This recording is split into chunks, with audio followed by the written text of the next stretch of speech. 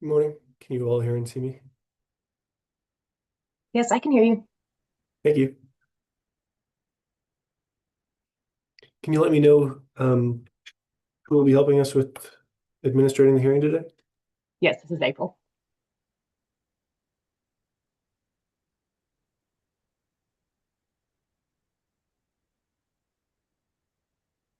It's Miss Crane. Ms. Crane, was that you? You were really faint. Oh, yes. Sorry, can you hear me? Yes. All right, cool. Thank you.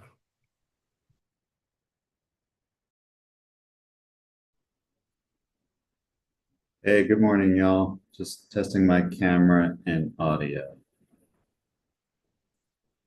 Can Yes, y'all I can hear hear and you. see? Okay, great. Thank you.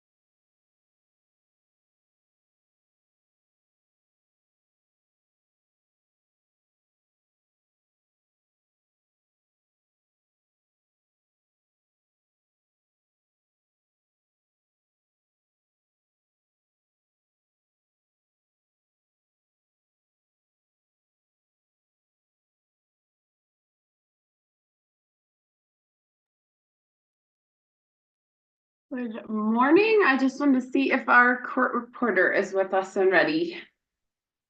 Good morning, I'm ready. Good morning. Thanks, Tracy. And is our webcast ready, Ms. Crane? Yes, we're ready. Okay, perfect. And just so everyone knows, Ms. Crane is helping us out today with exhibits. If you need to address her or have something pulled up.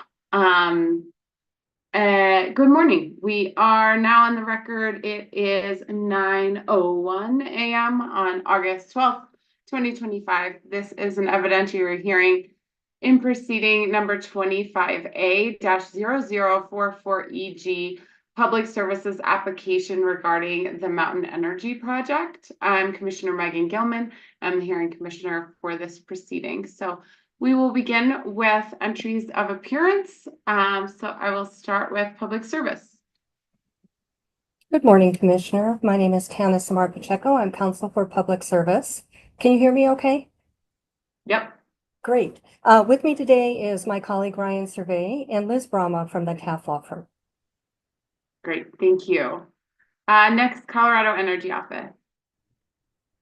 Good morning, Commissioner Gilman. This is Gabrielle Falcon on behalf of CEO, and my co-counsel David Banis is also with me. Thank you. The Office of Utility Consumer Advocate. Good morning, Commissioner Gilman. Gregory Bunker on behalf of the UCA, and with me is Patrick Wittershine, also of the Attorney General's office. Excellent. Trial staff. Morning, Commissioner Gilman. Justin Cox, Assistant Attorney General with the Attorney General's Office, representing trial staff of the Commission, joined by Senior Assistant Attorney General Katie McLaughlin. Thank you. Southwest Energy Efficiency Project. Good morning, Commissioner Gilman. Michael Hyatt with Earth Justice, appearing on behalf of SWEEP. Thank you. Mountain Community Coalition. Good morning, everybody. This is Sarah Judkins with Kaplan Kirsch representing the Mountain Community Coalition. I'd also like to enter the appearances of my colleagues Sarah Keene and Sarah Berman. Thank you. Colorado Energy Consumers Group. Good morning, Commissioner Gilman. Christine Roach from Holland and Hart on behalf of the Colorado Energy Consumers. Not with me currently, but possibly joining later would be Michelle Brandt King and Austin Rushoff. Okay, thank you. And Sierra Club. Good morning, Jim Dennison for Sierra Club. And finally, Commission Counsel. Yep, Alex Sarah at the AG's office for your commission counsel. Thank you. Did I miss anyone who's joining us? Okay. We're going to conduct this hearing using electronic exhibits. A spreadsheet marked as hearing exhibit 1000 lists the latest versions of the pre-filed testimony and attachments. And with that, is there any objection to the admission of hearing exhibit 1000, the spreadsheet listing all of the exhibits? No objection from the company to admission of hearing exhibit 1000 and all the exhibits referenced therein, Commissioner. Okay, thank you. Also, no objection from the UCA. Okay, I'll just assume there's no objection unless I hear one. Okay, hearing none, exhibit 1000 is admitted. Is there stipulation among the parties admitting all of the listed items on hearing exhibit 1000 as was referenced by the company, or if not, any objections to admitting these documents?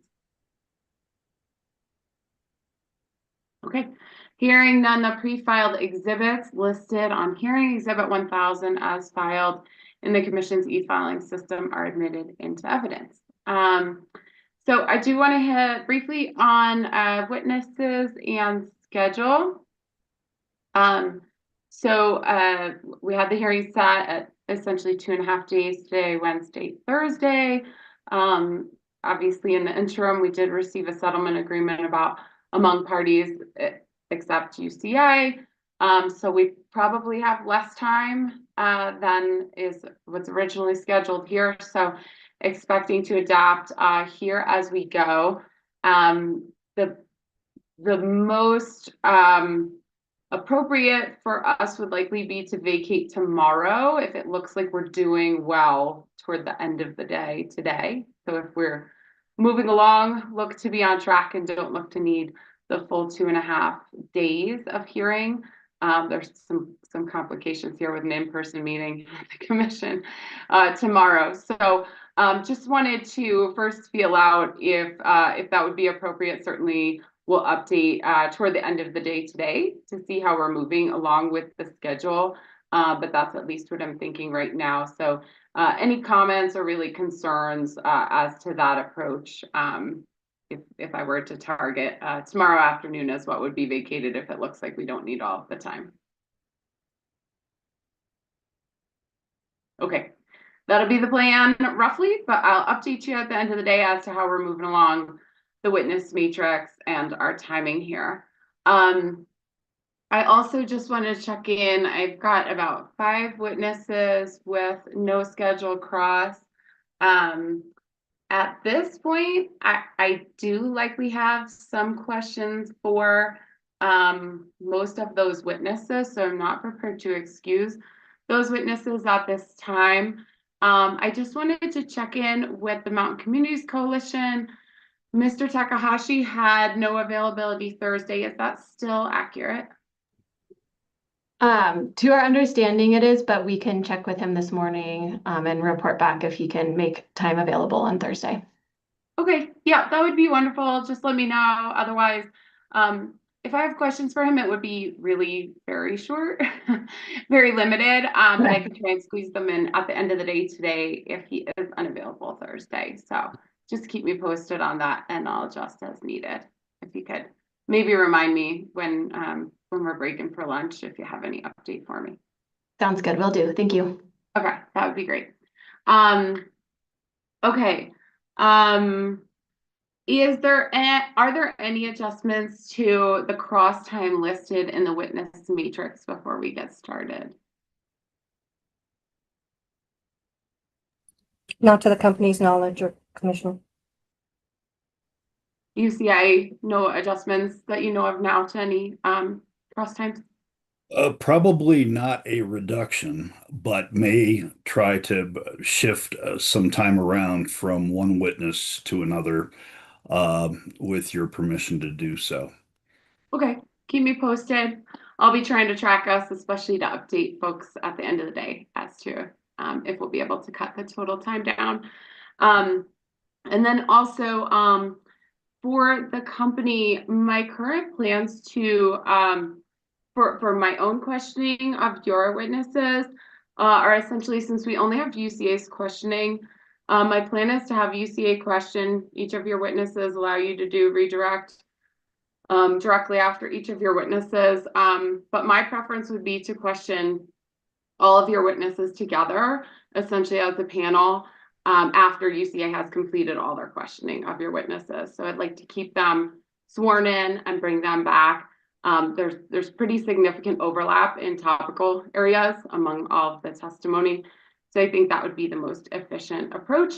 And then I would allow you redirect again after my questioning of them. So just wanted to notify you kind of that plan for their planning and availability.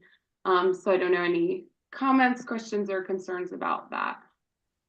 Would that be only for the company, Commissioner, or for the other parties? Just for well? the company. Just okay, I'm not aware of any scheduling issues that would preclude that from happening, and you indicated that we would be able to do redirect again. Okay, thank you for the heads up, and we'll proceed accordingly. My guess is it'll be this afternoon, could bleed into Thursday morning. So that's kind of the rough timing it looks like based on UCA's cross times before that. Okay. I think we may have some logistical issues where we may need to find some additional locations for our witnesses who are all here physically in Colorado to be individually in a room.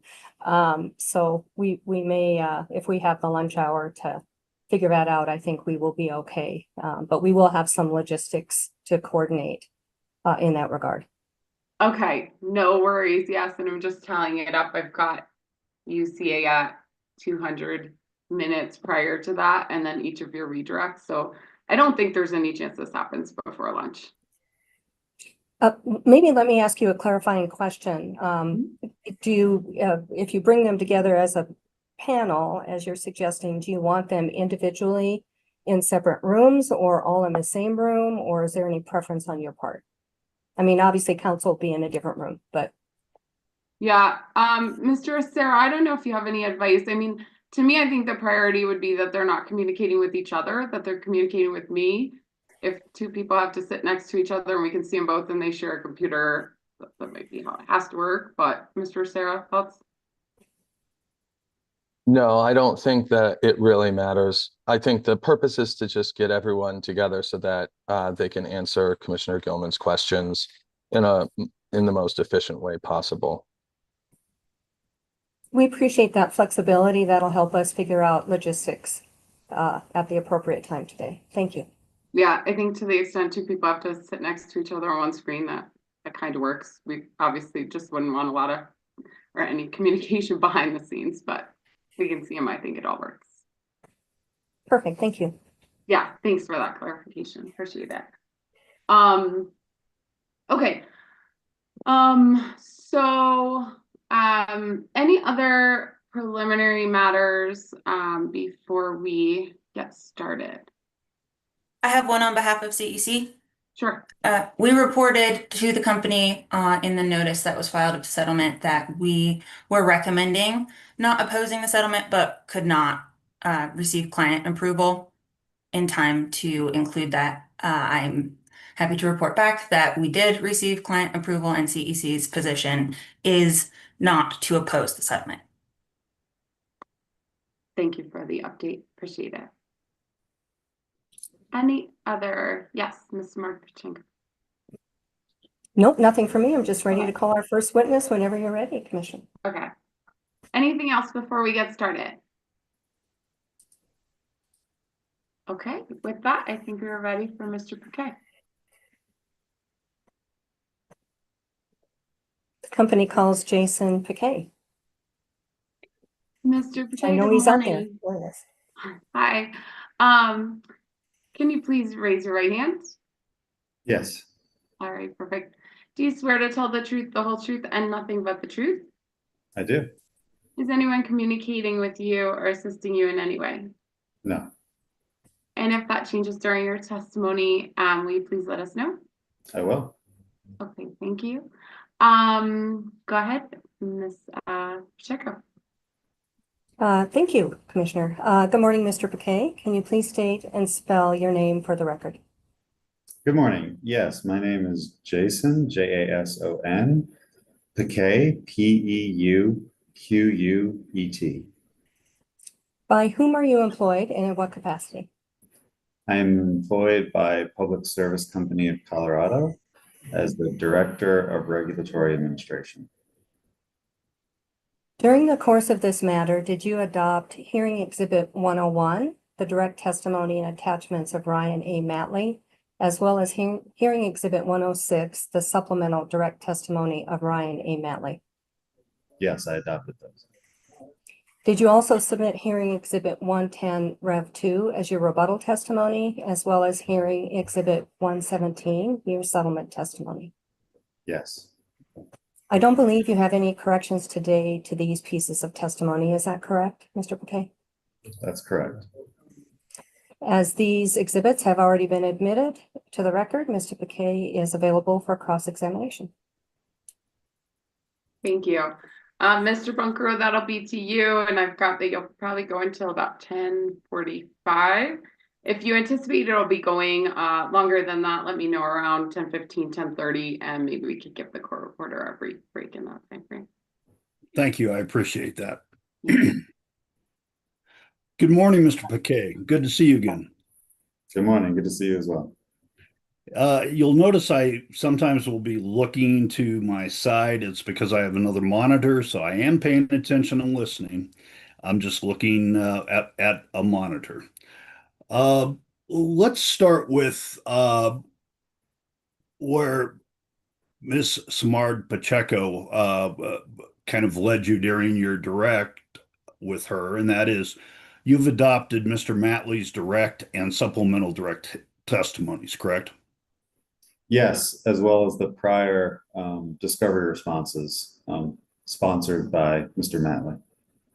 Excellent. That was going to be my choice or question, that you had also adopted the discovery responses. Let's turn to your rebuttal testimony, which is hearing exhibit 110. And if we could go to page 10, please.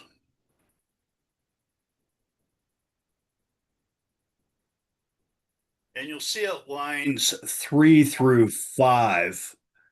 Here you discuss whether the company has changed any position from its positions in its direct case to its rebuttal case. And you state the fundamental need for the project and all of its components together has not changed. Is that correct? That's correct. And then just below that on page 10 at lines 14 to 18, you discuss 3 rebuttal case changes.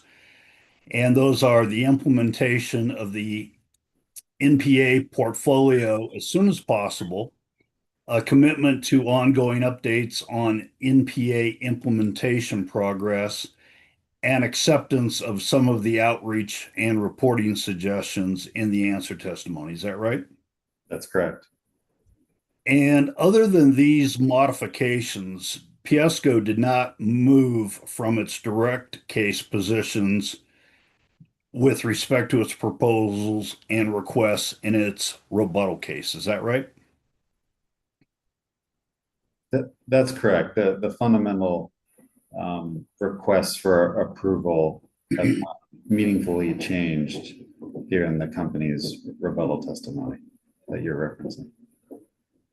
Okay, thank you. And if we could pull up hearing exhibit 116, this is the settlement agreement.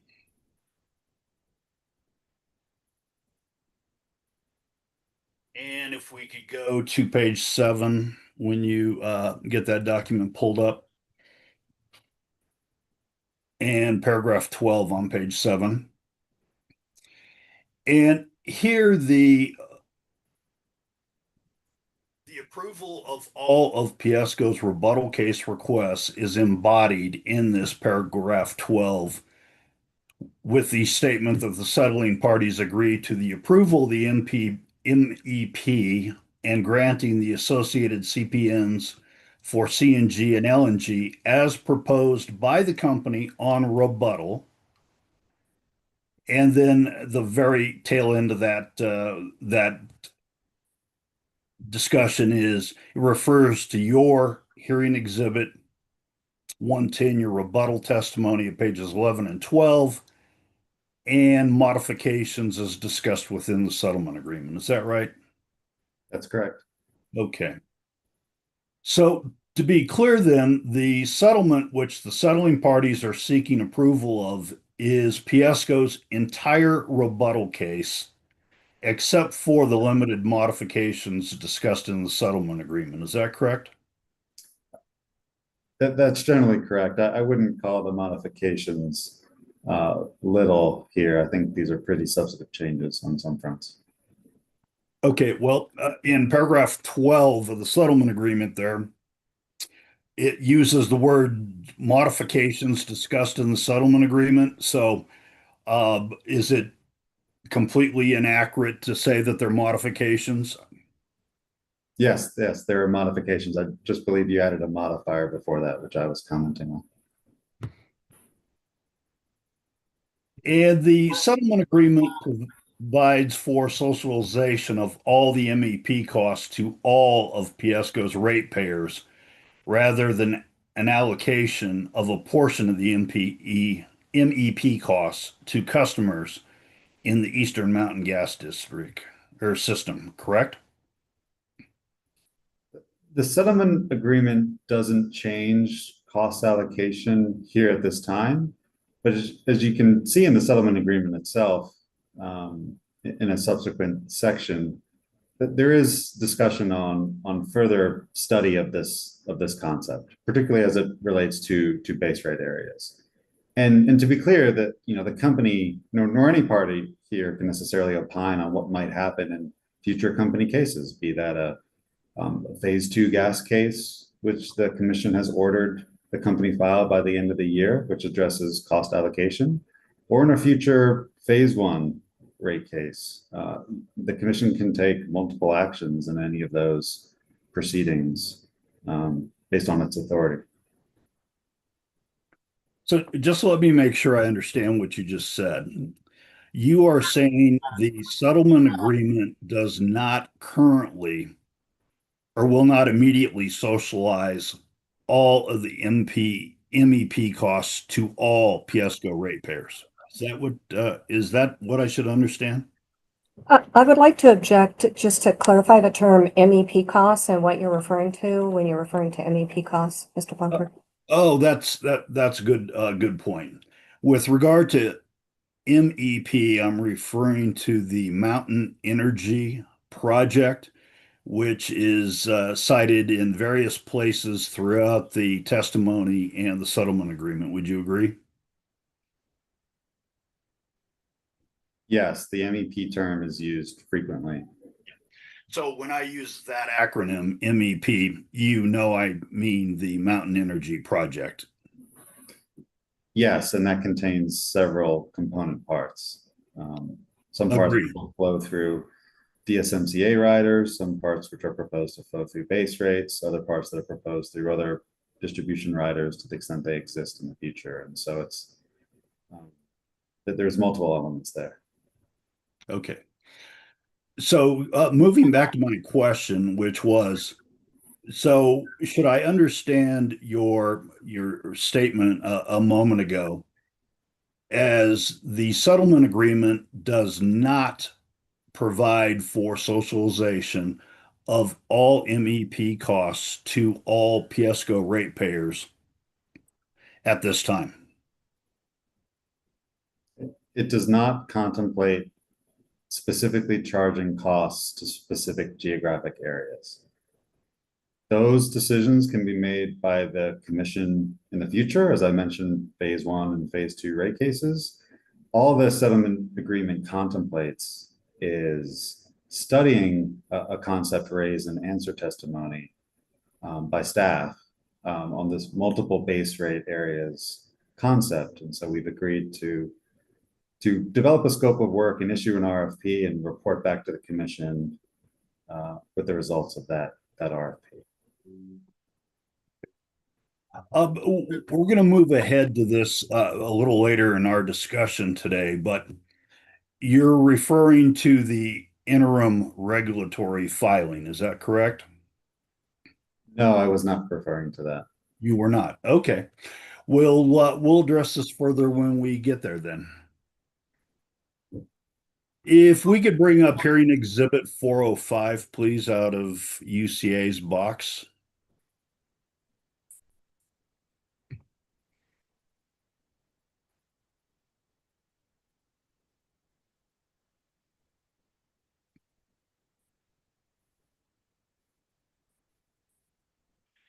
And you'll see, Mr. Piquet, this is the public service discovery response to UCA discovery request 14-16.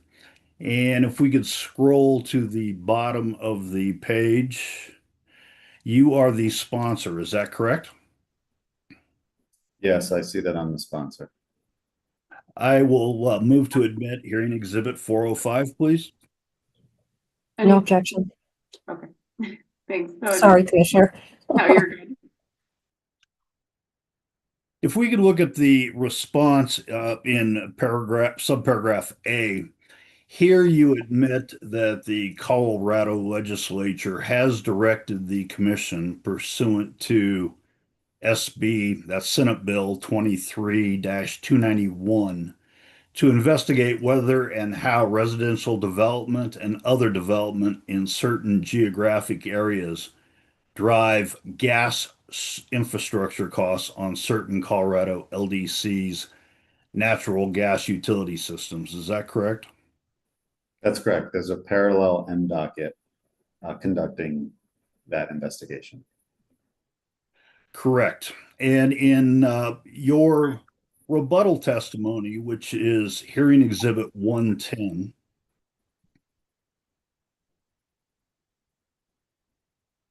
at pages 44 and then page 45. I'll wait till you get there for the line citations. On page 44, at lines 5 through 10, and then on the next page, 45, at 6 through 12, here you're discussing within the context of cost allocation, the commission's gas cost rules that customers pay the full incremental cost of growth. And you have a discussion of cross subsidies as well, right? Yes, a broad discussion of a lot of those topics. Okay. If we could bring up from box hearing exhibit 406.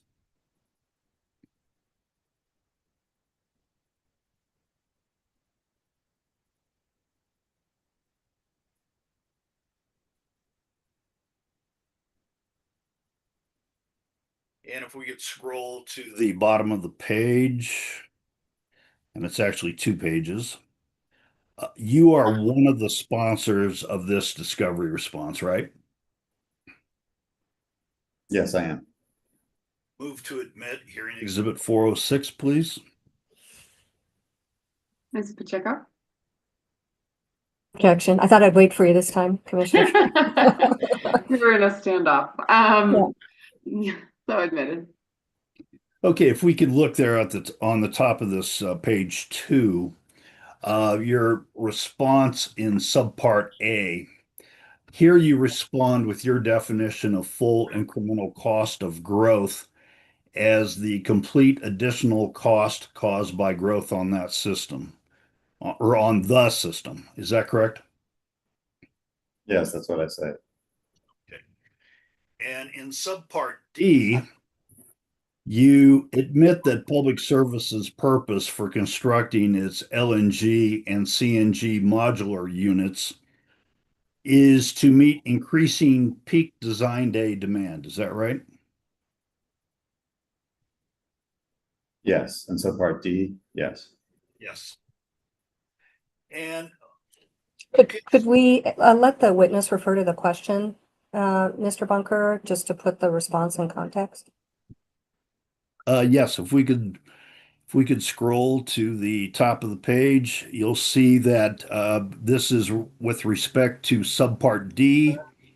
Admit that public services or PSCO's purpose for constructing its LNG and CNG modular units is to meet increasing peak design day demand. Do you see that? And then it asks for an request for admission. Yes. Okay. And as we just discussed, you did admit that in subpart D in your response, right? Yeah, if you could scroll back down just to confirm again, that'd be helpful. Thank you. Yes, it's admitted in part and denied in part. Correct. And is it correct that PSCO has now employed LNG in Breckenridge and CNG in Keystone for 3 heating seasons starting in November of 2022? Yes, it's been 3 heating seasons where we've relied on supplemental supply. Okay.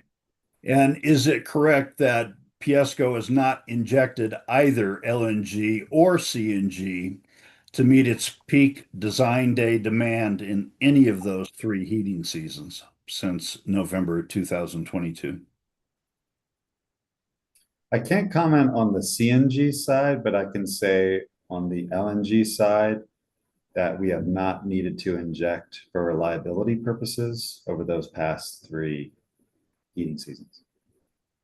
Okay. You'd have to ask witness Jones about that. If we could turn back to hearing exhibit 110, your rebuttal testimony.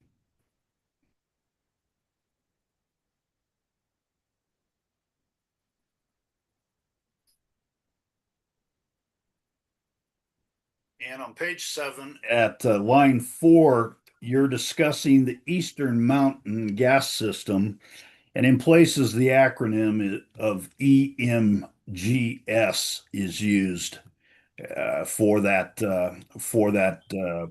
title, correct? Yes, that's the acronym used. However, did you reference page 10 of my rebuttal? Page 7. Oh, sorry, page 7. Okay, I don't see that acronym here, but yes. Well, it isn't, but my question is going to that you're discussing the Eastern Mountain Gas System, and I thought I'd get the acronym out of the way now so that we're both on the same page. Yes, that's the acronym we use. Okay, great. Page 7 at line 4, here you're discussing the EMGS and that customers in the EMGS are facing a growing risk of natural gas outages, right? Yes, and that's a result of the growing supply shortfall if no action is taken. And would you agree that a growing risk of natural gas outages is one that is developing, and it's not the same level of risk as a current natural gas outage? Yes, it's a changing level of risk over time, if that's what your question is.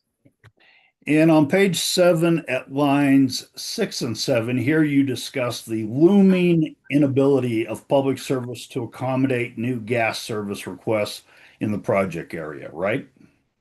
Yes. And will you agree a looming inability to accommodate new gas service requests has not resulted in an actual rejection of a new gas service request in the EMGS? It has not resulted in that to date. However, the company has been taking mitigated measures in recent years to avoid that and to also provide more time for us to study the supply constraint and possible solutions to address it, which is exactly the purpose of this instant proceeding. Okay.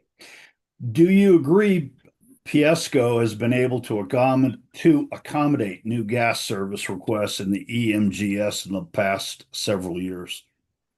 Yes.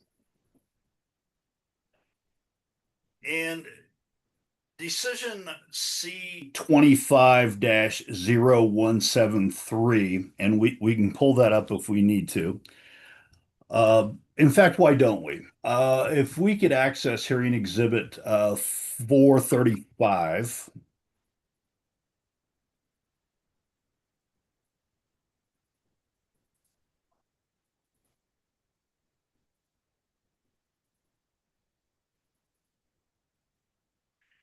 And you'll see here, if could we blow this up just a touch bigger? Excellent, thank you. You'll see that decision C25-0173 is the decision that sets this matter for hearing, and it refers this proceeding to Hearing Commissioner Gilman for an initial decision. You see that? Yes. Okay. And if we could go to paragraph 8, which I believe is on page 3, you'll see there in the very last sentence, the last 2 lines of paragraph 8 at the bottom of that paragraph there, the commission proposed a $20,000 fee for new residential homes requesting gas service. Is that right? Yes. Okay. Would it be accurate to refer to this fee as a hookup fee? I believe this order references that term or uses that term exactly. Okay. Mr. Bunker, if I recall. But yes, I know that answer testimony from various parties uses that term as well. Okay, thank you for that. And would you agree? Well, let me back up one second. Your background is in economics, correct? Correct. Okay. So a fee of this dollar magnitude, and by that I mean the $20,000 fee, a fee of that magnitude, that dollar magnitude, would likely send a price signal for new residential homes. Would you agree? It would create a price signal, I agree, but we don't have evidence on the amount of behavior change in response to that price signal. That's because it hasn't been introduced at this point, right? Correct, and we're not aware of other data around the country that could inform that type of behavior response. But yes, I agree. Fundamentally, it would be a price signal. Okay. And is it likely that such a fee, sending such a price signal, would reduce the demand for new gas service? If that demand is ultimately inelastic or something less than something less than perfect inelastic, then yes, by definition, there'd be some change in customer behavior. We just don't know the magnitude of that. Okay. And if the demand for new gas service is reduced, then the concern of the company's looming inability to accommodate new gas service requests is also reduced. Is that correct? I think there would be a non-zero impact to the supply shortfall there. However, there would continue to be a supply shortfall, and company witness Grace Jones can talk much more about that. But the shortfall is not stemming solely from new customers moving forward. There's existing customers as well as demand and customer growth in other parts of the company's gas system here in Colorado, particularly growth in demand in the Front Range and the metropolitan areas, as well as in the Western gas system. So it's all interconnected. We can't just say it's these new customers in a particular geographic area that are driving this challenge solely.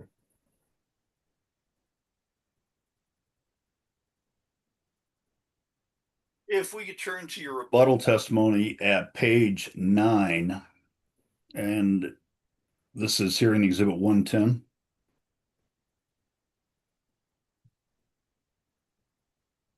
And page 9, lines 7 and 8.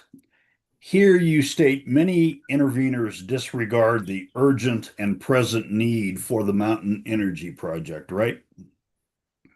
I'm sorry, can you direct me to those lines again? Lines 7 and 8 on page 9. Yes, I see those. Okay.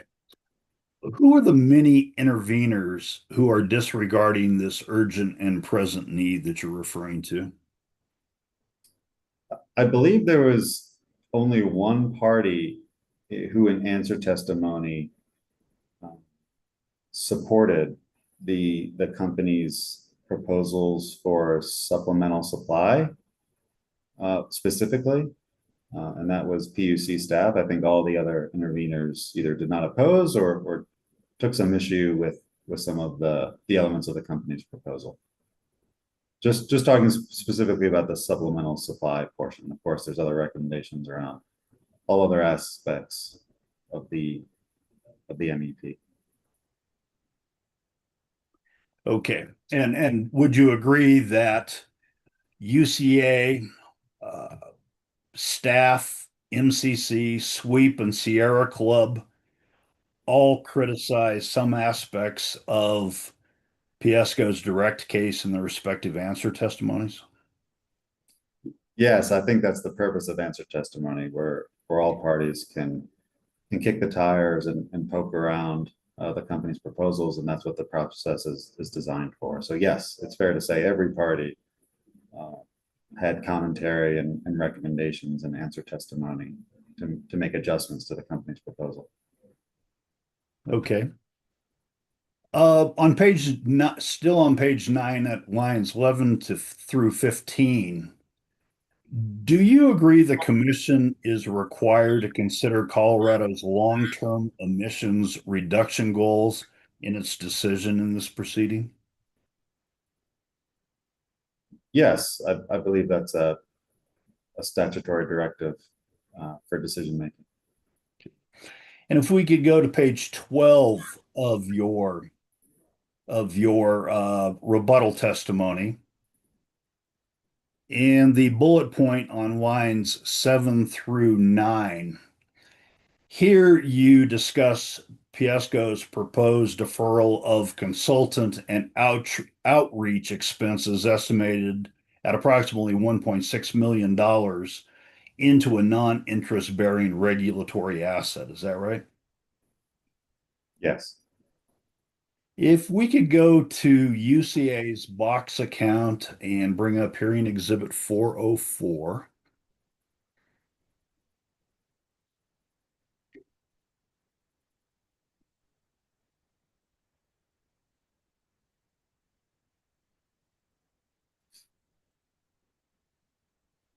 And if we could, you'll see that this is hearing exhibit 404, and this is Piesco's response to UCA discovery request 7-4.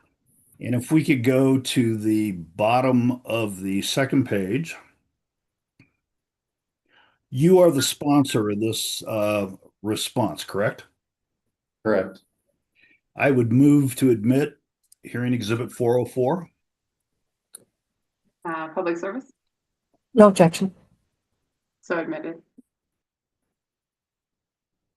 Is it correct that the updated, and you see that in caps on the top of the right of that table, the updated total estimated and incurred deferred expense in this table to the response to Discover Request 7-4, that shows Piesco has already exceeded the $1.6 million estimate by roughly $125,000. Is that right?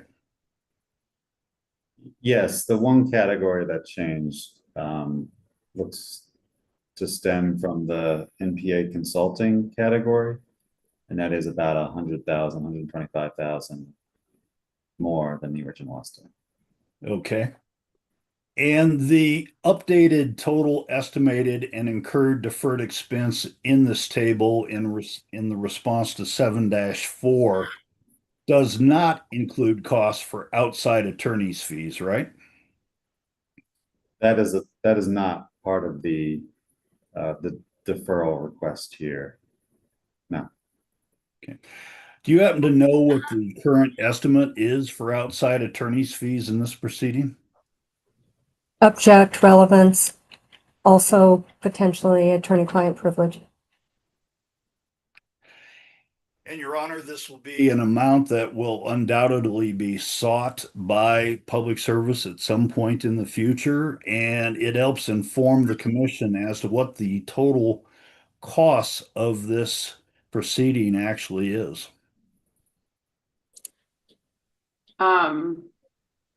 And just to be clear, Ms. Pacheco, the company is not requesting reimbursement for those fees in this proceeding? It's not part of the deferral request in this proceeding, no, Your Honor. Okay, I'll sustain the objection.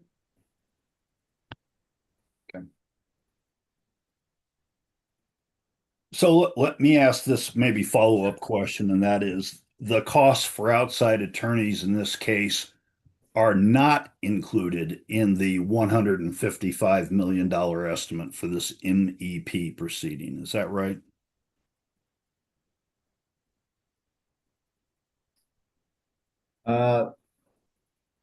They would be the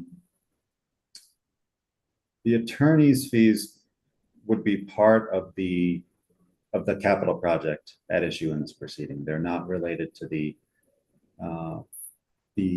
outreach or other non-capital components of this proposal.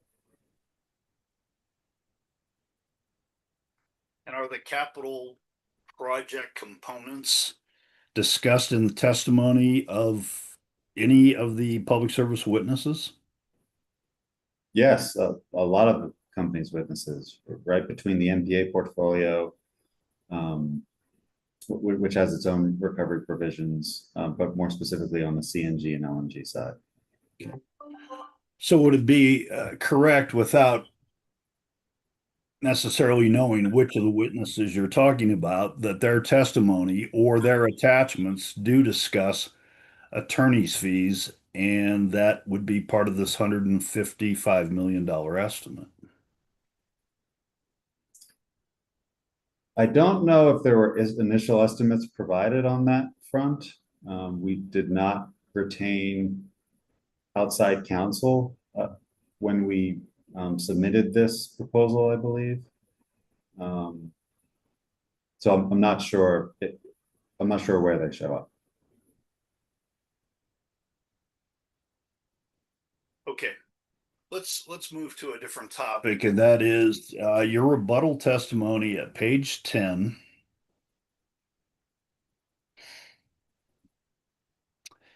And starting at line 14 through 18, you discuss the couple of changes that you are making from your rebuttal or from the direct case in your rebuttal testimony. Is that right? Yes. And you state here the company will start implementation of its NPA portfolio as soon as possible, right? Yes. And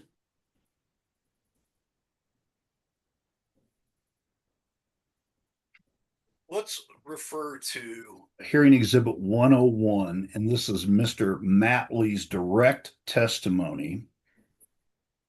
And this is testimony that you have adopted. And at page 20, lines 3 through 15, and then there's a figure on the bottom there, RAMD 2. Is it still Piesco's position that the company plans to move forward and start offering NPA incentives this year and expects that effort to be ongoing throughout the time horizon presented in the figure, which is at least 2033? So a couple updates on that front. First of all, the company witness Laura Roberts will have updates on the, I believe in her rebuttal testimony, has updates on the timeline for the supplemental supply components of the Mountain Energy project. Referring specifically to your question on the NPA side, yes, we committed in rebuttal to begin implementation as fast as humanly possible. And so that's going to start with a lot of customer education and outreach, finding trade partners, right? Working with our not only the trade partners, but community members up there that's part of the settlement agreement as well, as we're standing up a new working group to focus on NPA implementation, since we all have an incentive to make this as effective as possible. And so regarding the exact timeline of those rebates being offered directly to customers and customers able to receive those incentives, you have to ask our company witness, Carrie Clem. She can give you an update on that timing. But yes, we are off to the races now on NPA implementation. Okay. So the time horizon is 2025 to 2033, so roughly an 8-year proposed solution. Is that right? Yeah, thanks for reiterating that part of your question as well. But the update on that timing is actually a little bit different now in light of the settlement agreement. We're now focusing on the next 4 years, right? 2025 through 2029. And so as part of the settlement agreement, there's this new interim regulatory filing to be filed by December 1st, 2028. And the goal there is so that by the time 2030 comes, we all have a new understanding of what the future looks like for this whole proposal, right? The combination of supplemental supply, the NPA portfolio, and the overarching supply constraint. And what's changed over the previous years leading up to that? What's been successful? What do we have to tweak, if anything? And so I wouldn't phrase it as project implementation over this time frame you see in this graphic. Now we're focused on the 2025 through 2029 timeframe, and that new filing will address what comes after that. Okay, and we will address that interim filing in a little more detail in a handful of minutes. In the meantime, can we turn to page 13 of your rebuttal testimony? And at lines 15 through 19. Here you state the UCA's position regarding Piesco's non-pipeline alternatives or NPA proposal is to deny the company's concerns and solutions altogether. Is that right? Yes, I see that on lines 16 and 17. Okay. And if we could go to hearing exhibit 400, which is UCA witness Ms. Henry Sermos's answer testimony. We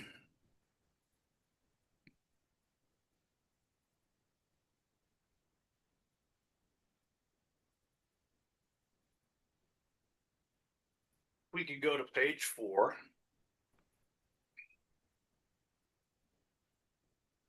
And starting at line 13 through 18, is it correct that Ms. Henry Sermos states that if the commission is to approve the proposed NPA portfolio, it should do so with an understanding of the uncertainty around the company's ability to achieve adoption levels in the region? That's what she states. Okay. And at lines 16 through 18, Ms. Henry Sermos stated the NPA portfolio budget should recognize this adoption level limitation and should also acknowledge particular conditions such as socioeconomic factors. Is that right? Yes, that's what she states. However, I interpret this all as an alternative recommendation, whereas the primary proposal up in line 13 is to deny the NPA portfolio.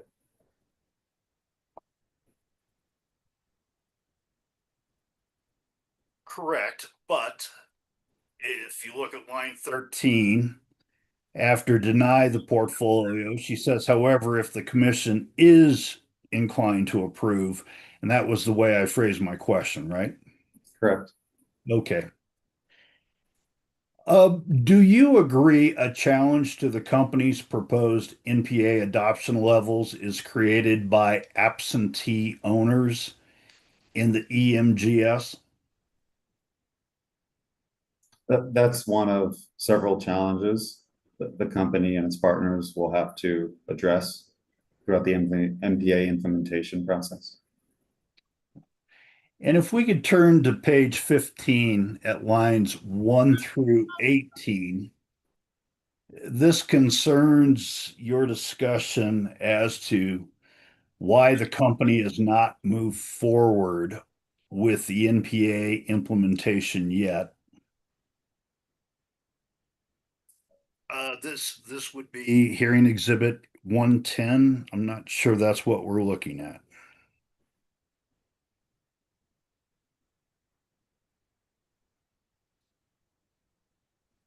And again, that's hearing exhibit 110, page 15, rather. There we go. And the question on line 1 concerns the company not moving forward with the NPA implementation yet. And in lines 1 through 18, you assert despite the urgent need, the company has not moved forward with the NPA implementation. Is that right? As of the time of this filing, sorry, was this my rebuttal testimony, Mr. Bunker? Yes, it is.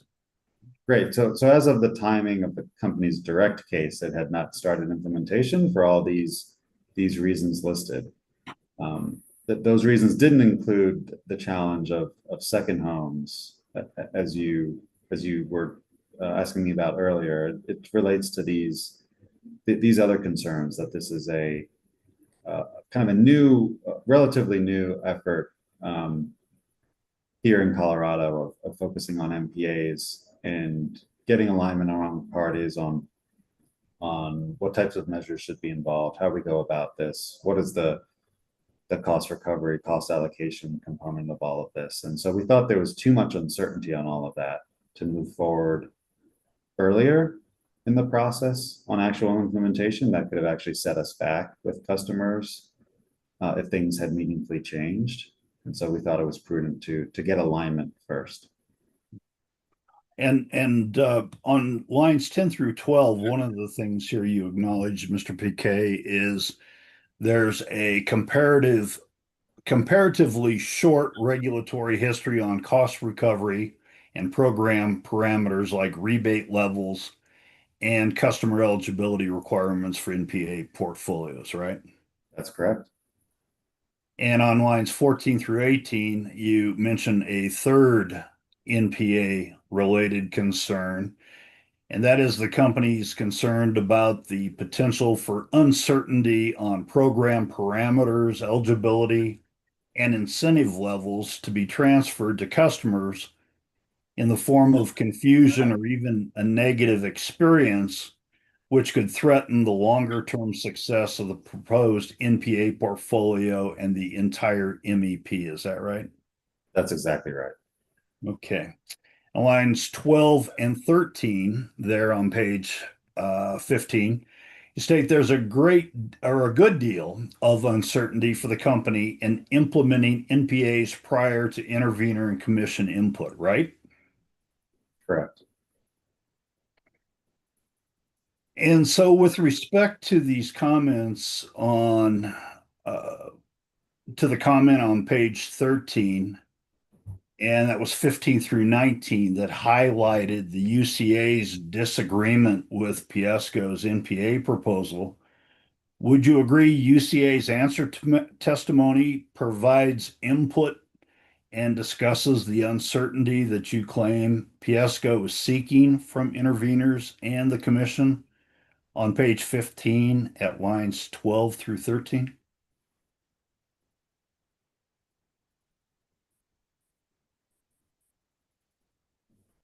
I'm sorry, Mr. Bunger, I lost track of the question there. Would you mind repeating? Sure. So with respect to your comment on page 13 at lines 15 through 19, where you highlight UCA's disagreement with Piesco's NPA proposal, would you agree that UCA's answer testimony provides the inputs provides input and discusses the uncertainty that you claim Piesco is seeking from the interveners and the commission 2 pages later on page 15 at lines 12 and 13? I would object on the grounds that this is a compound question and that testimony for UCA witnesses speak for themselves. I don't think it's appropriate to ask Mr. Piquet to further characterize the testimony. And I would respectfully respond to that with Mr. Piquet on page 13 of his testimony on lines 15 through 19 specifically mentions UCA by name in terms of recommends that the commission deny the company's concerns and solutions altogether. And yet on page 15, 2 pages later, on lines 12 and 13 on page 15, Mr. Piquet is saying there's a great deal or a good deal of uncertainty for the company in implementing NPAs prior to intervener and commission input. And I'm simply asking, doesn't the UCA's answer testimony provide that input he claims he's public services seeking from interveners? I think he can answer that. I think you can try to answer, Mr. Piquet. Yes, to the question, is UCA providing input? Yes, they are. I think it's input that frankly increases the uncertainty for us moving forward. But what's given the company confidence is that the other parties are very supportive of the MPA portfolio as a whole, particularly around this new regulatory process we've outlined through the interim regulatory filing and the settlement agreement. And so that's given the company enough confidence to say, we have confidence on the measures, rebate levels, cost recovery, cost allocation at this time that we can all move forward collaboratively together. Of course, there's still the outstanding issue that not all parties are on the same page. As you point out, UCA continues to disagree with the MPA portfolio, but we believe that time is of the essence and it's important to begin implementation. If we could move to page 11 of your rebuttal testimony, and you'll see a series of bullet points, and I'm looking at the first bullet there, starting on line 7 through 12. And the estimated cost of the NPA portfolio is $48.7 million, right? Yes. And that $48.7 million for the NPA represents, say, roughly 31% of the estimated $155 million in MEP project costs, correct? That sounds about right. And this $48.7 million figure on line 7 does not include the additional 15% budget flexibility adder. Is that correct? That's correct. And would you agree with me that if the full additional 15% was added to the $48.7 million, that would be about $7.3 million for a total of $56 million? That's correct. Okay.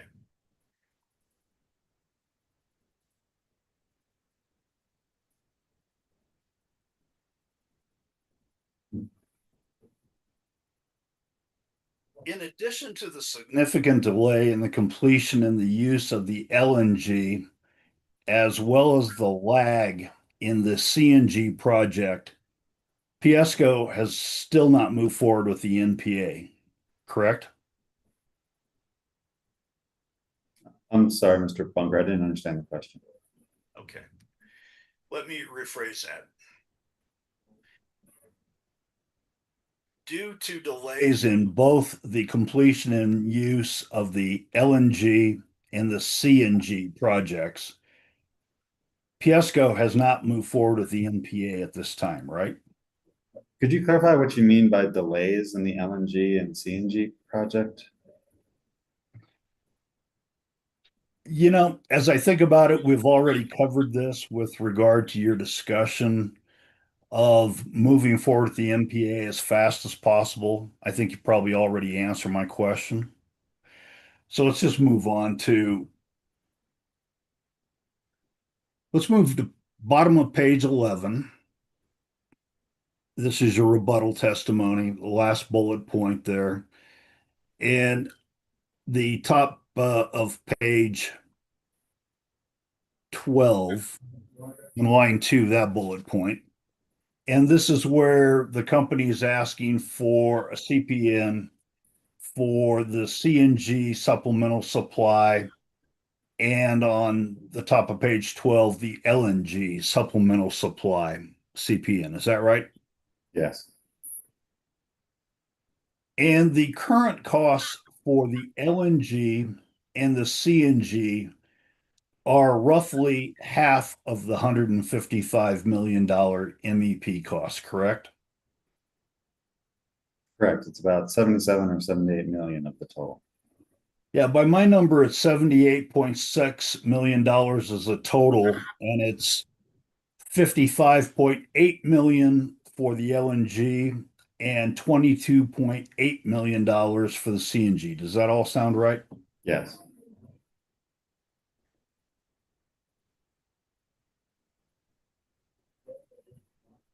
Now, in the direct testimony case, Piesco testified that it had planned for the long-term LNG to be operational this year and for the upcoming winter heating season of 2025, 2026. Is that correct? Yes, in that original graphic we were discussing a few moments ago from Mr. Matley's direct testimony. Yes, that was the original timeline contemplated. However, there have been updates to that timeline, and company witness Laura Roberts can speak to that in more detail. Okay. In a general high level way, if you can respond to this or you know this, is it correct that Piesco in its rebuttal case indicated it's planning to use the temporary LNG facilities LNG facility at the same site in Breckenridge it has been using for prior heating seasons for the upcoming 2025, 2026 heating season?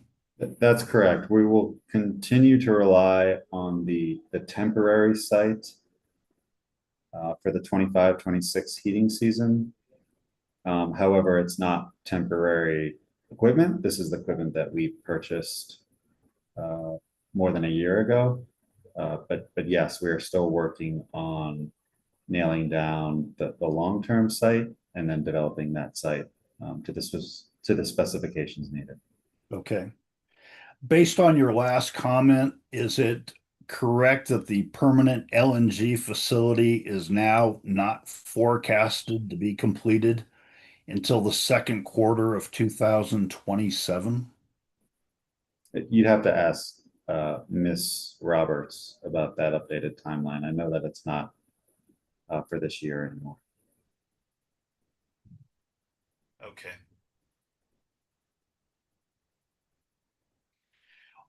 Would you be able to respond to whether temporary LNG will be used for Breckenridge for another heating season, that of the 2026-2027 heating season? I'm not sure. That's a question for Miss Roberts. Okay, very good. And if we could refer to page 35 of your rebuttal testimony, that's hearing exhibit 110. And here, starting on line 6, you indicate Piesco is presently recovering from ratepayers for CNG costs of about $366,000 of third-party costs related to CNG on an annual basis. Is that right? Yes, from the last rate case in 2024. Okay.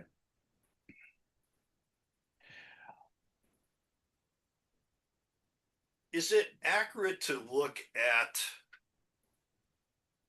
let me rephrase that, or rephrase this. The purpose of the supplemental supply, and by that I mean the LNG and the CNG, it is to ensure that outages would not be experienced during design day conditions. Is that correct? I wouldn't agree with that specific phrasing. It is the purpose is to ensure reliability to customers. However, it's not just needed for design day conditions. As the company's testimony has talked about in a lot of detail, actually, injection is needed before you reach design day. Okay. If we could turn to page 54 of your rebuttal testimony, and starting at line 23 on the bottom of the page and onto the top of page 55, line 3, here you talk about existing customers who add load to the system with fire pits, hot tubs, and additional furnaces. Is that right? Yes. And in footnote 61 at the bottom of page 55, here you note customers often do not inform the company of smaller load additions such as fire pits, hot tubs, etc. Is that right? That's correct. Although we do ask them to for our tariffs, but that's a provision that's hard to enforce. Would you put gas heated driveways and walkways and other uses of natural gas for snow melting purposes in this category of adding load without informing the company? It could be any end use purpose for a customer to use natural gas in lots of different ways. The piece that brings it onto our radar is, well, first, if the company notifies us, regardless of whether it entails a change to their service or not. And then secondly, if that additional end use requires a change in their service, ensuring that they can receive more or less supply as they need to. That's the primary way in which we're alerted to these changes. So items such as gas heated driveways or walkways would be also additional load additions such as the fire pits and hot tubs you mentioned in footnote 61. Correct. There are lots of potential end uses that customers have for natural gas. Okay. Commissioner Gilman, a question for you. You wanted me to stop at about 10:15, and I think it was because you were thinking about a break or not a break, or I'm not real sure, but it's almost 10:15. I still have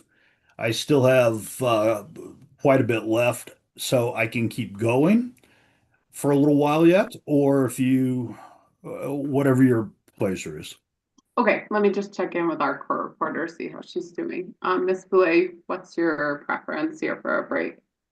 Whatever is convenient for the parties, Commissioner. Thank you. Okay, Mr. Bunker, is it a half hour you have left, or do you have a different idea on the amount of time you're looking at right now? I think it's probably more in the range of 45 minutes. Okay. Ms. Boulay, would it work for you to take a brief break now, come back at 10:25 and then Yes. go pretty much until lunch? Yes, please. Okay. All right. If that works for you, Mr. Bunker, to break it now, just to give her a break. How about we'll take a break now. We'll come back at 10:25 and resume your questioning, Mr. Piquet. Excellent. Thank you. Yeah, thank you for keeping on that. And just a reminder to folks, the web stream and hearing will remain live during our breaks. So please do turn off your cameras and mute yourself during the breaks. So I will see everyone back at 10:25. Thank you.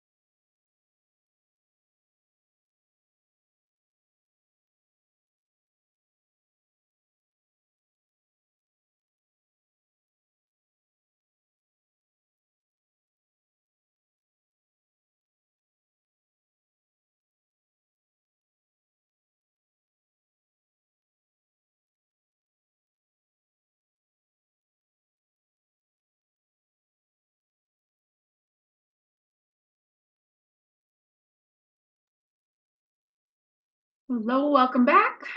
10:25. All right, perfect. Looks like we got everyone. Mr. Bunker, I just want to check in with you. I had you at just north of 30 minutes left. You had said maybe up closer to 45. Were you wanting me to adjust your cross for another witness? I will, but I'm not sure which one yet. Okay. Yeah. Okay, will do. We'll track it as we go. Okay, I appreciate that. And a question for you, a housekeeping question.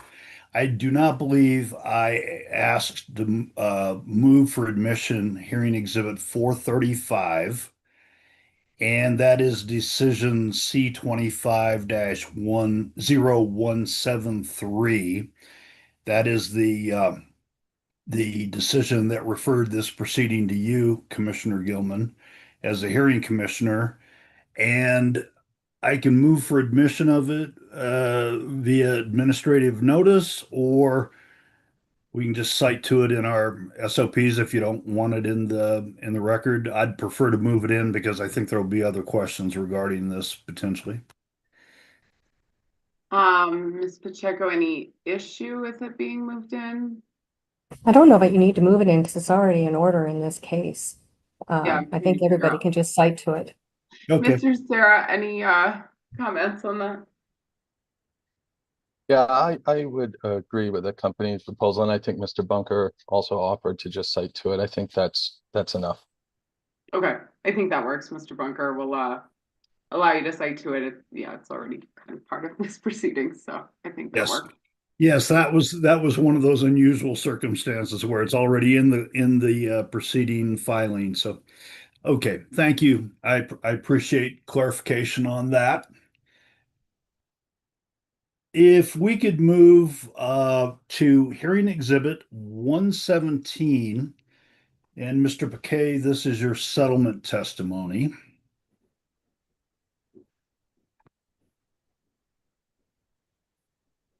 And if we could go to page 6, and starting at line 6 and the bullet points going down the remainder of the page and carrying over to page 7, line 2, there's a last bullet point. Would you agree with me, Mr. Paquet, that the 7 bullet points you've listed here on page 6 and on to 7, they summarize the primary issues between Piesco and the various interveners in this proceeding? Yes, that was the goal, to quickly summarize some of the topics discussed by all the parties in testimony. Okay, thank you. And the footnote on the bottom of page 6 lists 5 additional issues, and this includes references to issues such as Piesco's supply constraint forecast and the company's design day analysis and conclusions. Is that right? Yes. Okay. And referring to your settlement testimony on page 8, starting at line 8 through line 20, here you summarize Piesco's various requests and the $155 million cost in this proceeding, right?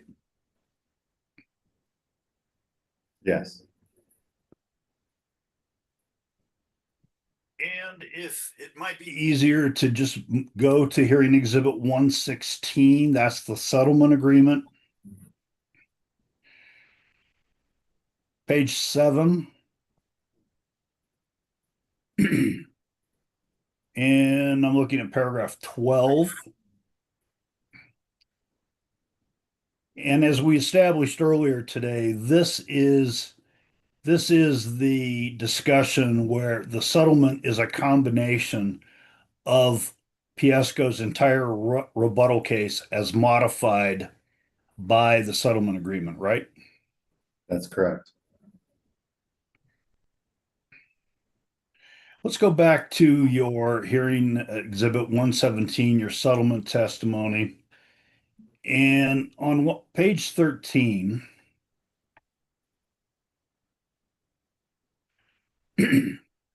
Starting there after the comma on line 1, you see the language, the settling parties have agreed to approval of the MEP and associated CPCNs as proposed by the company on rebuttal, correct? Yes. And then starting there on line 3 through line 18, here, excuse me, here you discuss 5 items that are modifications to or different than Piesco's rebuttal case proposal. Is that right?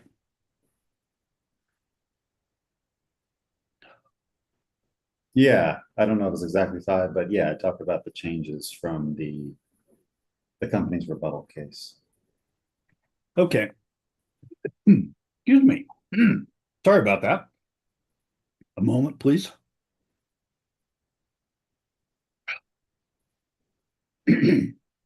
Well, let's quickly go through them so that we're all on the same page with the 5 modifications.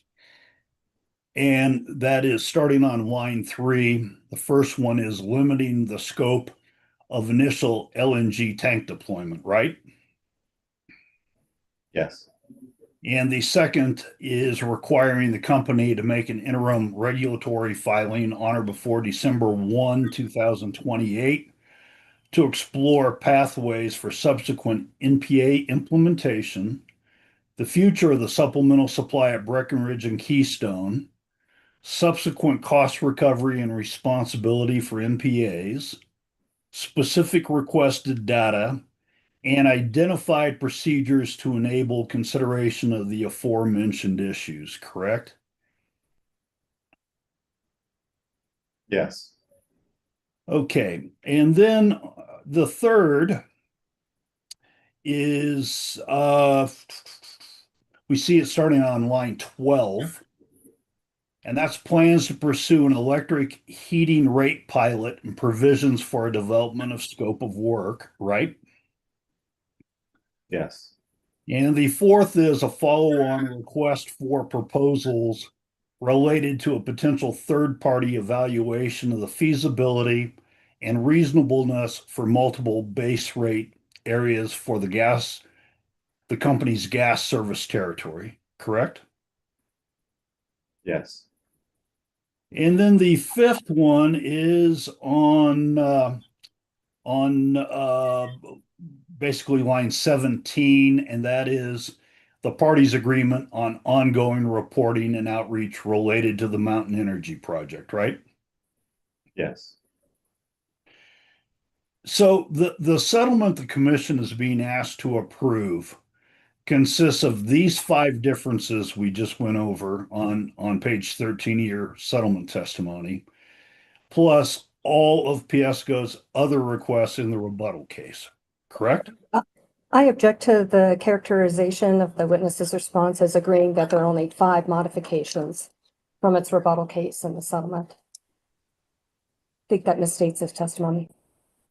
Well, I disagree. I don't think it does. If there are more than 5, Mr. Piquet, what would be a 6th or a 7th? Mr. Briquet, are you aware how many modifications?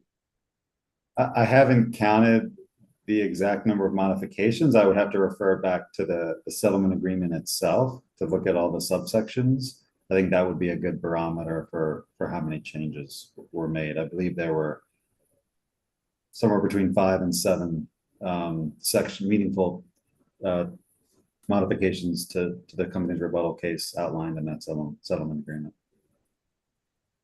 Okay. Mr. Bunker, can you proceed without characterizing the exact number of modifications? Sounds like that's something we can all find in the record. Okay, thank you. If we could refer to the settlement agreement on page 8, make that page 7, sorry, page 7, paragraph 13.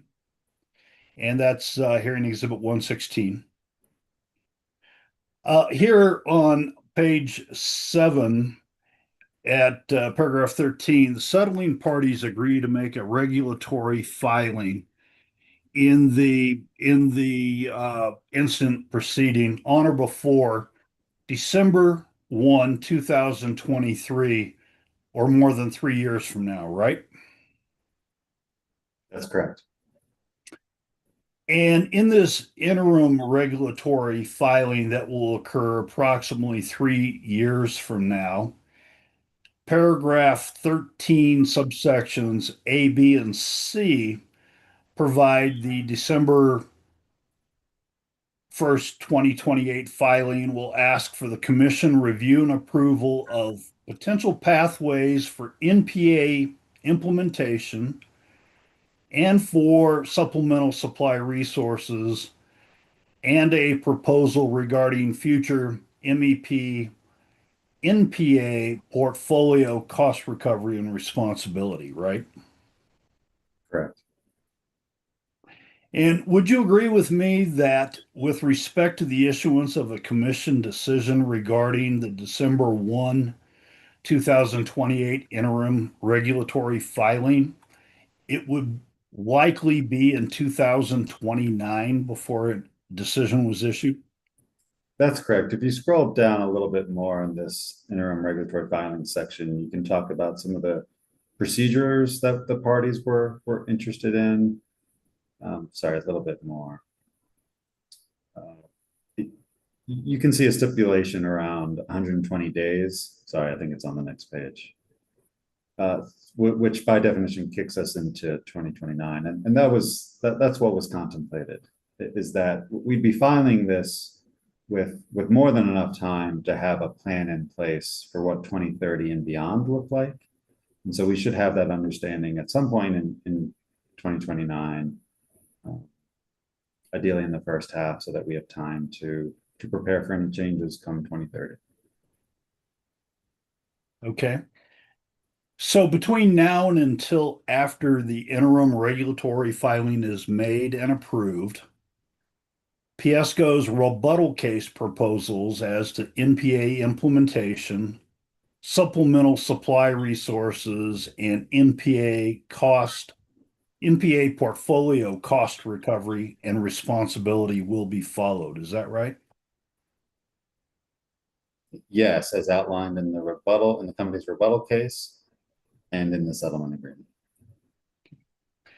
And if we could turn to page 8, paragraph 14A of the settlement agreement indicates the interim regulatory filing will include an updated forecast of the supply constraint in the EMGS, including incorporation of any updated planning assumptions, changes to forecasting methodology, changes to design day methodology or temperature value, updates to the cost benefit analysis framework, or any other material changes to the NPA analysis methodology or framework ordered by the Commission in the currently pending 2025 gas infrastructure planning proceeding, correct?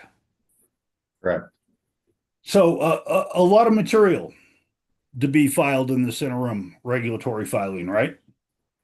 Yeah, it's kind of like a MEP 2.0. Okay. And is it correct that the evidentiary record in this proceeding does not include such an updated forecast of the supply constraint in the EMGS, including incorporation of any updated planning assumptions, changes to forecasting methodology, changes to design day methodology or temperature value, updates to the cost benefit analysis framework, or any other material changes to the NPA analysis methodology or framework as required by paragraph 14A? I disagree. This filing incorporates the company's latest understanding of all these items. Well, maybe you misunderstood my question, and the point is, or the question I was asking was, the current evidentiary record does not include all these updated items that the interim regulatory filing will include, which you said was basically the MEP 2.0. Is that right? Maybe I'm not understanding you, Mr. Bunker, but we updated our understanding or our forecast of the supply constraint during the course of this proceeding. We're incorporating all of the company's methodologies and planning assumptions. In terms of whether or not we've produced all that now, as it will be shown in 2028, no, by definition we can't, because we don't know how the supply constraint will or will not change. In light of supplemental supply and MPA implementation, we don't know if there'll be changes to company methodologies or design day processes or any, or rather changes to the cost benefit analysis. All of that is simply to say that it'll reflect the company's best understanding of all these items at the time it's filed. Thank you. You answered my question. Let's see. Moving to page 9. And we're looking at paragraph 14A little I, the top of page 9. This provides that the interim regulatory filing will include the updated forecast of the supply constraint, which will include a sensitivity with a design day temperature of minus 33 degrees Fahrenheit, and how the change in the design day assumption impacts the supply constraints in all portions of the EMGS, holding all other assumptions constant. Is that right? Yes, that'll be a sensitivity. So between now and until after the interim regulatory filing is approved, Piesco's rebuttal case proposal to use a design day temperature based on a 1 in 30-year low temperature of minus 39 degrees Fahrenheit, as described by Ms. Jones in a rebuttal testimony, that will be the design day methodology used for Piesco for the next 3 or more EMGS winter heating seasons. Is that right? Well, I can't opine on whether the company's design day methodology could change in the intervening years. It's possible we continue to review not only the methodology, but the data itself changes as additional years feed into that analysis. So it's hard to say.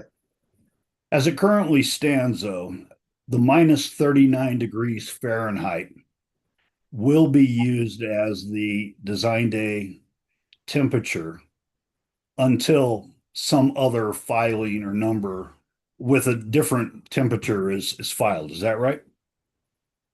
I think you might want to talk about this topic with Grace Jones. Oh, I plan to, but I'm asking your thought as the lead witness. Right, and I would also add that the company's design day temperature is not something that we have filed and sought approval in the past. I think this is an item that is subject to the company's ongoing planning and management functions, and so it could change in the interim period based on new data or other factors that would lead us to change that planning number. And so I can't opine on whether or not that would change between now and this interim regulatory filing. It could not. Okay. Assuming nothing is changed or filed between now and that interim filing, the minus 39 degree Fahrenheit temperature would be used. Is that correct? All I can say is that your understanding? Yeah, all I can say is that is the company's current design day temperature for this specific geographic area. As to whether or not that changes or how that changes in the future, I do not know. Okay.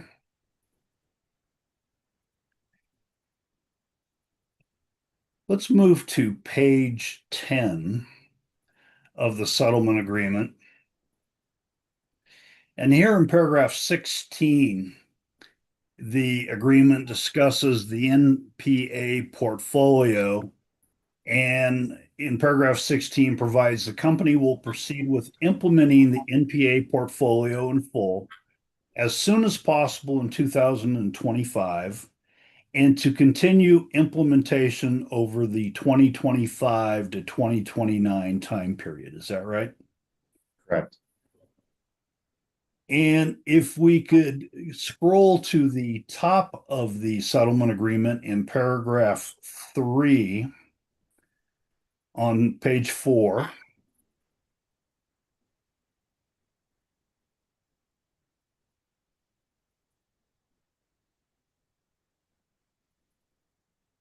Here, Piesco's rebuttal case request was to approve the company's request to move forward with the $48.7 million NPA portfolio with a 15% aggregate budget flexibility. Is that right?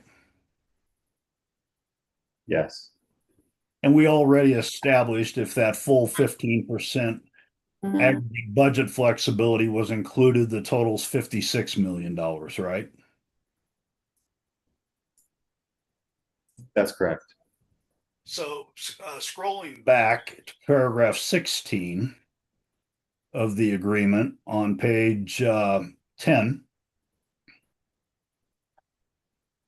since paragraph 16 of the settlement agreement provides for immediate implementation of the NPA portfolio, the entire $48 million NPA portfolio budget and up to the 15% aggregate budget flexibility or $56 million, that all could be spent before the December 1, 2028 interim regulatory filing. Is that correct?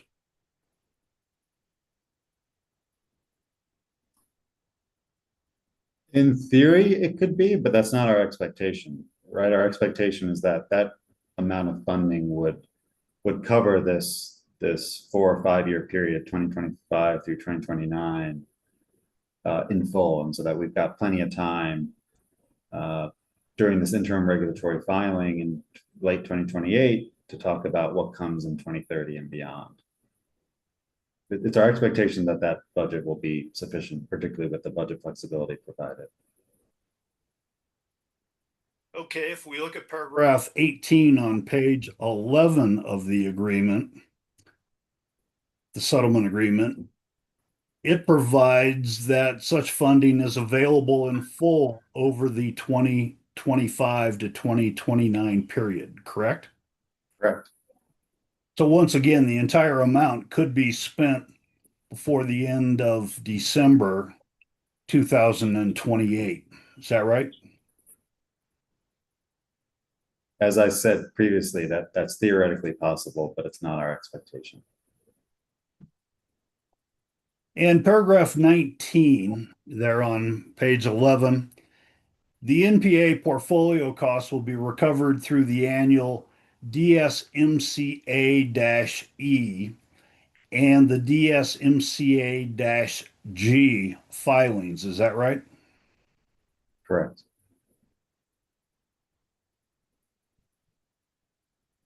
Now let's go to page 12. And page 12 and 13 in paragraphs 22 through 24. This is where the settling parties agree that the commission should approve the company's requested CPCNs for the CNG and LNG supplemental supply components of the project, right? Yes. And this also provides for an initial deployment of 5 rather than 8 LNG storage tanks in Breckenridge. Is that right? That's correct. And in paragraph 24A of the settlement agreement, this allows the company to deploy additional LNG storage tanks beyond these initial 5 prior to the completion of the December 1, 2028 interim regulatory filing. Is that correct? Correct. And if we could refer on page 14 of the agreement to paragraph 29. Here, the settling parties agree to socialize the cost as proposed by the company and to spread the MEP cost to all Piesco gas customers. Is this correct?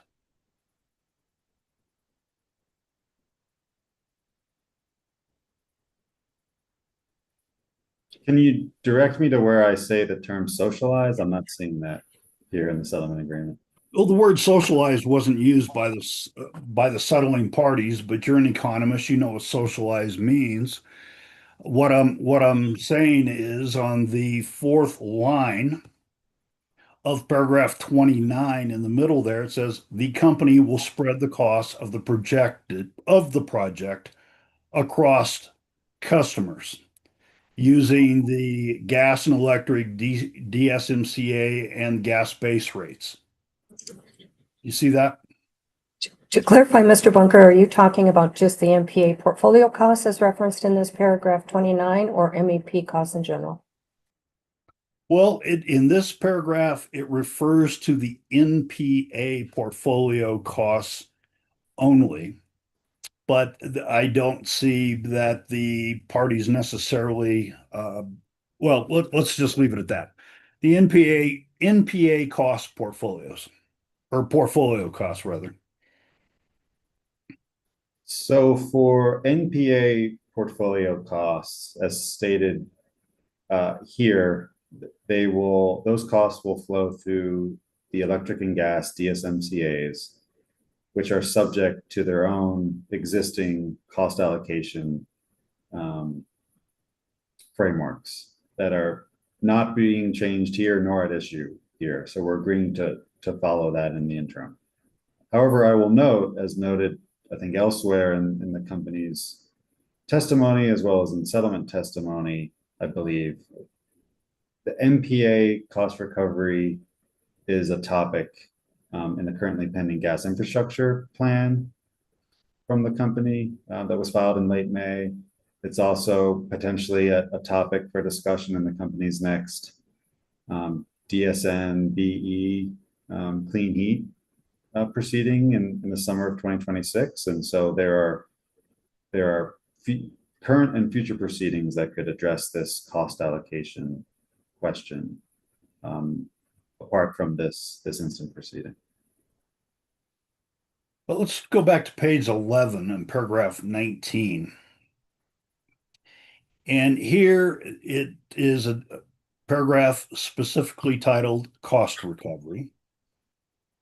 And it indicates NPA portfolio costs will be recovered through annual DSMCA-E and DSMCA-G filings with vertical 2 treatment, subject to consideration for future cost recovery in the previously described interim filing. Would you interpret that as saying the parties are agreeing that the MPA portfolio costs are going to be recovered through the annual DSMCA filings that all customers pay, and that there may be future cost recovery discussed in the interim regulatory filing?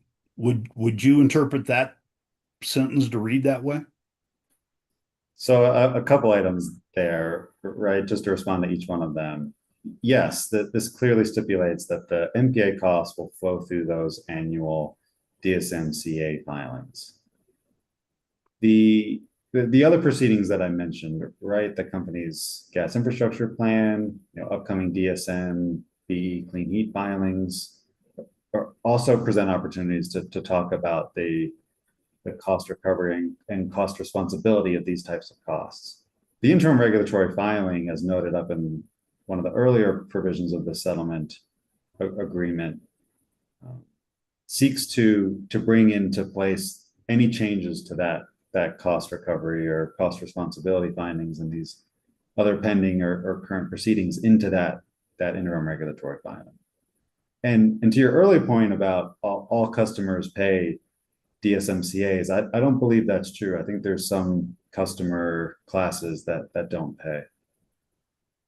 And that's subject to the, specific DSMCA cost allocation provisions that are specific to the gas and electric sides of the business. It's not the same cost allocation for each rider. Okay, let's move to a different topic, which is the storage tanks. And your settlement testimony, which is exhibit 117 on page 11. And here on lines 9 through 11, you indicate that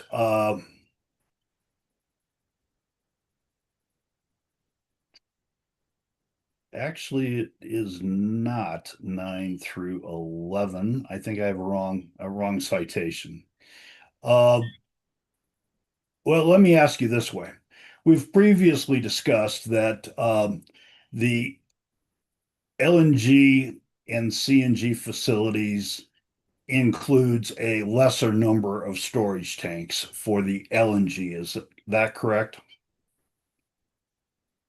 If you're referring from the change from 5 initial tanks, so from 8 initial tanks to 5, yes, that is a reduction as stipulated in the settlement agreement. Yeah. Yeah, actually, if we look at paragraph 24 of the settlement agreement on page 12, here you indicate that it will be 5 LNG storage tanks rather than the 8 that we've previously talked about there in that paragraph 24. Correct? Correct. And it's a reduction in LNG tanks, but not CNG tanks. Is that right? That's correct. Okay. Now, a question for you on paragraph 24 before the subparagraph A and the last sentence. The reduction of 8 tank LNG storage tanks to 5 LNG storage tanks reduces the initial capital outlay by an estimated $3 million, right? Correct. And in paragraph 24 sub A of the settlement agreement, this allows Piesco to purchase and deploy additional LNG storage tanks prior to the completion of the interim regulatory filing if it determines more tanks are needed due to emergent needs. Is that right? Yes. So under this settlement agreement provision, Piesco gets to determine emergent needs. It only needs to notify the settling parties, and there's no limit on how many additional tanks it decides to deploy because of these emergent needs. Is that right? As the party responsible for safe and reliable service with an obligation to serve our customers, that flexibility to respond to emergent needs is critical. What this settlement agreement does is say, hey, we're all moving forward with an understanding that we will try to keep the scope of the storage tanks as limited as possible. We think there's a chance that 5 tanks might be all that we need. Witness, I think it's Laura Roberts can talk about that probabilistic approach that we took.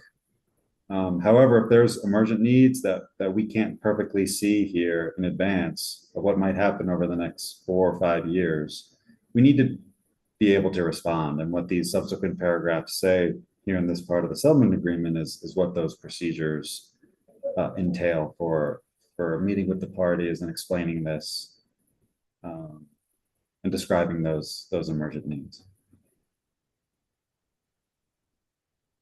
The initial estimate of the cost of Piesco's 8 LNG tanks was $55.8 million, correct? Correct, all inclusive of all the elements of the LNG deployment. Okay. Just the storage tanks.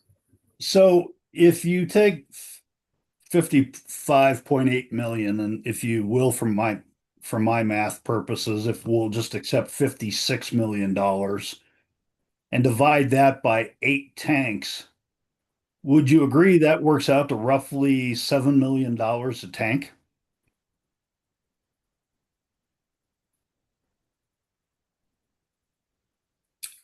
I don't think that's how we think about it. The cost of the tanks are as shown here, right? If we're saving about 3 million going from 8 to 5, it's about $1 million a tank. I don't think it's a fair way to think about the total site as a cost per tank. Of course, you could do that math, but it's the costs of the site are not dependent. The majority of the costs of the site are not dependent on how many tanks necessarily you have on site. It's other factors, which Laura Roberts could tell you much more about. Well, can you reconcile why not deploying 3 tanks is not a reduction of about $21 million rather than just $3 million?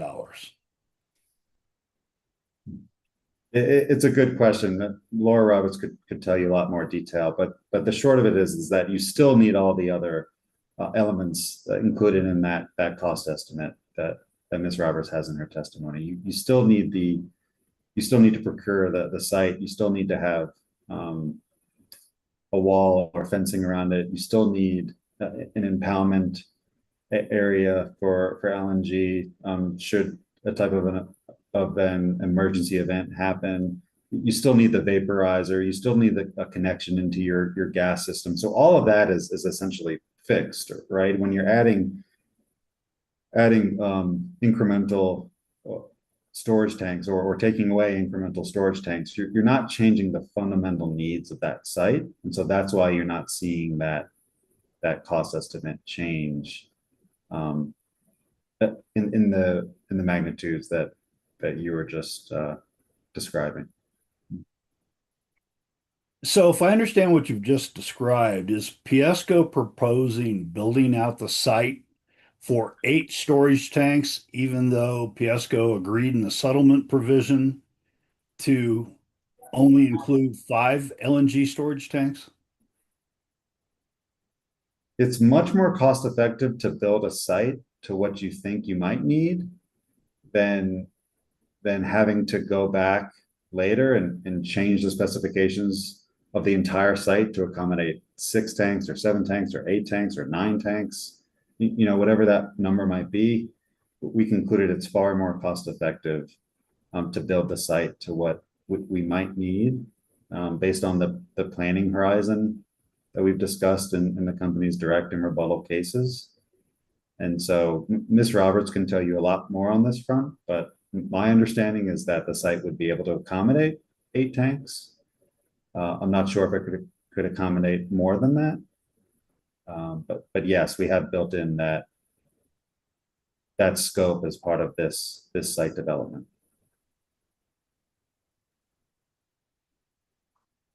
Okay, referring to the settlement agreement at pages 15 and 16, and here starting on 15 in paragraph 32, here you talk about the multiple base rate areas, and in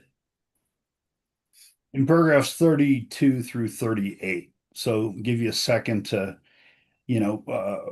scan that if you need to. I'm familiar with it. Okay, excellent.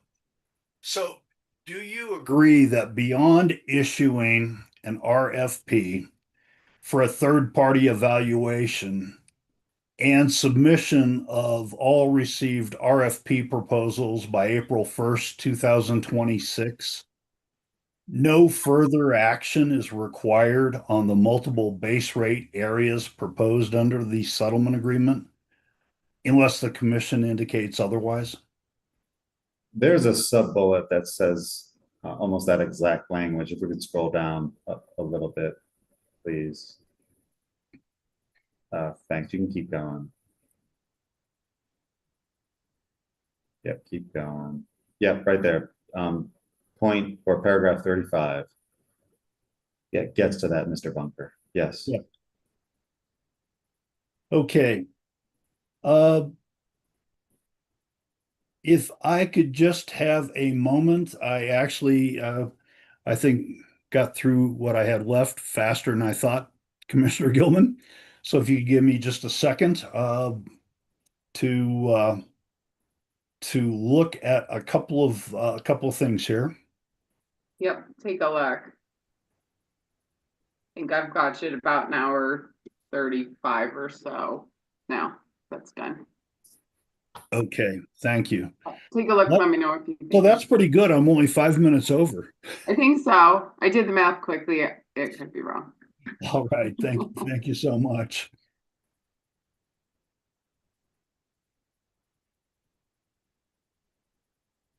Yeah, with that, I'm finished. Thank you, Mr. McKay, and thank you, Commissioner Gilman, for the extra few minutes. Thanks. Appreciate it. Okay. So Ms. Pacheco, with the only cross coming from UCA, we will move to your redirect. That sounds good. Thank you, Commissioner. Mr. McKay, I'm going to hop around a little bit.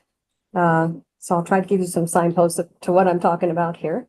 Can you Wait, hear me okay? did I skip you by accident, Mr. Yeah, Pacheco? I'm sorry, Ms. Samara Pacheco. I actually have a couple questions for Mr. Piquet, and I figure we might as well do them before your redirect. Sorry, Mr. Sarah, my fault. Is that all So right? not part of the panel. We're going to be doing commission, just so I understand the process kind of as we move forward.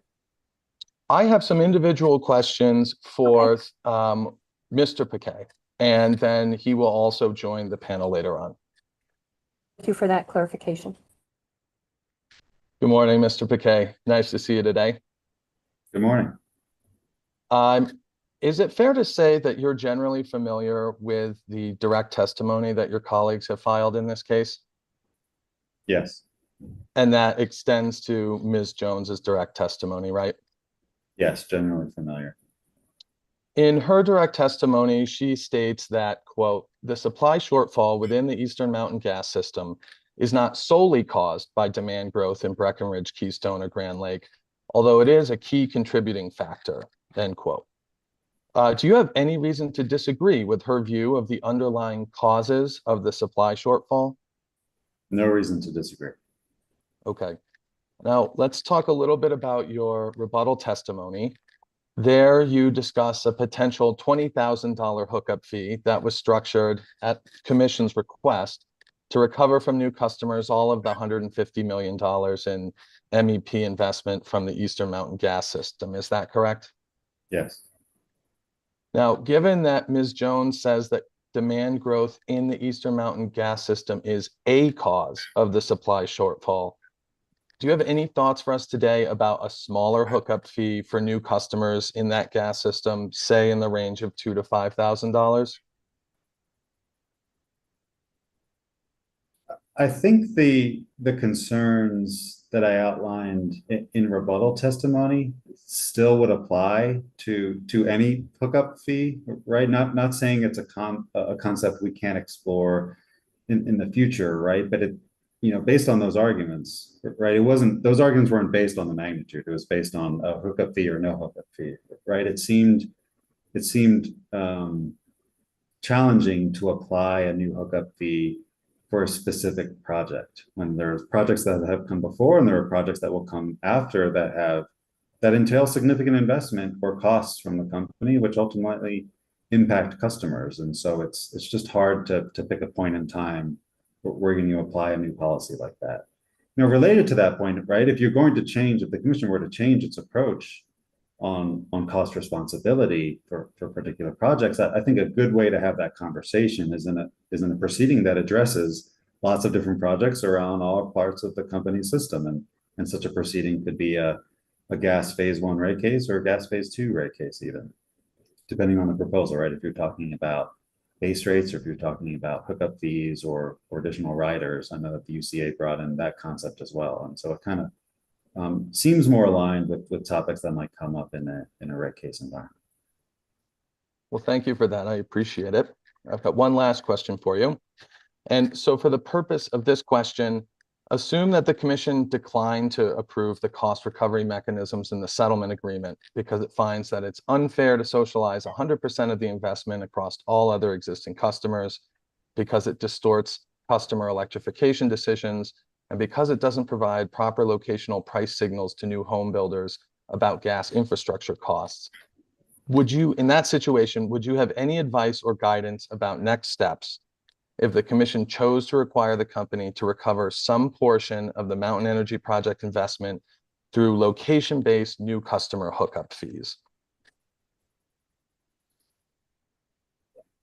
The only guidance I could give is related to our previous conversation just now, but would be around the right venue, right? The commission has already given the company directives to come forward with a phase 2 gas case by the end of the year. And so a phase 2 gas case talks about these exact concepts, right? It talks about cost allocation and responsibility. And so as part of that directive, the commission has asked us to include a review of our gas line extension policies.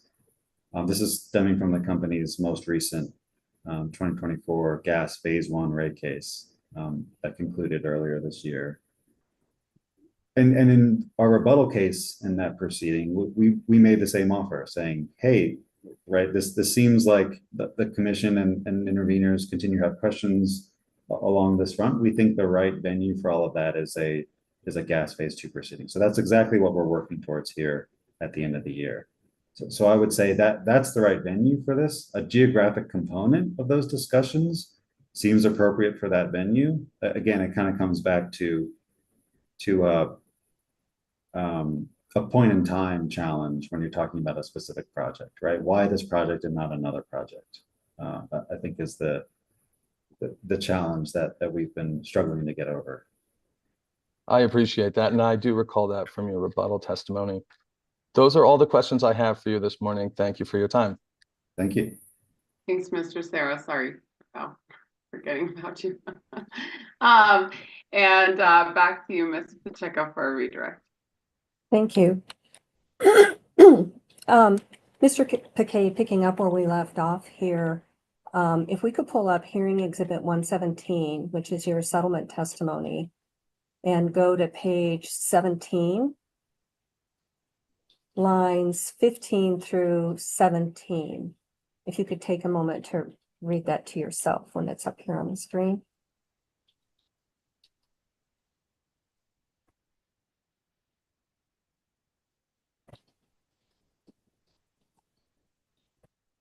You said pages 15 to 17? Oh, lines 15 through Lines. 17. Okay. Sorry about that. Yep, perfect. Does that provide is that another avenue for addressing cost responsibility in that 2028 interim regulatory filing under the settlement agreed to by the party? Absolutely. Yeah, there's a couple of other venues for this discussion, particularly around NPAs, right? As I mentioned before, the gas infrastructure plan, the 2026 DSMB CHP filing, this interim regulatory filing. Now, of course, the phase 2 case I was just discussing with Mr. Acera, that there's lots of proceedings that are going to talk about some of these costs at a higher level, and not just for particular projects. Can you remind me when the gas phase 2 rate case is required to be filed? By the end of the year, so 12/31. So do you think that all of the reference filings that you mentioned that would be dealing with these cost recovery topics would be concluded at the time of that interim regulatory filing? Yes, by the interim regulatory filing, they would be, because that's a 12/1/28 date. So yes, the goal is that interim regulatory filing would incorporate any new guidance the commission has given around cost allocation or cost responsibility for NPAs or geographic specific projects more generally. Thank you. If we could turn back to the hookup fee conversation that you had with Commission Counsel, and I think also with Counsel for UCA, I'd like to pull up hearing exhibit 110, which is your rebuttal testimony.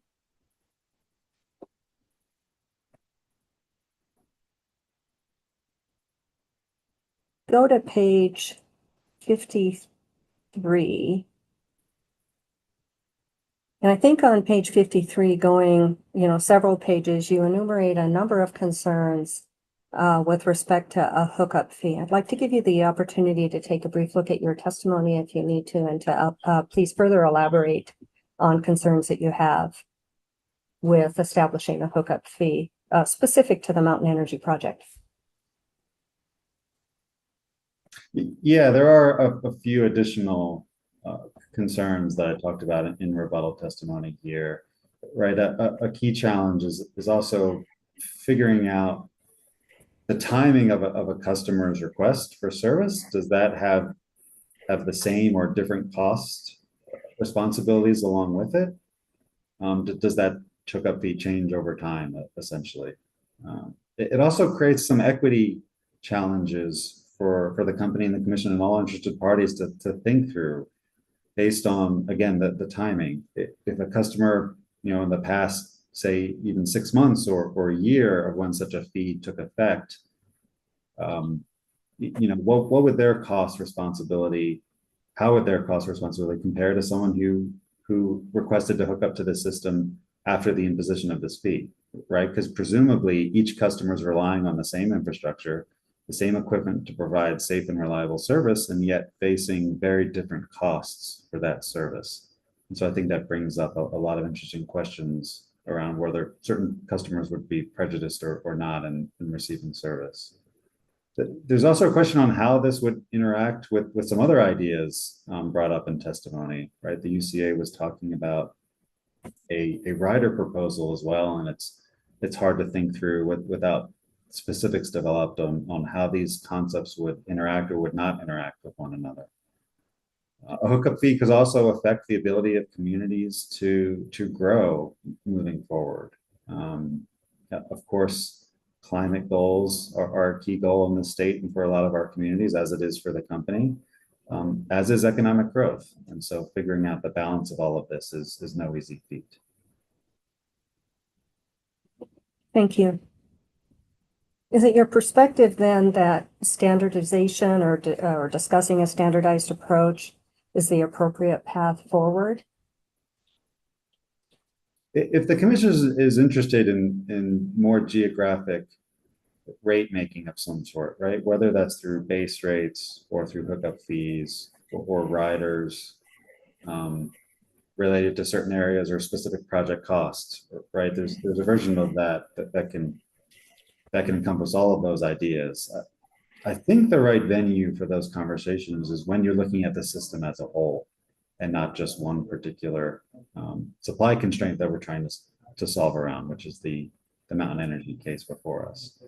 And so as I was discussing with Mr. Sarah, right, those are gas rate cases, be it a phase 1 case and or a phase 2 case. I think those are really good venues to look at these ideas along with the company's line extension policies to see if changes need to be made. Switching topics briefly to implementation of the MPA portfolio, I believe Mr. Bunker asked you a series of questions about that topic. Do you recall that discussion? Yes. To your knowledge, is the company moving forward with implementation of the MPA portfolio, and have those issues been resolved in the settlement? Yes, the company is moving forward with implementation of the MPA portfolio. A lot of the issues the company was concerned about have been addressed in the settlement agreement. Of course, there still is risk to the company in this process. There is a party that continues to oppose that, which is the UCA, and we're not sure how the commission will approve or adjust what's in the settlement agreement. And so there is uncertainty, but we think there's enough agreement around the large confines, the broad confines rather, of the NPA proposal that we feel confident enough to implement.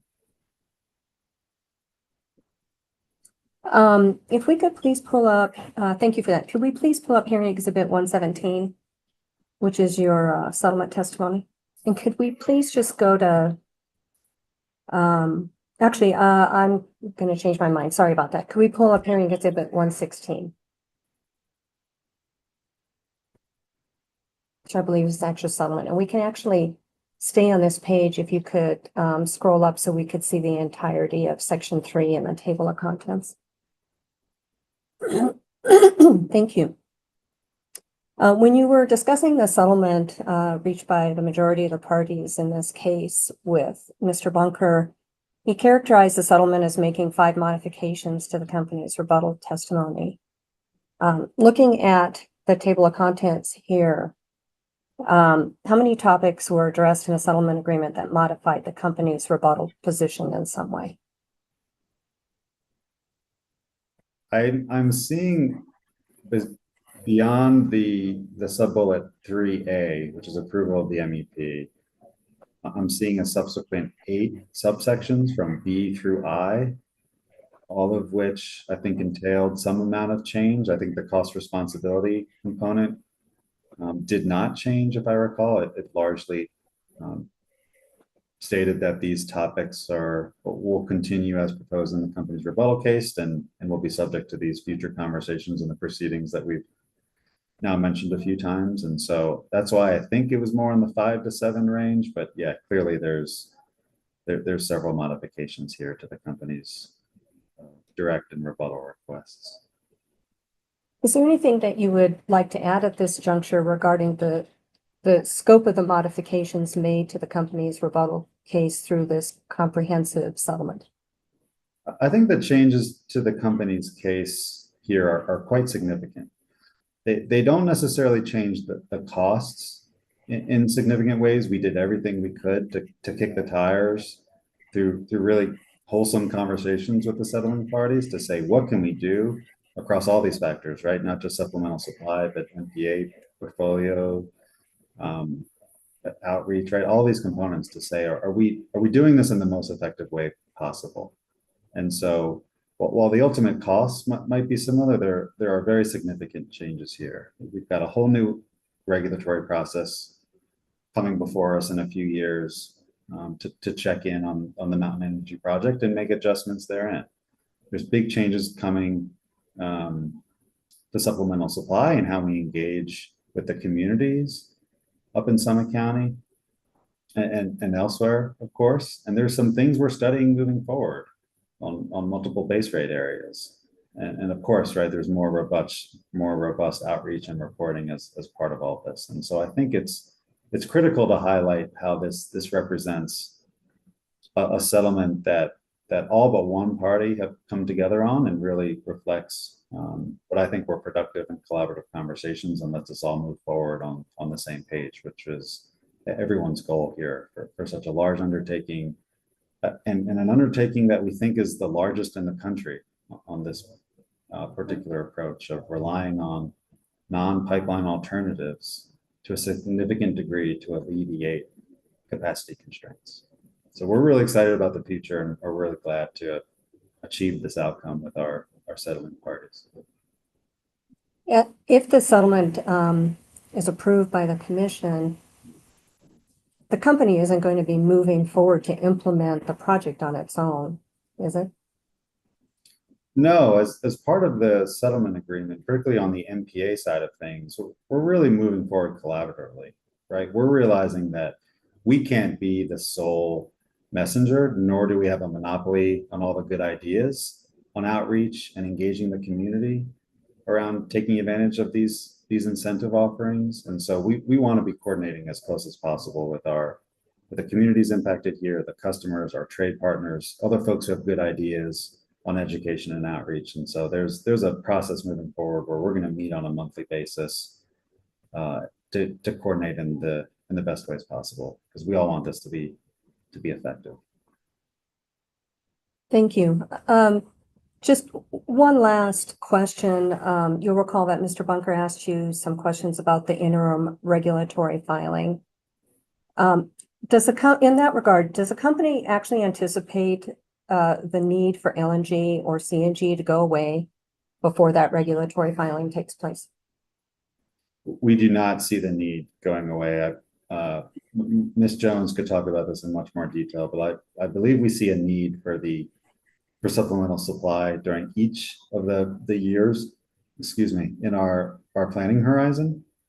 And so this interim regulatory filing lets us all come in about midway through and take stock of where we are. How successful has MPA implementation been?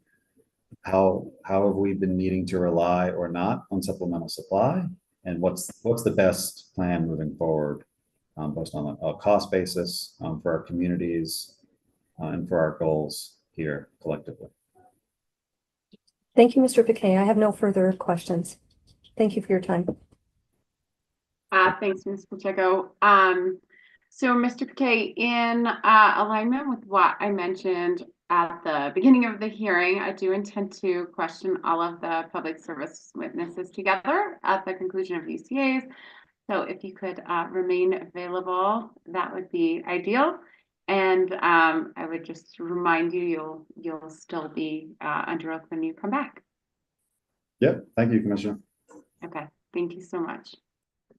All right, next up, we've got Ms. Roberts.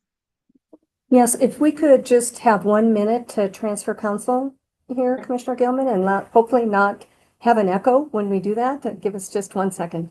We'd appreciate that.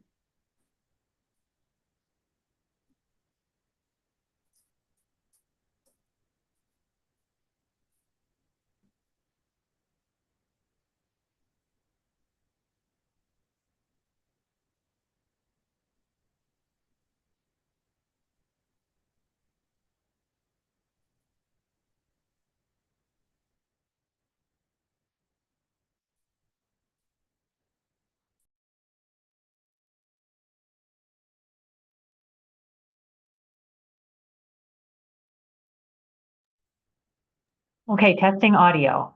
How did we do? Sounds good. Thank you. All right, Ms. Roberts, can you please raise your right hand? Do you swear to tell the truth, the whole truth, and nothing but the truth? I do. All right, is anyone with you or communicating with you in any way now? No, If that changes during your testimony, will you please stop and let me know? absolutely. Okay, thank you. The witness is available, Ms. Broma. Thank you, Commissioner Gilman. Good morning, Ms. Roberts.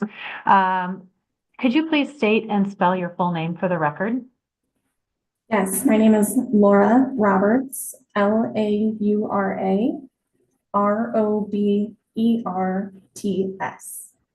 Thank you. And by whom are you employed and in what capacity or position?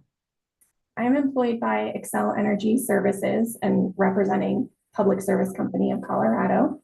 And my title is Senior Director of Conceptual Engineering. Thank you. And did you cause to be submitted into this record hearing exhibit 105 as your direct testimony and hearing exhibit 114 as your rebuttal testimony? That is correct.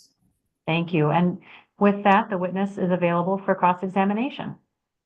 Thank you. Mr. Witterstein, I've got you for 20 minutes. Does that still sound accurate? Commissioner Gilman, I'm hoping that 20 minutes wasn't too optimistic. I was able to remove some questions based on Mr. Piquet's cross-examination, but he also referred to Ms. Roberts quite a bit. So I think 20 minutes might be a little bit short, but would you like me to stop when we get to 20 minutes, or do you have any flexibility as far as timing? I'll check in with you, but let's figure it out as we get closer to the lunch hour. So Okay. give me an update as we get closer to the top of the hour, if you can. Thank you. Ms. Roberts, can you hear and see me all right? Yes. My name is Patrick Witterstein. I'm an attorney for the Utility Consumer Advocate. It's nice to meet you. Thank you for joining us today. Nice to meet you as well. I've got 3 main topics that I'd like to discuss with you today, and hopefully it goes quick. The first topic is siting for the land for the LNG facility. Now, Ms. Roberts, when you responded to UCA Discovery in early June about whether the company decided whether to purchase or lease land for its LNG and CNG storage tanks, you responded that the company would consider either of those options. Is that correct? That is correct. Okay. In rebuttal testimony, you testified that the company plans to acquire land, correct? We are seeking a long-term land agreement in order to site the long-term LNG facilities. And has the company decided, as of today, if it will purchase or lease the land required for the long-term LNG facility? We are currently still seeking that long-term agreement, so we are in negotiations with landowners to determine which route we will take. And do you have any other updates for the long-term LNG facility today? The update I can provide is negotiation conversations continue with landowners, and we're continuing to pursue that long-term agreement. Now, in your direct testimony, you stated that the company's goal that the long-term LNG equipment would be put in service on the long-term land site by the end of 2025 for use in the 2025-2026 heating season. Is that correct? Mr. Witterstein, if you're referring to testimony, would you mind showing the screen so we can all see where you are? Sure, I could do that. Ms. Crane, could you please pull up hearing exhibit 105, Ms. Roberts' direct testimony at page 13, line 4 to 7.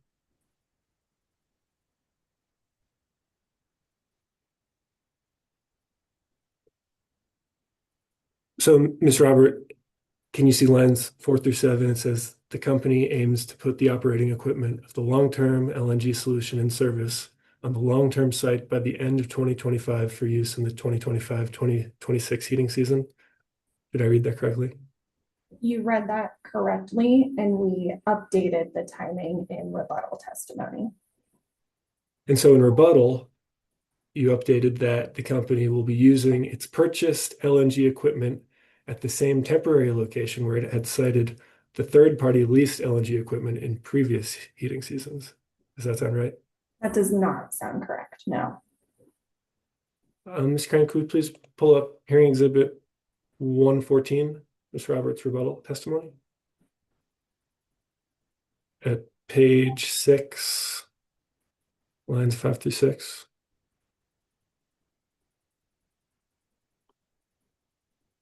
Okay, thank you. So this is the updated LNG implementation timeline, Ms. Roberts, is that correct? This is the updated LNG implementation timeline, correct? Thank you. So the company has not yet received the permit extensions that it needs for the use of short-term LNG in Breckenridge for the 25-26 heating season, correct? We are currently working with the landowner to receive the permit that would allow us to leave the equipment on site for the 25-26 heating season. And you anticipate receiving those permits in early September? That is correct. Can you tell me when the winter heating season starts in Breckenridge? We tend to plan for the heating season to begin in November, the beginning of November, which means we typically try to site equipment in the early October timeframe to be sure we're ready for that November heating season begin.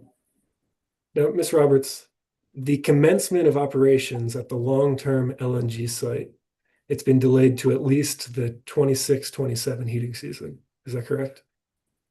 The long-term land agreement will likely not be in place for us to site equipment there on the long-term site until the 26-27 heating season.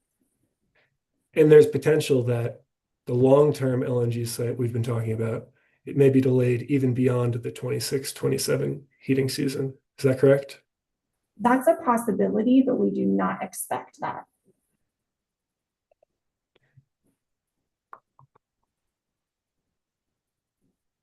Okay, thank you, Ms. Roberts. I'd like to move on to my second main topic here. I'm going to talk a little bit about costs for LNG and breaking down those costs. So the estimated cost in your direct testimony for the company's owned LNG was $55.8 million. Does that sound correct? That is correct. And the estimated cost for CNG was $22.8 million. Correct.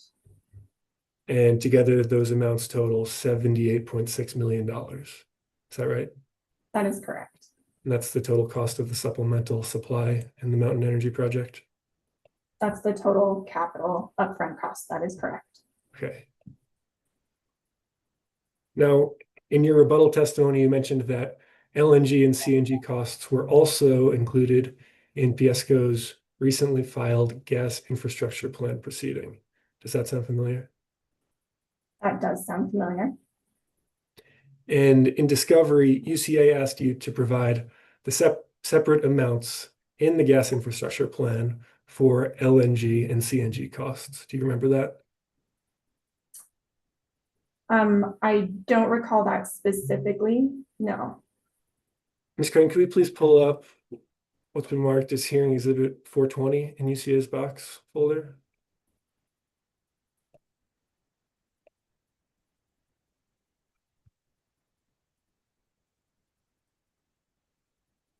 Thank you.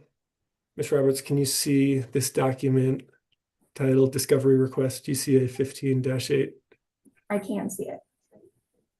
Ms. Crane, could we please scroll to the end of this document? And Ms. Roberts, you're listed as a sponsor here. Is that correct? That is correct.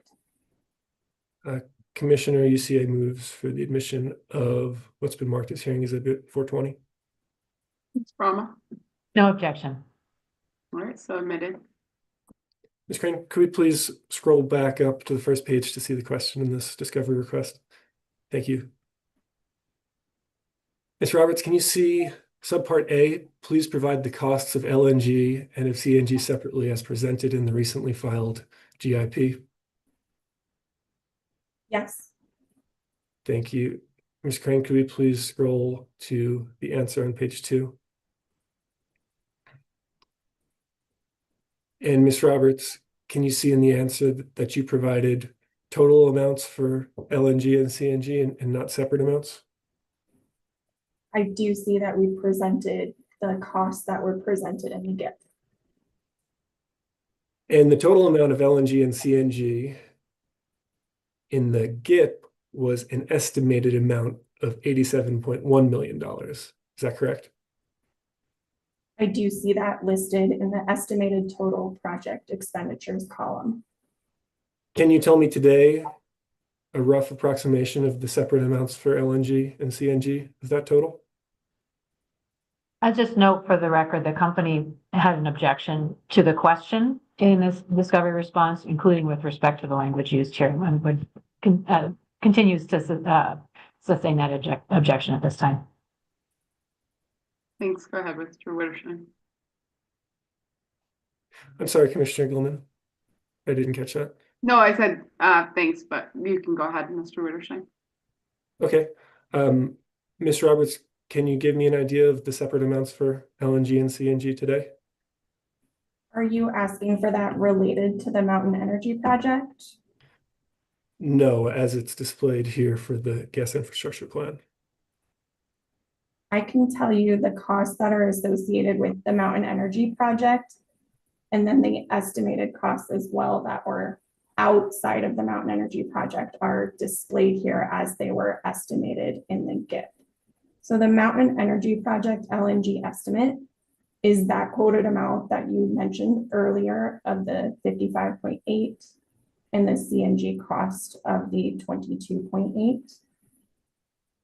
Those are included in this line item, as well as the costs for the heating season that is not covered by the Mountain Energy project. So the 24-25 heating season, those costs for LNG and CNG were also included as an estimate in the GIF. Okay, and that's about $8.5 million for LNG and CNG costs for the heating seasons of 23-24 and 24-25. Is that correct? The GIF does not have costs in it for the 23-24 heating season, from my understanding. Okay, so the additional $8.5 million in the table here identified in the gas infrastructure plan, that's solely for the heating season in 2024 and 2025. It would be an estimate for what we projected the costs would be prior to the implementation of the long-term Mountain Energy Project LNG and CNG facilities. Now, Ms. Roberts, in response to UCA discovery, you stated that the company has spent almost $7 million for its temporary LNG facility since the beginning of 2024. Does that sound familiar? I'm generally familiar with that. Ms. Crane, could we please pull up hearing exhibit 421?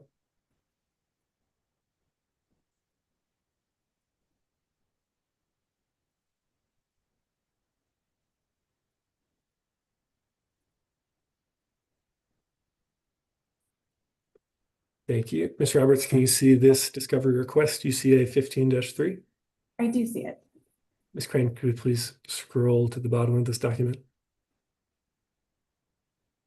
And Ms. Roberts, you're listed as a sponsor there, correct? That is correct. UCA moves for admission of what's been marked as hearing exhibit 421. Ms. No. Brown? Thank Sorry, you. no objection. No, you're good. So admitted. Ms. Roberts, can you see under the response B-C, from the beginning of 2024 to date, the costs incurred for the temporary LNG facility are approximately $6.9 million. I see that here, yes. So is this approximately $7 million in costs since the beginning of 2024 included in the $8.5 million difference between the MEP and the GIP? Portion of it would be this discovery response on the screen, UCA 15-3, includes 2024. The GIP was presenting 2025 forward. So the $7 million is a portion of the $8.5 million. Am I hearing you correctly? A portion of the 7 million is included in the 8 million GIP number Okay. referenced. Thank you for the clarification.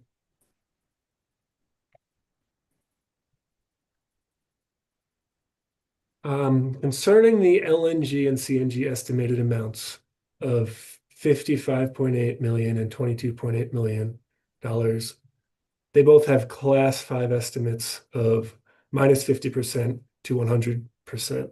Is that correct? 2 plus 100% correct. Okay. And you remember UCA asked about these estimates in discovery, right? I generally remember them, yes. Can we please pull up hearing exhibit 422?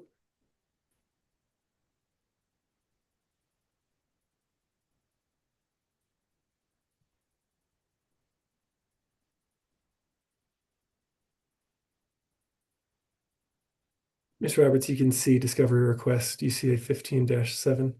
Yes. Ms. Crane, could you please scroll to the sponsors at the end? And Ms. Roberts, you're listed as a sponsor here. Yes.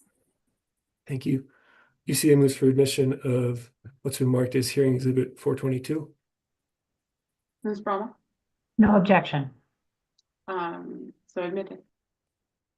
Thank you. Ms. Crane, could we please scroll up slightly? Thank you. And Ms. Roberts, these class 5 estimates for LNG and CNG, they're also known as rough order of magnitude estimates. Does that sound correct?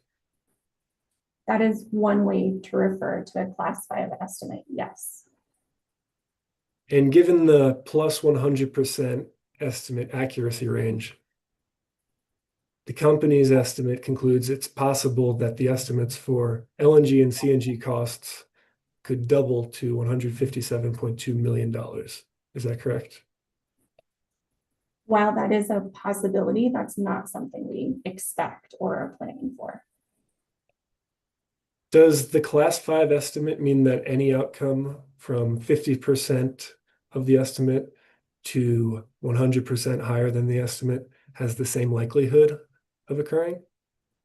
I would not agree with that characterization. What the plus 100% and minus 50% range allows us is to account for the unknown unknowns and the known unknowns associated with a project at this level of design.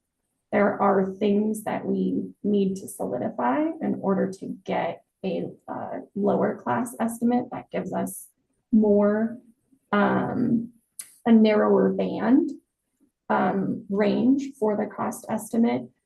Land is a big unknown. Our 1041 permit process and the requirements that will be put upon the company and the project on that are an unknown. And until we have land solidified and until we can get further through the permitting process on that piece of land, we need to have this class 5 estimate, this wider range of uncertainty until we can get rid of some of that uncertainty through the design and permitting process. No, I'd like to get into the unknowns with the land acquisition a little bit later. Thank you for bringing that up. So, Ms. Roberts, as far as the estimate range, from 50% lower to 100% higher, that range would be roughly $27.9 million to $111.6 million. Does that sound correct? That sounds correct. And that's a range of roughly $83.7 million from the low to the high end. That sounds like your math's correct. Thank you. Commissioner Gilman, I do have some confidential and highly confidential material I'd like to discuss with Ms. Roberts.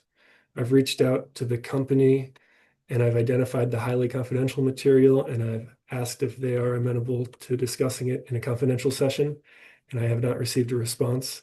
I think it may be a way to improve the efficiency and timing of the questioning, but I'll let the company respond. Thank you. Yeah, we received that request from UCA this morning as the hearing was underway. So we've not had an opportunity to respond yet, but we did have a chance to look into it. Unfortunately, we have a different list of people who have signed NDAs for confidential versus highly confidential material. And at least we've looked at the differences, and at least one of those people is on the call today. So we do need to treat highly confidential separately from confidential because it's highly confidential for specific reasons we need to continue to protect. Okay. Let me just clarify, Mr. Witterstein, you have both confidential and highly confidential questions? That's correct. The sequence is that I will bring up a confidential document, ask questions about it, and then I have one or two questions about a highly confidential document. What's the approximate timing you have of each type? For confidential, approximately 10 minutes, I'd say, and highly confidential, maybe 2 minutes. Okay. Do you have confidential questions for any other witnesses or highly confidential questions? I don't believe so, no. Okay. I have not checked with Mr. Bunker. Okay, got it. Ms. Brahma, maybe I'll ask you too. This is a good time to just clear this up. Will the company have any confidential or highly confidential questions in the questioning of its UCA witnesses? We don't anticipate any. The only thing I can't speak to is if we'll have anything on redirect that might come out of. Yeah. UCA. Okay. We'll figure that out. And then, Mr. Witterstein, are you aware, outside of even the public service witnesses, do you have confidential or highly confidential questioning for any other witnesses? I just want to make sure we plan this right. No, I do not. Okay, so it's just of Ms. Roberts? Yes, that's correct. Okay. Ms. Crane, would it work on our return from lunch to set that up? If we Yeah, set it up at lunch. Okay. And then Ms. Brahma, is it accurate? So it sounds like there is at least one person who can't attend the highly confidential session. Are there people who will need to exclude in order to do the confidential session? So I have not been able to do a thorough comparison of who's on the list to confidential. I was initially trying to answer Mr. Witterstein's question about highly confidential. We can certainly look at that. I'm sure folks on the call know if they have signed an NDA, and maybe we could, if we have a time that's confidential, we could ask them to leave, take a couple minutes. We do have a list, check it, and then identify if there's anybody else we would need to ask to leave at that time. Okay, so I think the tentative plan, Mr. Witterstein, do you have more public questions? No, I'm ready to move into confidential and then highly confidential, and then I'll be complete with my questioning. Okay, no worries. Yeah, and it does take a little bit of maneuvering as you're seeing. So next time some advance notice is helpful, just so we can like plan it appropriately. Ms. Cream, what works best for you? Should we go to lunch break now and then return in? Mr. Witterstein, you need to ask your confidential questions then highly confidential? Is that, did I Yes. have that right? Yes. Okay. So Ms. Cream, would it work for you if we go to lunch fairly soon and then when we return, do the confidential session, then go to a highly confidential session, then go back to public? Is that workable? Yeah, I'll have us ready to go for the confidential session when we come back from the break. And then the only difference with the highly confidential session would just be who's allowed to be in the hearing. Okay. Okay, got it. So it sounds like, okay, let me keep thinking of the plan. I have a plan on what time we'll come back and how we'll do it. And understanding you have no more public questions right now. So let me just see, Mr. Sarah, should we go to public redirect now then? No, I think we should save the redirect for the end. I think it'll be much more efficient. Okay. Okay. Okay, we can do that. So does anyone else have any other matters before I lay out a plan for after lunch? Yeah, Ms. Broma. Just quickly, there's only a couple of folks that I can tell who have access to confidential but not highly confidential. So if we do have a bit of a break, we can determine whether those folks would be amenable to not participating at all during the confidential or highly confidential if it's short, if they have other representatives there, and that might make it a little bit easier. I just can't speak for that without talking to counsel for those parties. Okay. Ms. Judkins, do you have something? Yes, if you're finished with this topic, I had an update on Mr. Takahashi's availability for your questions. Yeah, go ahead. So he is available on Thursday from 11 to 2:30. So if we could accommodate his testimony during that time, that would be greatly appreciated. Okay, that's awesome. Thank you. So Thursday he's available 11 to 2:30. And for Miss Burley, she has a hard stop at 4:30 this afternoon due to some obligations with the town of Breckenridge. So if we could take up UCA's cross-examination of her and other your questions and redirect either before then or on Thursday, that would also be greatly appreciated. Yep, I don't anticipate in any way we have her on before Thursday, so I don't think that'll come up. Great, thank you. Okay, perfect. All right, any other comments, thoughts, issues we need to address before lunch? Okay, so I think what we'll do is it's 11:53. We'll break until 1 o'clock. When we come back at 1, Ms. Cream will have us set up in a confidential session. So Ms. Brahma, I'd ask you do whatever needs to be done in the interim. Make sure you know who should be on. When you join at 1 o'clock, I'll ask you to approve the list of participants that we have on at 1 o'clock. And then that'll go on for about 10 minutes as our guest. We'll move into a highly confidential session for just a couple of minutes and likely be back to public session around 1:15-ish. Does that sound appropriate and like what everyone's expecting will work? That works with UCA. Thank you. Okay, great. And then I'll talk with Mr. Sarah about if we come back public or do the confidential redirect while we're still confidential. I'll figure out that detail while we're on the lunch break. Okay, if that sounds good for everyone, we will resume at 1 o'clock in a confidential session. If you know you're not supposed to be in the confidential session, your time to return will be after 1:15. So excellent.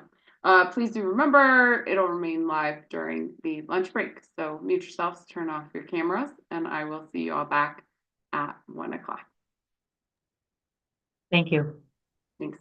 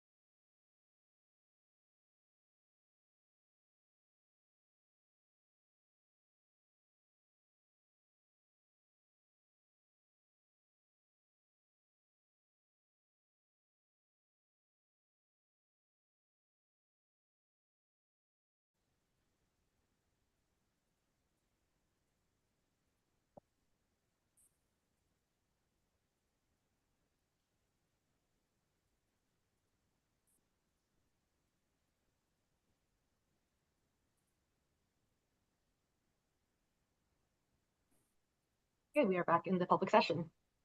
Thanks, Ms. Crane, appreciate it.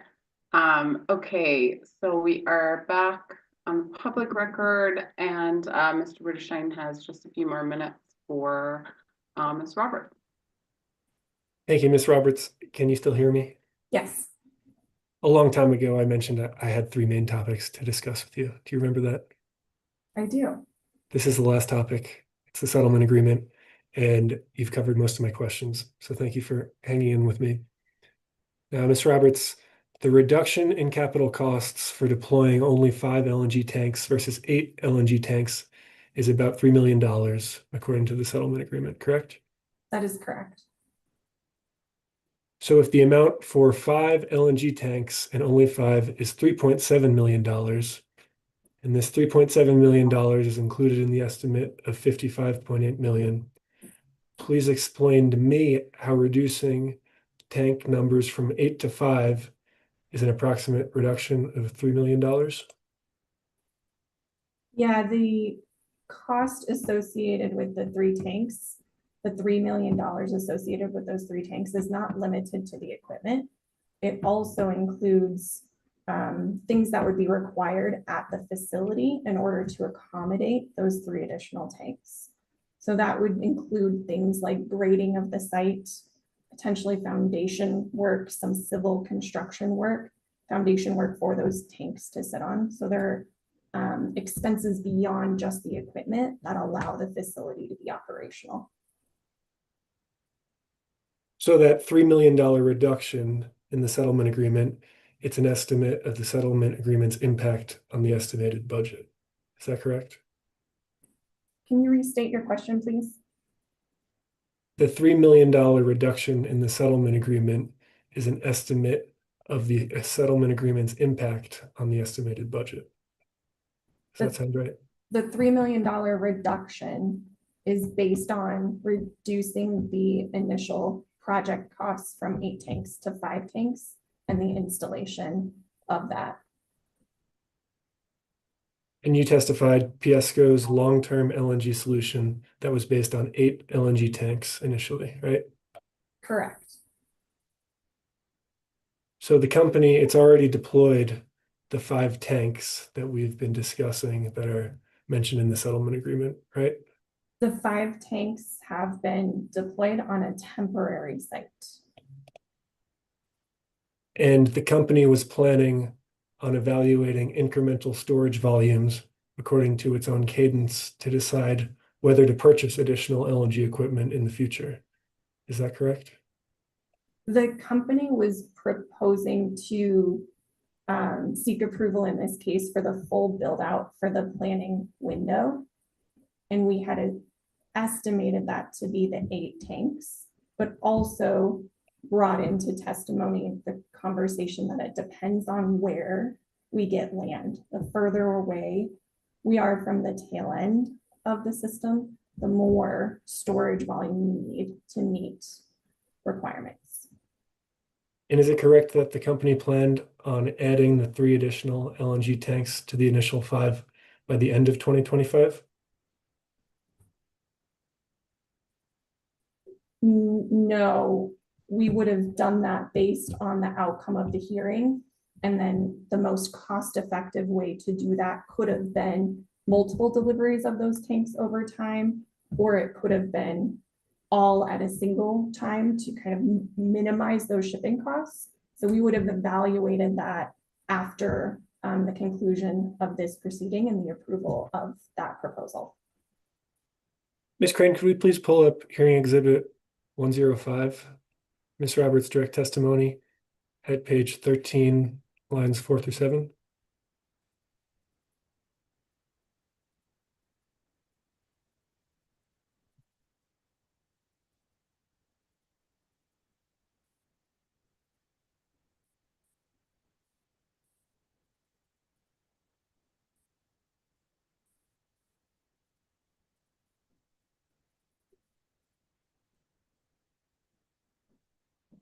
Thank you. Ms. Roberts, can you see lines 4 through 7 here where you testified the company aims to put the operating equipment of the long-term LNG solution in service on the long-term site by the end of 2025? Yes, And earlier you agreed with me that the company's long-term solution is 8 LNG tanks. Is that correct? that is correct. 8 tanks to meet the planning window needs based on the modeled sites, a variety of modeled sites. Thank you, Ms. Roberts. No further questions. Thanks, Mr. Witterstein. Okay, Ms. Brahma, we're back to you for public redirect. Thank you, Commissioner Gilman. While we have Ms. Roberts' testimony, we're just talking about her direct testimony, hearing exhibit 105. Could we please pull up that hearing exhibit at page 49?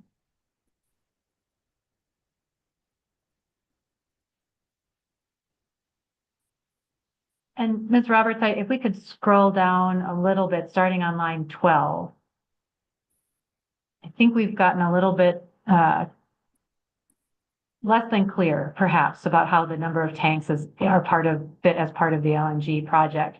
So if you could take a look at this paragraph on the screen here, starting line 12 through 23, and if you need us to scroll up or down, let us know. But maybe you could kind of describe in your own words here what this is saying with respect to 8 tanks versus the 5 tanks purchased, and there's a reference to 10 tanks as well.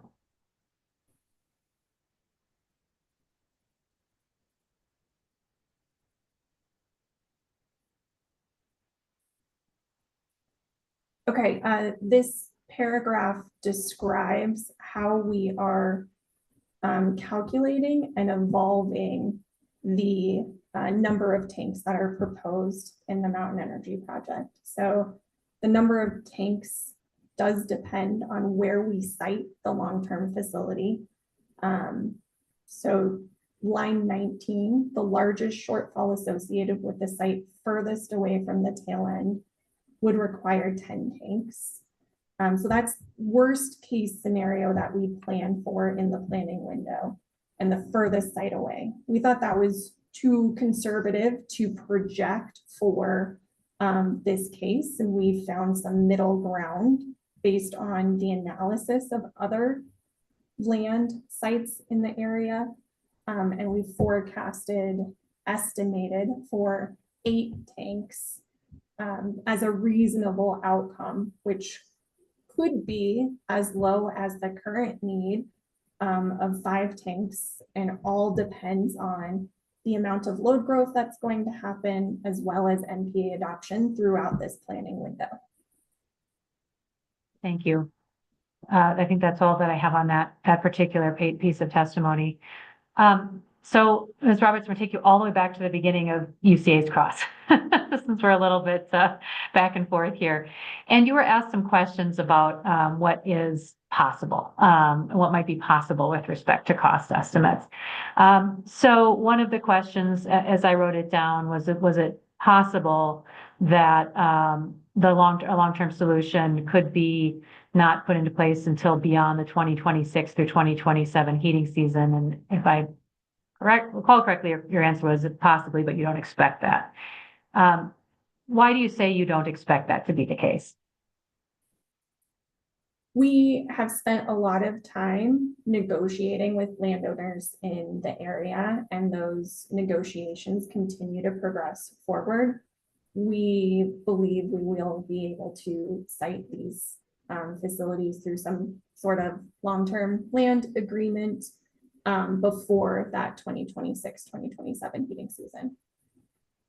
And is being in negotiations with a focused landowner, as described in your rebuttal, progress in your mind from where you were at the time direct testimony was prepared in this case?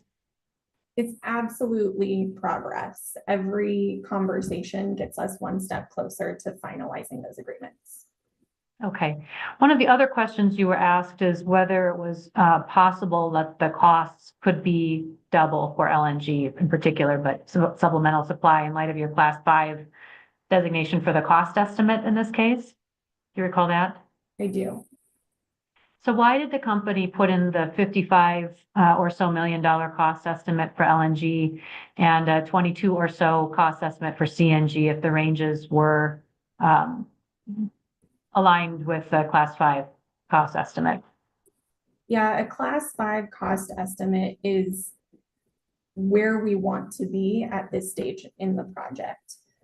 It's time consuming and expensive to go to more detail when we don't necessarily know the mitigative measures that are going to be required based on the different pieces of land that could possibly site this facility. We anticipate being able to narrow that as we get into our detailed engineering phase once the land negotiations are finalized. And then lastly, do you know whether the company assessed the relative cost effectiveness of its proposed supplemental supply solutions to other solutions in the event LNG or CNG or combined were significantly higher than the specific estimates in the company's rebuttal testimony? Yeah, the baseline that we are measuring this project against is the hub and spoke model that's discussed by Witness Jones. Okay, and that's where we find the cost effectiveness discussion? Correct. Okay, thank you. That's all the questions I have. Thanks, Ms. Brahma. Ms. Roberts, as with Mr. Bouquet, you're done questioning for now, but we'll keep you prepared to return with your colleagues when I'm ready to question you. Thank you. Excuse for now. Thank you. Okay, let's see who we've got next. Let's see, Witness Clem. And while Ms. Clem is getting on the screen, we're going to switch audio just a moment, please. Sure.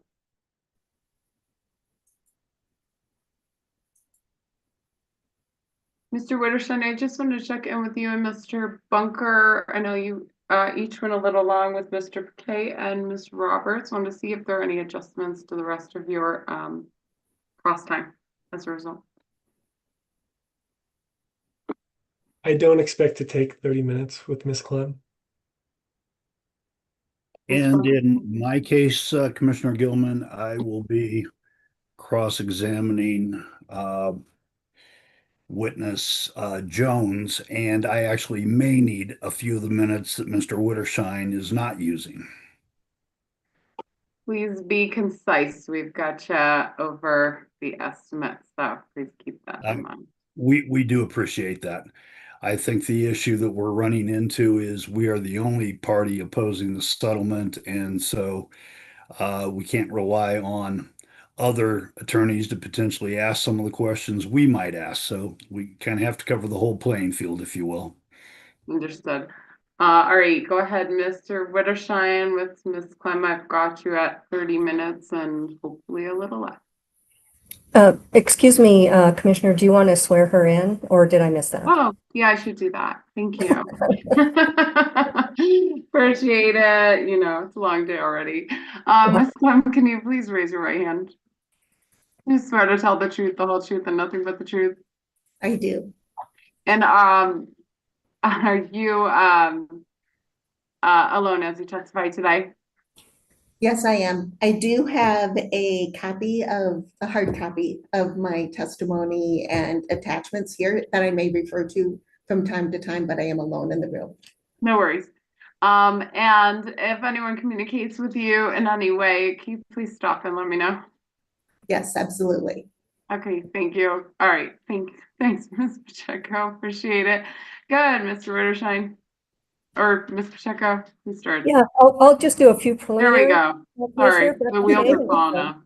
We'll kick it over. It's been a long day, I agree already, even though it's only 2 in the afternoon. Good afternoon, Ms. Clem. Good afternoon. Could you please state and spell your name for the record? Carrie Clem, Kerryklemm.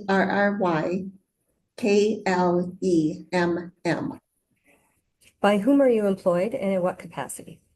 I am employed by Xcel Energy Services as Director of Product Strategy and Development for Mass Markets.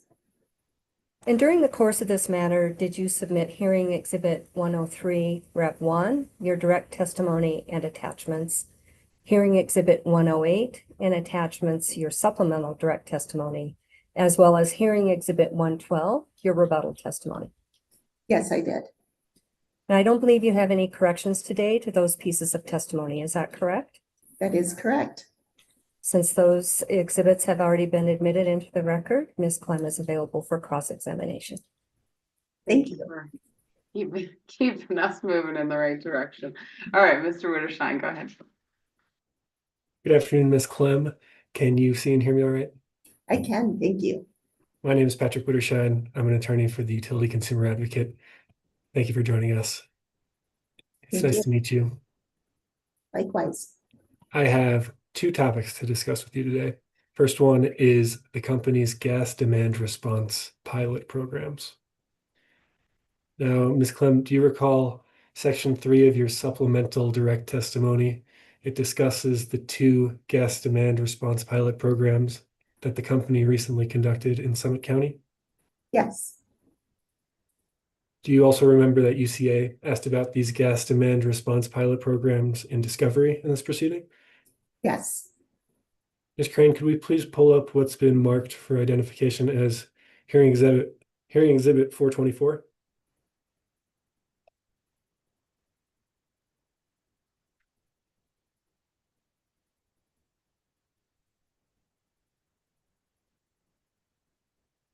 Thank you. Ms. Clem, can you see this document all right? Can you read the contents? yes, Can you see in the top right of the caption, it says, Public Service Company of Colorado's responses to staff's first set of discovery requests? yes, And underneath that caption, it says discovery request UCA 3-3. yes, Can we please scroll to the bottom of this document, Ms. Crane? Ms. Clem, can you see you're listed as a sponsor to this discovery request? I can. And it appears to be the company's response to discovery request UCA 3-3. Does that sound right? Yes, And the label in the caption referring to staff's first set of discovery requests is likely a clerical error made by the company. Ms. Crane, we could yes. scroll back up, please, to the top. It's not a trick question. I'm just trying to clarify what this document is because I think there's an error.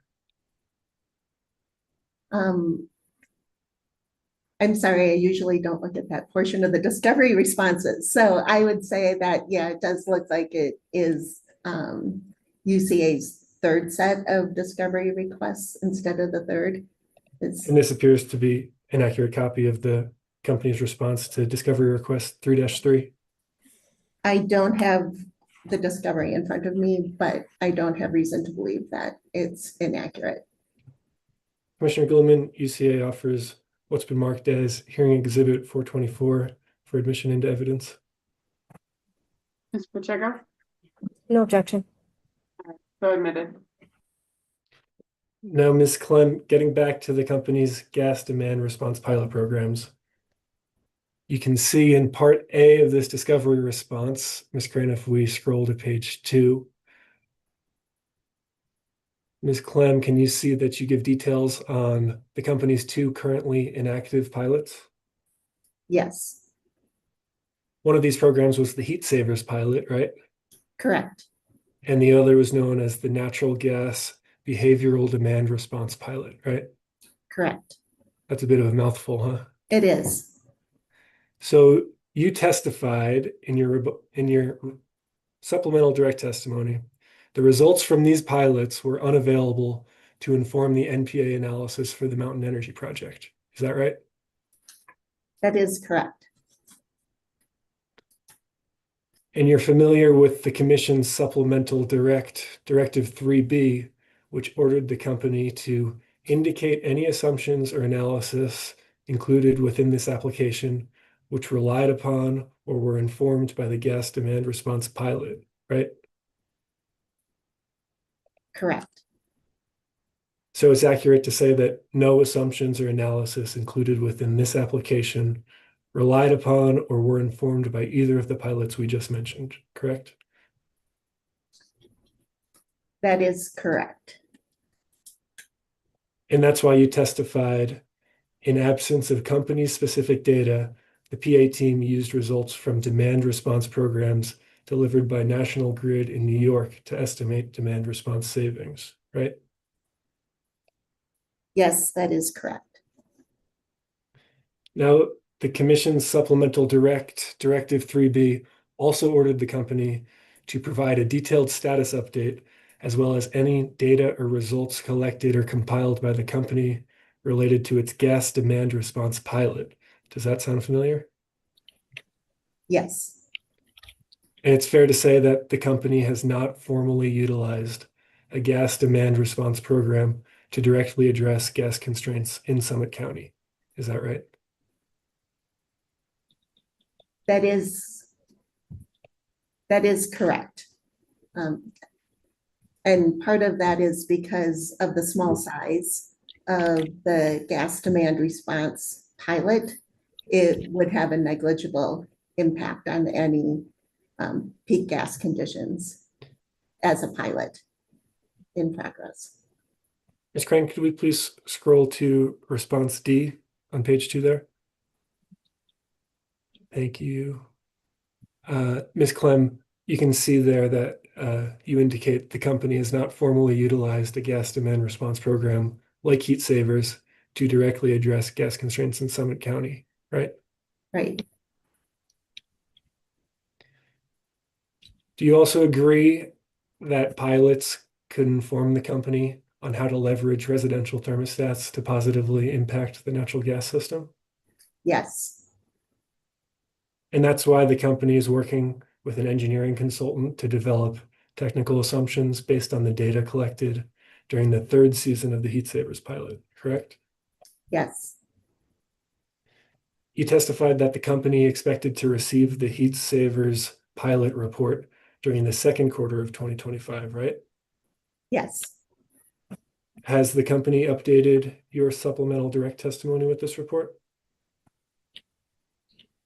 No, because it is not yet finalized. It is currently going through engineering review and being used by our product development team to create a demand response program filing for inclusion as a modification to the 2024 to 2026 DSM plan. So it's accurate to say that the company has not provided this report in this proceeding? Correct. Now, Ms. Clem, the other pilot program you mentioned earlier, that was the natural gas behavioral demand response pilot, correct? Correct. And that program ended abruptly when the vendor supplying the physical devices enabling disaggregation went out of business, right? Yes. Your testimony doesn't discuss any data or results collected or compiled by the company related to its natural gas behavioral demand response pilot, does it? No, it refers to the filing ending the operations, which occurred before we were able to collect and assess the effectiveness of the pilot. You also testified that natural gas behavioral demand response could potentially be applicable to the Mountain Energy NPA portfolio in the future, correct? Correct. If there was replacement technology that would enable that level of disaggregation, that would be something that we would look to pursue again. Also, there's other types of behavioral demand response that we could explore as a company, such as energy action days, like we do on the electric side, when we have system conditions that request specific customer behavior changes for a very short duration of time. We could look at that type of messaging and requests in addition to the disaggregated data version of a behavioral demand response pilot. One of the big differences is that you're not able to directly measure the impacts, and so you lose the opportunity to offer customers kind of a carrot for taking action. which was one of the nice things about the disaggregated data pilot, was that we were hoping to be able to give customers an incentive in order to make those behavior changes to impact their gas usage in a more measurable way. But in either case, we would be willing and interested in exploring natural gas behavioral demand response in the future. But as it stands now, it's a potential option. Is that accurate? It is a potential option, but we are looking at options for that more messaging-based approach in the near future. Thank you, Ms. Clem. All right, topic number 2. We're going to talk about the PA Consulting Team Potential Study. You're familiar with that document, right? I know it's attached to Ms. Jones' testimony, but you refer to it multiple times in your testimony, and I can pull it up on screen for you to see if that's helpful. Okay, I also have a copy in front of me, but if you can pull up the portions you're referring to, that might be useful. Sure. Ms. Crane, could we please pull up Hearing Exhibit 102, GKJ-2 at page 75 to 76?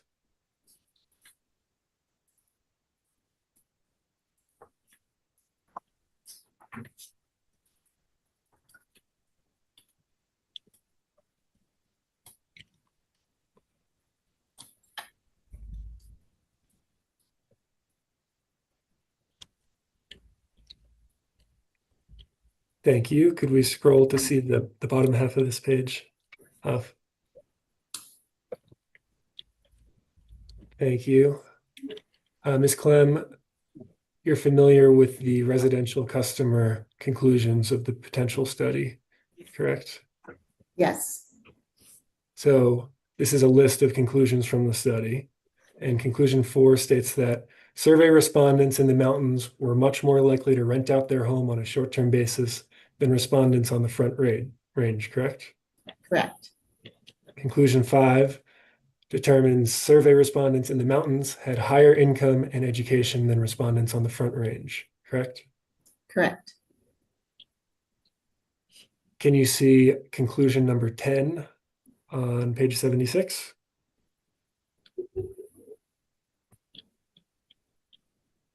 Yes. So those customers that we just discussed that are more likely to rent out their home and had higher income and education, those are the same customers that the report concludes offering 100% incentives will dramatically increase willingness to participate. Is that correct?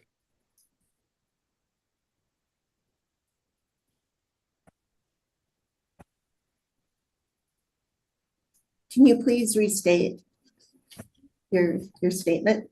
Sure. Ms. Crane, could we please scroll down to see conclusion 13? I think I may have misspoke. Sorry, Ms. Clem. I didn't mean to mislead you. That's okay. So conclusion 13 says 100% incentives may motivate people to adopt heat pumps. Is that correct? Correct, even with an increase in operating cost. And those customers are the same ones that we just talked about that are more likely to rent out their home on a short-term basis and had higher income and education than respondents on the front range, right? I would object to that question as it's mischaracterizing the document in front of us, which conclusion number 13 relates to commercial survey conclusions, not residential. I think we can let the witness respond as to if she thinks the question misstates or not and provide her response. Thanks. Conclusion 13 does relate to commercial survey conclusions, which doesn't reflect the likelihood of renting. Thank you, Ms. Clem. And conclusion 10 there says offering 100% incentives will dramatically increase willingness to participate.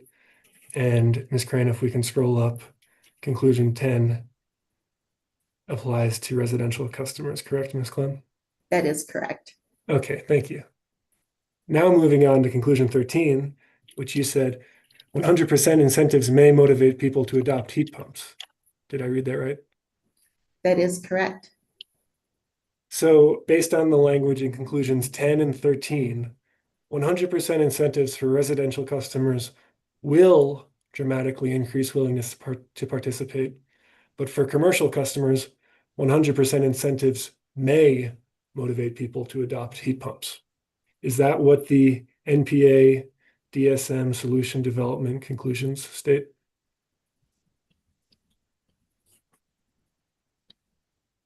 Can you please specify which NPA development conclusions you're Yes. referring to?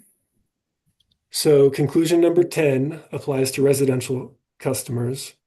Okay, And you can see it states offering 100% incentives will dramatically increase willingness to participate. Is that right? that is correct.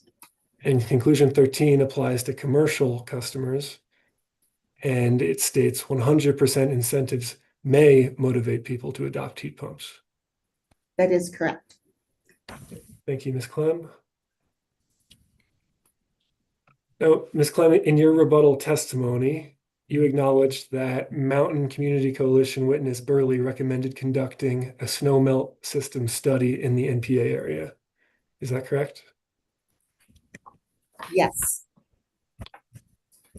So this figure,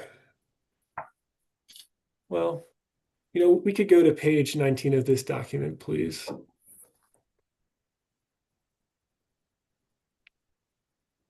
Thank you. Ms. Clem, can you see this figure 4-5? Mountain system end use disaggregation of peak hour consumption? Yes. And can you see the table below, Ms. Crane, if we could illustrate that for Ms. Clem? Yes. Thank you.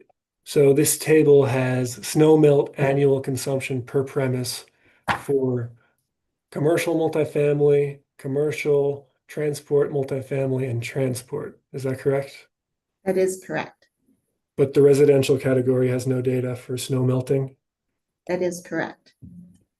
And that's because the company doesn't have insight into residential end use of natural gas to determine how much natural gas is being used for snow melting. Is that correct?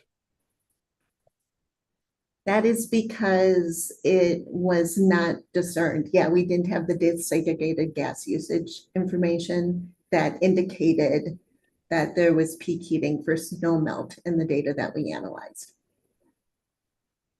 And that's because the company does not identify or estimate customers that have snow melt or other outdoor heating uses at this time, correct? That would be a level of detail that I would defer to witness man. Okay, thank you, Ms. Clem. I have no more questions for you. Thank you for joining us. Thank you. Mr. Witterstein, just wanted to check with you. You see, you didn't have any questioning of witness man. I just wanted to make sure this didn't require you to question. Yes, you're correct. Our next witness for cross-examination is Ms. Jones. And okay, I just wanted to check since Ms. Clem pointed me in that direction. UCA would also appreciate the opportunity to reserve the remaining time for Ms. Clem for the cross of Ms. Jones. Okay, got it. Ms. Pacheco, you can go ahead with redirect. Ms. Clem. Oh, Mr. Bunker, do you have something before we start? No, I'm sorry. I thought you were going to move on to Ms. Jones. I didn't realize there was a redirect coming up. No, see, now you're trying to trick me. I messed up before, but now that's right. Trying to tempt me into skipping all the appropriate parts. No, we'll go to Ms. Pacheco for redirect, Ms. Clem. Just a few questions. Ms. Clem, do you recall when Mr. Witterstein was asking you about the different gas demand response pilots that are addressed in your supplemental direct testimony? Yes. And one of the pilots that was discussed is the Heat Savers pilot. Is that right? That is correct. Was that pilot, to your knowledge, available to customers in the MEP project area? Yes, it was. I believe it, well, I can look it up quick, but I believe it was available to customers in Summit County and Grand County. That's right. And you also had some questions for Mr. Witterstein about the potential study, which was an attachment to Ms. Jones's testimony. Do you recall that? Yes. Is gas demand response, whether behavioral or otherwise, an essential component of the overall Mountain Energy Project MPA portfolio? Yes, it is. It has significant contributions to the peak reduction in the mountain region proposed in the NPA portfolio. Is it fair to say then that the company fully expects to provide a robust gas demand response offering as part of the project if approved by the commission? Yes. The other topic that Mr. Wetterstein talked about briefly was referring you to hearing exhibit 102. And we can maybe bring this up if you could, please. Attachment GKJ, tongue twister, GKJ2. If we go to page 76.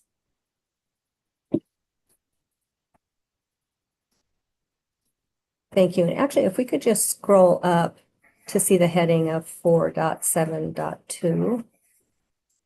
I just want to clarify, are these survey conclusions for both residential and commercial, or are they actually what you're going to be implementing as part of the portfolio? They are survey conclusions. And that was based on what exactly in connection with the potential study? That was based on primary research conducted by PA during the creation of the potential study. Okay, great. I have no further questions. Thank you.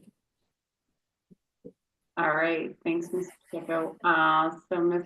Clem, my repeated refrain here. I will question you later, so please remain available once we're complete with the company's witnesses. You're dismissed for now. All right, thank you very much. Thank you so much. All right, I believe next we have Ms. Jones. And we're going to switch counsel again just to keep everyone on their toes. So bear with us 1 minute. It's going good so far. I don't want to jinx us. Will do.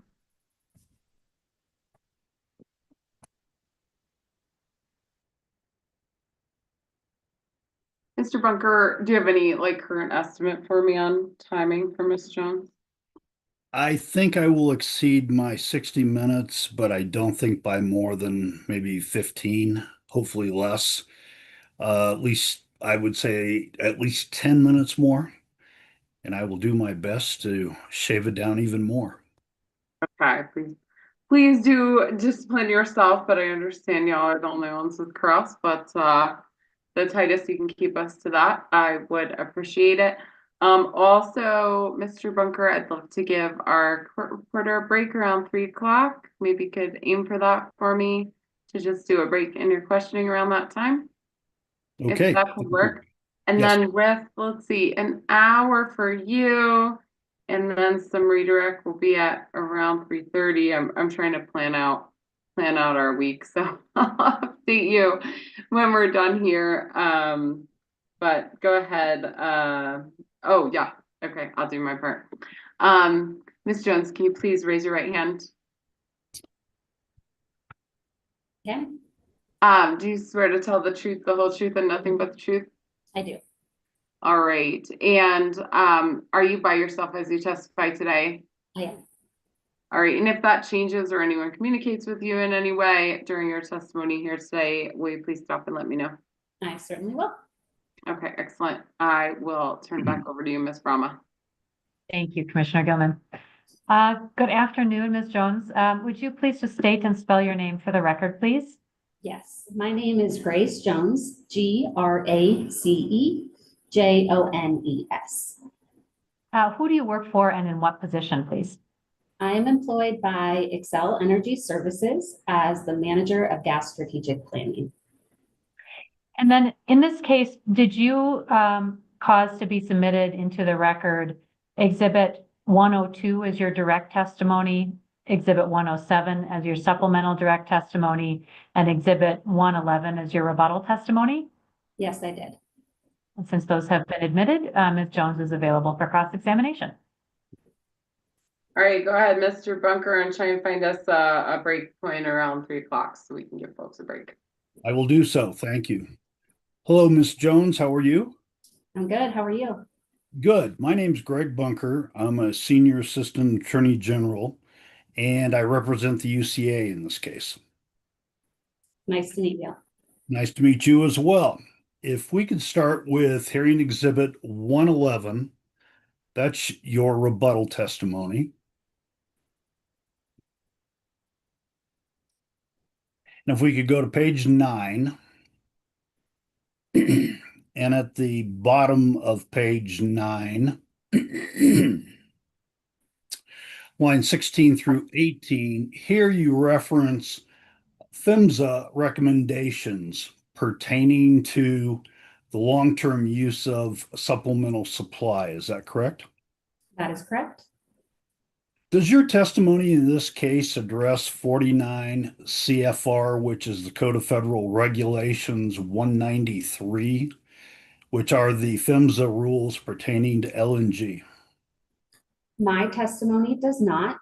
However, I would redirect you over to Ms. Roberts, who I do believe talks about those requirements in her testimony. Okay. So would it also be accurate that your testimony does not address the commission's rules, gas rules, in 4 CCR 723, section 11,300 and 11, make that 11,300 and 11,008, which pertains to LNG regulations? Correct. My testimony does not cover LNG recommendations, but rather that would be covered by company witness Roberts. Okay.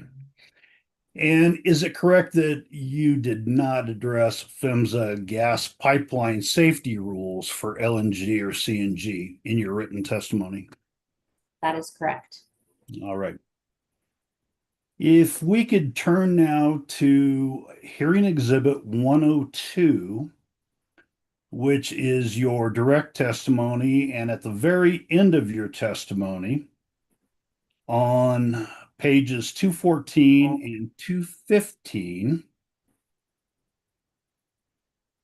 that's 214 and 215, here you provide your statement of qualifications, correct? That is correct. And you began your employment with Xcel Energy in 2001 as a senior gas capacity planning engineer, right?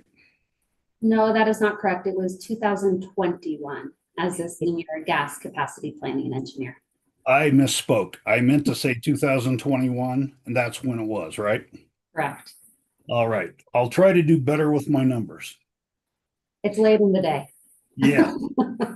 And then in 2022, you accepted a position as a project manager 3, focusing on non-pipeline alternatives, right? That is correct. And in 2023, you were promoted to the manager of gas strategic planning in the integrated system planning department, correct? Correct. And that's your current position, right? And that is my current position, correct. Okay, so based on your statement of qualifications, your professional engineering experience between 2011 and 2021 was in engineering areas other than natural gas planning. Is that accurate? Between 2011 and 2021, so about 10 years, I worked in the energy industry as a consultant. So in some cases that pertain to natural gas, but kind of pertain to energy more broadly. So you are correct that I wasn't specifically a utility natural gas system planner during that time. Okay, thank you for that clarification.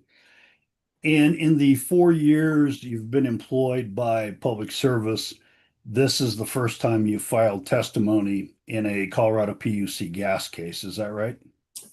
In the Colorado PUC gas case, that would be correct. This is my first time formally submitting testimony. Well, welcome. Oh, sorry. I said welcome.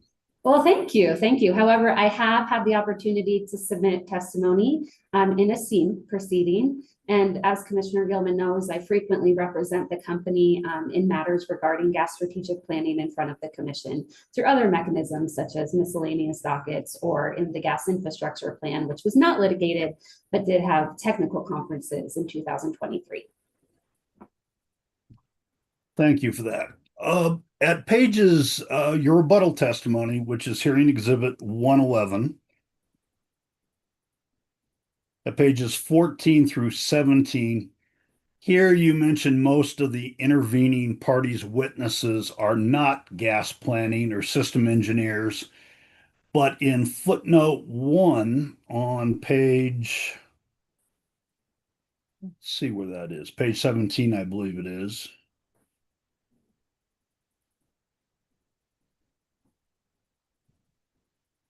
Oh, that's not quite right.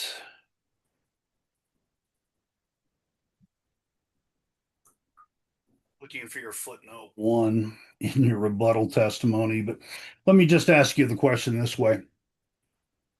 In this footnote, you mentioned Sierra Club witness Mr. Brown has worked in the utility gas system planning field.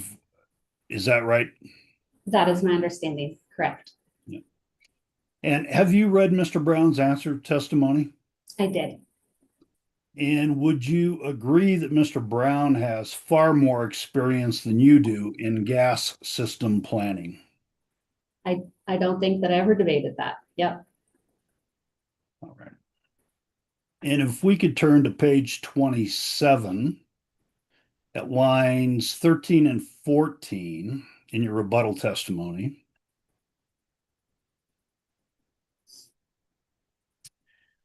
Here you mentioned various intervening parties attempt to poke holes in the company's assessment of its LNG and CNG. Is that correct?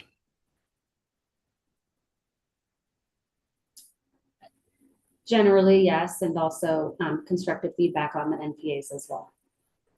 Okay. And you are not suggesting to the commission that it should ignore, disqualify, discount, or otherwise marginalize the intervening witness testimony, right? No, I am not suggesting that. And if we could go back to page 8 of your rebuttal testimony.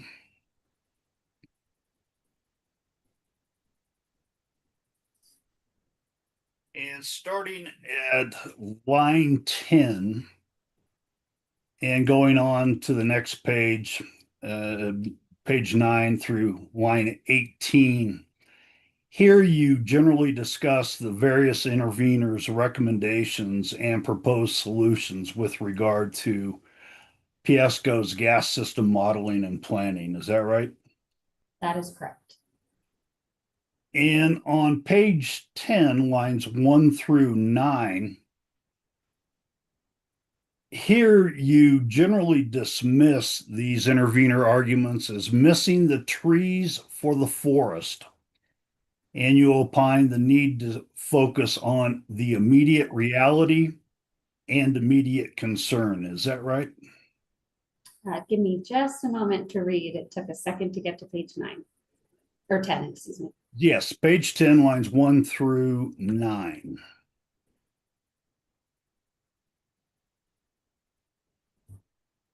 And then can you please repeat your question, Ms. Bunker? Mr. Yes. You generally dismiss the intervener's arguments as missing the trees for the forest, and you opine the need to focus on the immediate reality and immediate concern. Is that right? I would characterize this differently, more so to illustrate that several of the interveners' arguments are focused rather on the immediate supply constraint that we're experiencing in the Eastern Mountain gas system, but are focusing on solutions based on what policy might unfold. And this was meant to demonstrate that the company does have fundamental planning principles that are founded on what is currently happening. And we can't be overly optimistic about what could happen, but rather it's incredibly important that we focus on our customers' immediate concerns in order to support their health, their safety, their comfort, and their well-being. And that's the obligation of a prudent gas operator. If we could access UCA's box.com account and put on the screen hearing exhibit 425, please, 425.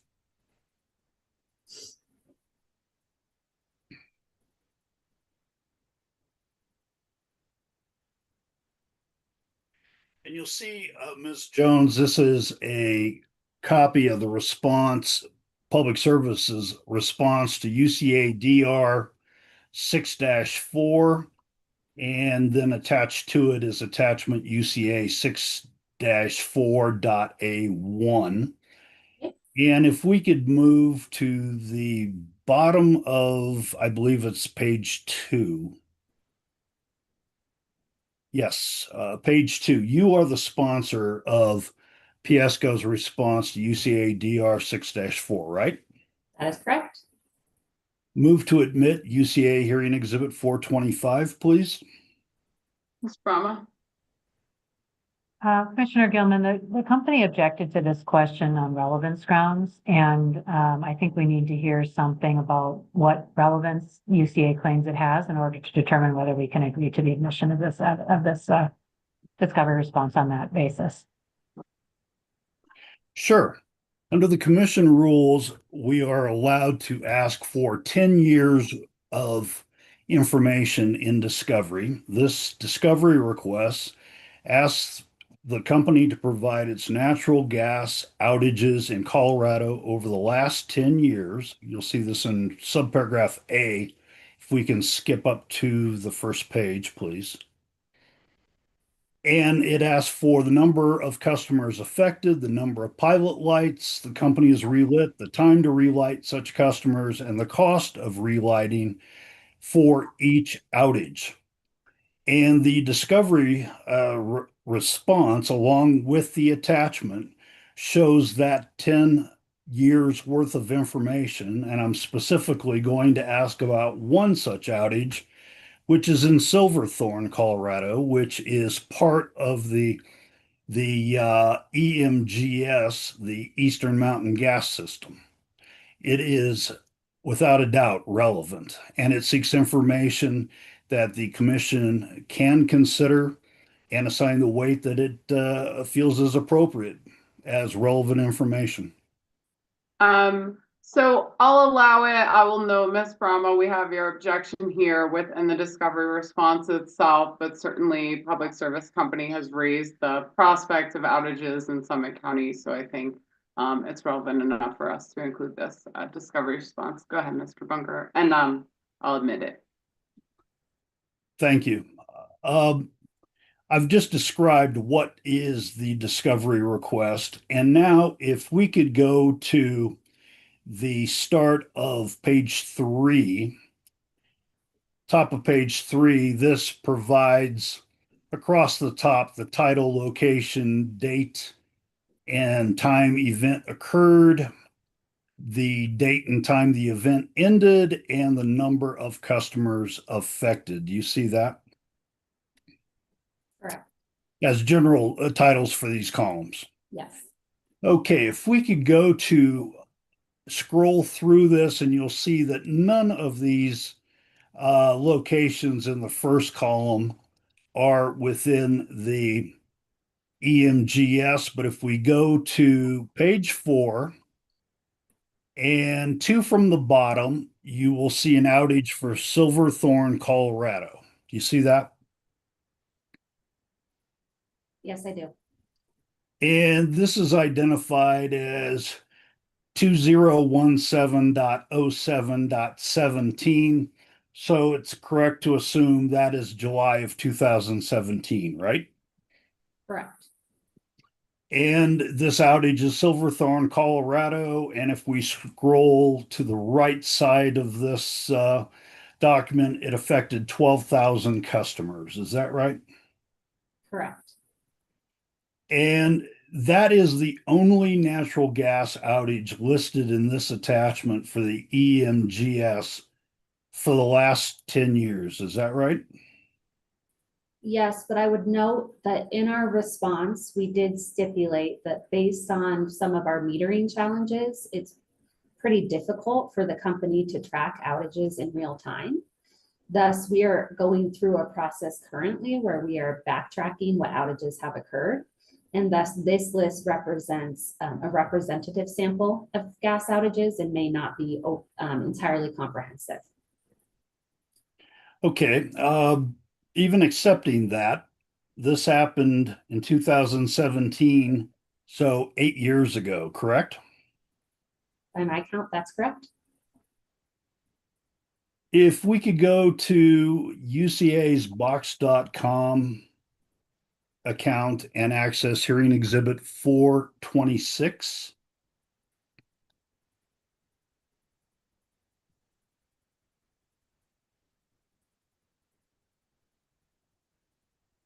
And this is discovery request UCA 7-5. And if we could go to page 2, you are one of the sponsors of this discovery response, correct? Correct. I move to admit hearing exhibit 426. Ms. Brahma. Could we scroll up just a moment, please, to see the question? And thank you. Just trying to orient myself real quickly to what this discovery request is. I think we have the same objection as before, understanding the commissioners this already ruled effectively on questions about outages and discovery. Recognizing your objection, I will still admit the exhibit. Thank you. If we could look at the question at the top of the page there, 7-5, subparagraph B. In B, the request is, please provide the details of all natural gas outages that have occurred in the EMGS in the last 10 years, including the causes of such outages, if any. See that? Yes. And in the response to 7-5 sub B, here you say this outage at Silverthorne in 2017 was not related to supply capacity constraint related issues, but rather was caused by operational and equipment malfunction. Is that right? That is correct. If we could go to UCA's box account and bring up hearing exhibit 427.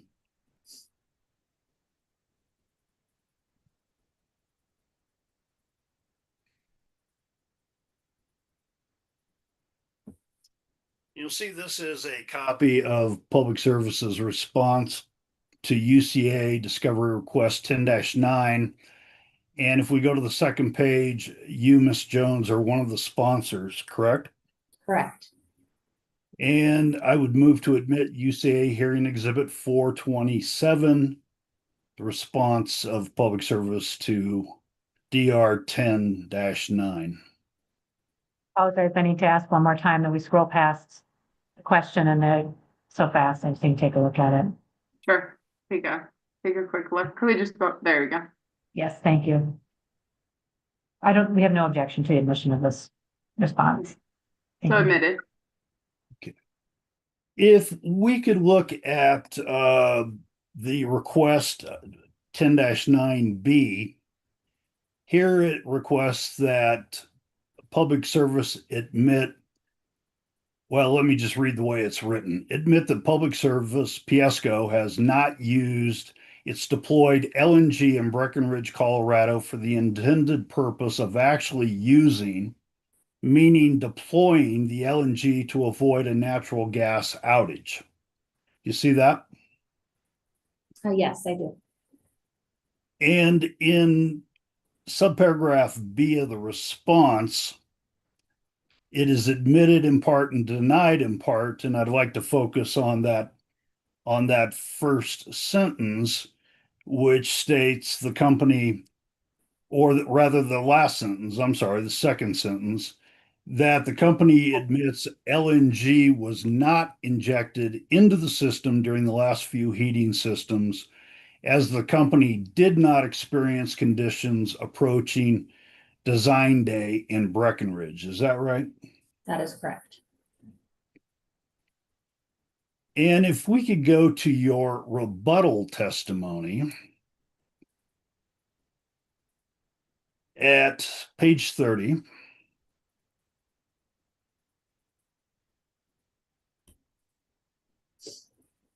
And starting at line 5 through 12, here you testified that the EMGS could sustain an outage even at a warmer temperature than the design day temperature of minus 39 degrees Fahrenheit. And you use an example that your hydraulic model indicates that the gas system will experience insufficient pressures in Breckenridge beginning at negative 32 degrees Fahrenheit, correct? Negative 23 degrees Or Fahrenheit. 23, I'm sorry. And that's for the 2025-26 heating season. But other than that, correct, yes. My apologies. I have right in front of me and I misstated the number. Minus 23 degrees Fahrenheit, you're correct. Is it correct that Public Service recorded a minimum temperature for its EMGS earlier this year, and by that I mean 2025, of minus 26 degrees Fahrenheit? That sounds correct, but I would emphasize that this temperature on the screen is for the 2025 to 26 heating season, not the previous heating season, which was 2024 to 25. And I will also maybe clarify that as the company continues to increase the design day peak hour gas demand on the system, that temperature is getting warmer, which is really meant to be illustrated in this section of my testimony. But the minus 26 degrees Fahrenheit, I did not misstate that number, correct? I don't have that number in front of me, but it sounds correct. Well, we could look at Mr. Skluzak's answer testimony if we need to. I'll take your word that negative 26 happened. Like I said, it sounds very correct to me. Okay. Thank you for that. And Piesco did not experience insufficient pressures in the EMGS and did not need to inject LNG into its system when that temperature was at minus 26 degrees Fahrenheit. Is that correct? The company did not inject LNG at that minimum daily temperature of negative 26. That is correct. Okay. So referring to your rebuttal testimony at page 29 and at lines 19 to 22, here you testify to the terrible, dangerous, and even deadly consequences of a gas outage. Is that correct? That is correct. And if we could go to UCA's box and bring onto the screen hearing exhibit 428.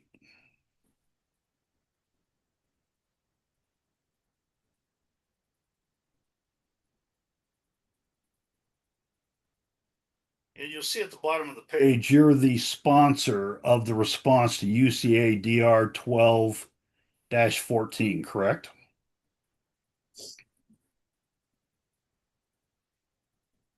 Can we scroll to the bottom of the screen, please? You're the sponsor, correct? Yes. I'd move to admit hearing exhibit 428.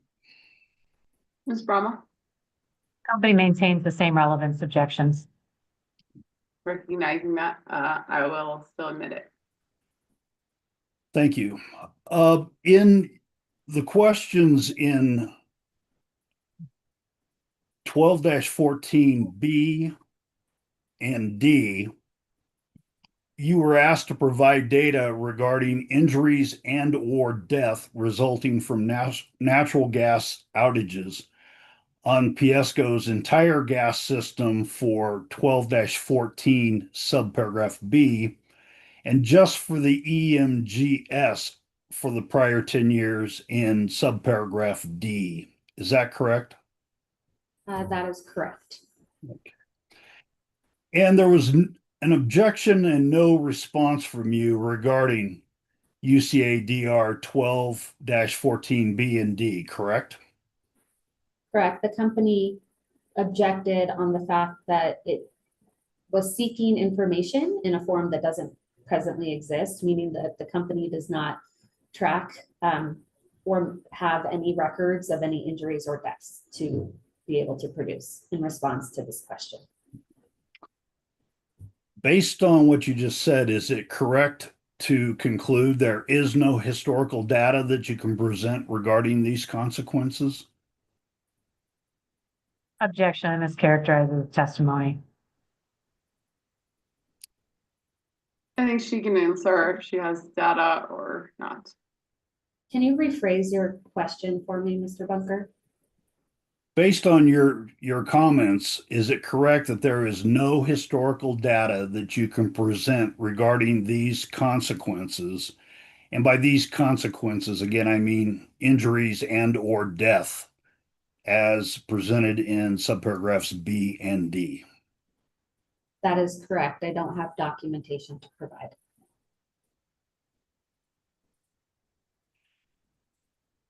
And if we could go back to your rebuttal testimony at page 34.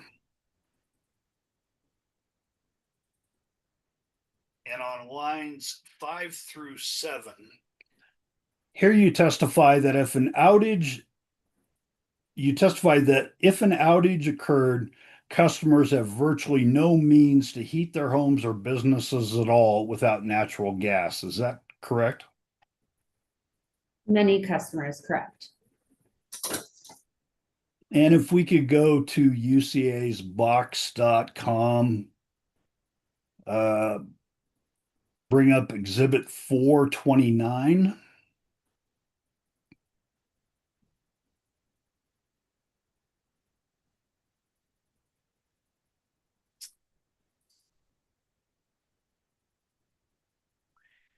And you'll see this is UCA Discovery Request 12-22 and the company's response. And if we could scroll to the second page, is it correct you are one of the sponsors of UCA DR, the response to UCA DR 12-22? That is correct. I'd move to admit UCA Hearing Exhibit 429. Ms. Brahma? Will you please scroll up to the questions?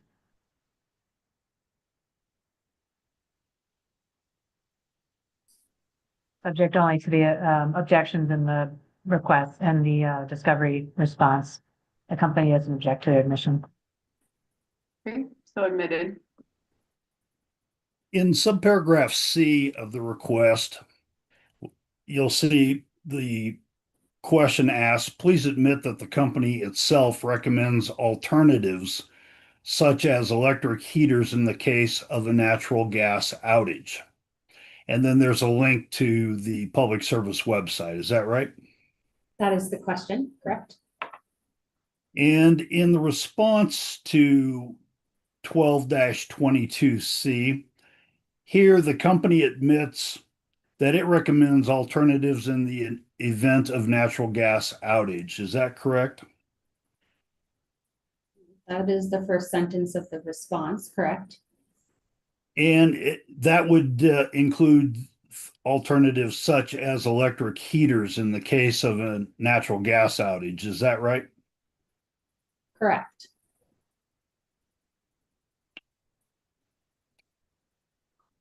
And if we could go to UCA's box.com account and bring up hearing exhibit 430.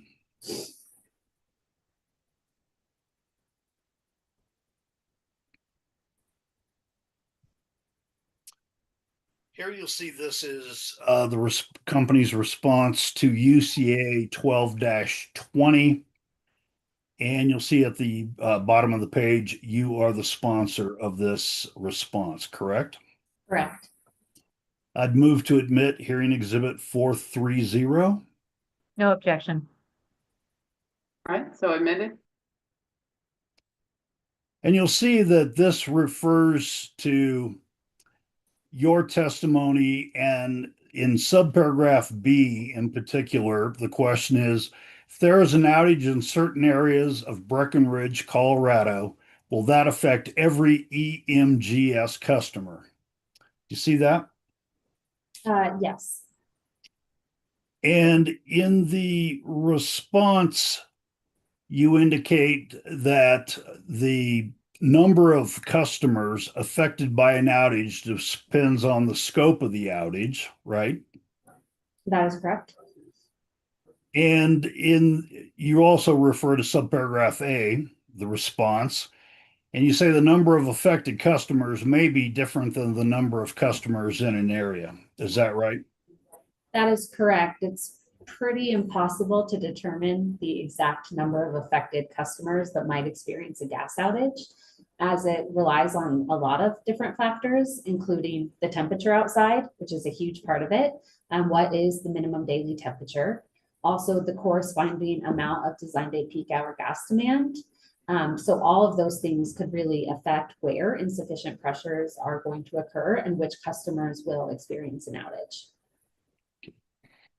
So if an outage occurs in a certain area of Breckenridge, that will not affect every EMGS customer or even every customer in Breckenridge. Is that correct? Yeah, so sorry, I'm going to take that in two different questions because you asked me kind of two different questions, if that's okay. So if an outage occurs in Breckenridge, you are correct. Not every single firm gas customer in the entirety of the Eastern Mountain gas system likely has an outage. In regards to the second part, which is that if an outage occurs in Breckenridge, would it be every customer in Breckenridge? And again, I would fall back on the fact that it's impossible to say. An outage depends on things such as the minimum daily temperature and the amount of design day peak hour gas demand that's actually being utilized during that time period, and how much supply we have into the area. So let me ask you it this way. An outage, depending on the scope, would only affect the customers directly impacted. Is that an accurate statement? I'm sorry, I'm trying to follow your question. Can you rephrase that or restate it for me? Sure. Depending on the scope of the outage, it would only affect the customers that are directly impacted. Would that be accurate? I object to the form of that question, as affect and impact are almost the same word, depending how they're defined. It's just the extent you need clarification from Mr. Bunker on what he's asking. You can ask him, otherwise go ahead and answer.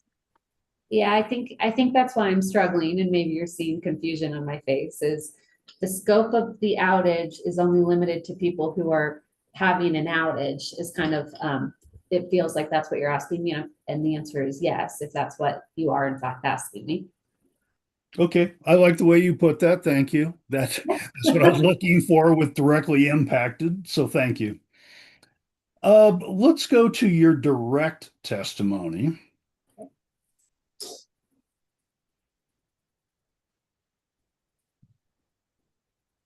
And at page 5, and that, by the way, is hearing exhibit 102. If you're looking for that document for us. And here on page 5, you discuss Piesco's approach was to methodically evaluate the supply constraint and possible solutions from all angles. Is that right? Trying to identify where on the page it states that. Oh, I think it's below the graph. Yes. And can you restate your question now that I can see my testimony? Sure. Piesco's approach was to methodically evaluate the supply constraint and possible solutions from all angles. Is that right? Yes, that is what is stated. Okay. If we could go to hearing exhibit 431. in UCA's box.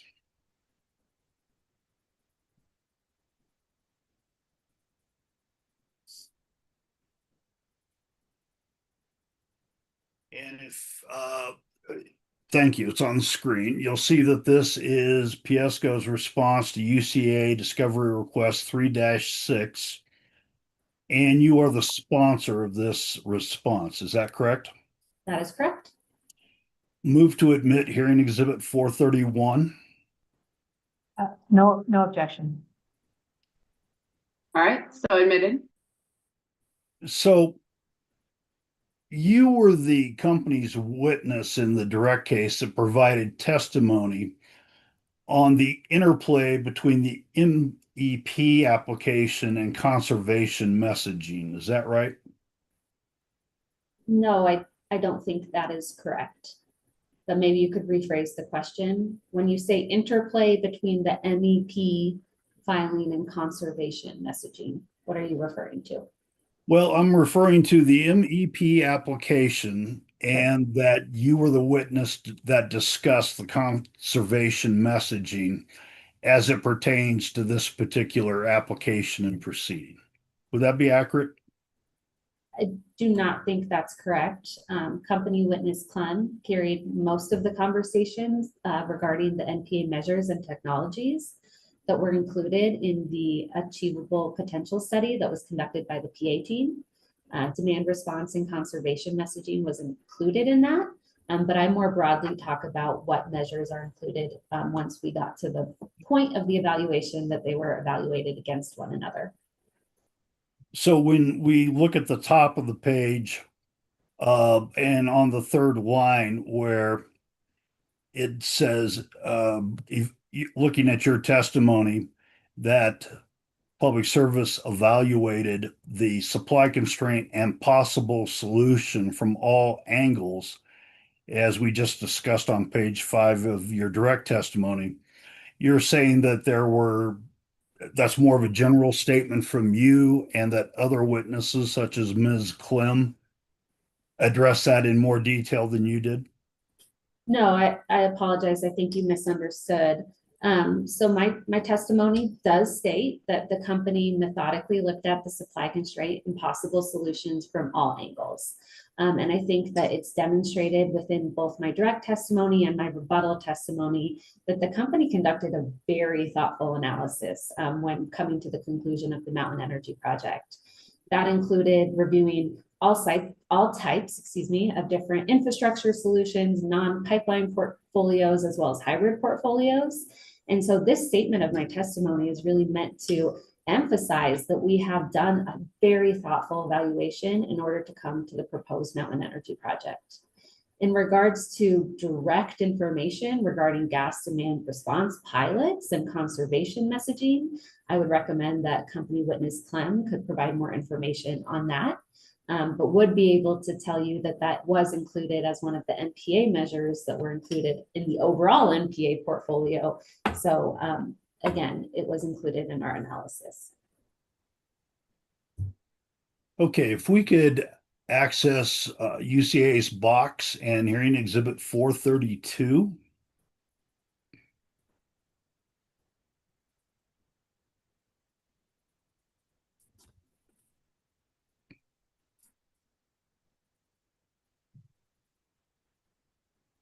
And you'll see this is the company's response to UCA request 12-24. And you are one of the sponsors of the response, correct? I am, correct. I'd move to admit hearing exhibit 432, please. Ms. Frama, No objection. so admitted. If we look at the response here at the bottom of the page to UCA 12-24, here the company admits that with sufficient customer participation, it is possible that conservation messaging could help mitigate or avoid gas outages by shaving peak natural gas usage. Is that correct? That is correct, with the important part of that sentence being with sufficient customer participation. It could technically avoid or mitigate the supply constraint in the Eastern Mountain Gas System.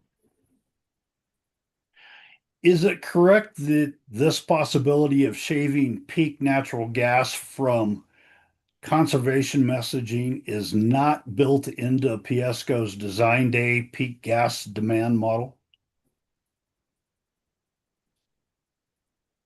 Conservation messaging is not included as part of the annual design day planning process. However, conservation messaging is included in the NPA portfolio, which is proposed as part of the Mountain Energy Project.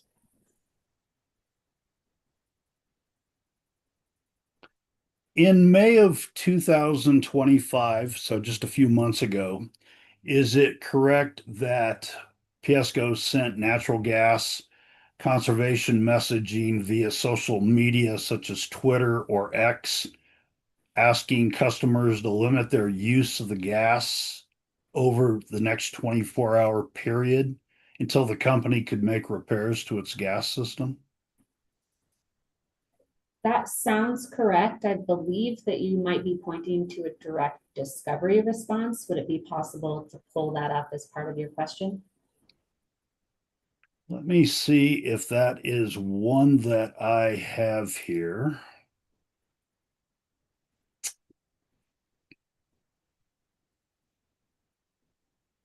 And I do not. Subject to check, would you agree with my question in terms of May of 2025? Subject to check, I would agree. Okay, thank you. And if we could go to your rebuttal testimony. Mr. Bunker, just want to check with you on a reasonable break point. Thank you. I missed our 3 o'clock. Our 3 o'clock. I'm sorry. No worries. Let's take it right now. And my next question kind of jumps into another series of questions. So I noticed you were switching exhibits. I thought it might work to interrupt yes. you. Okay.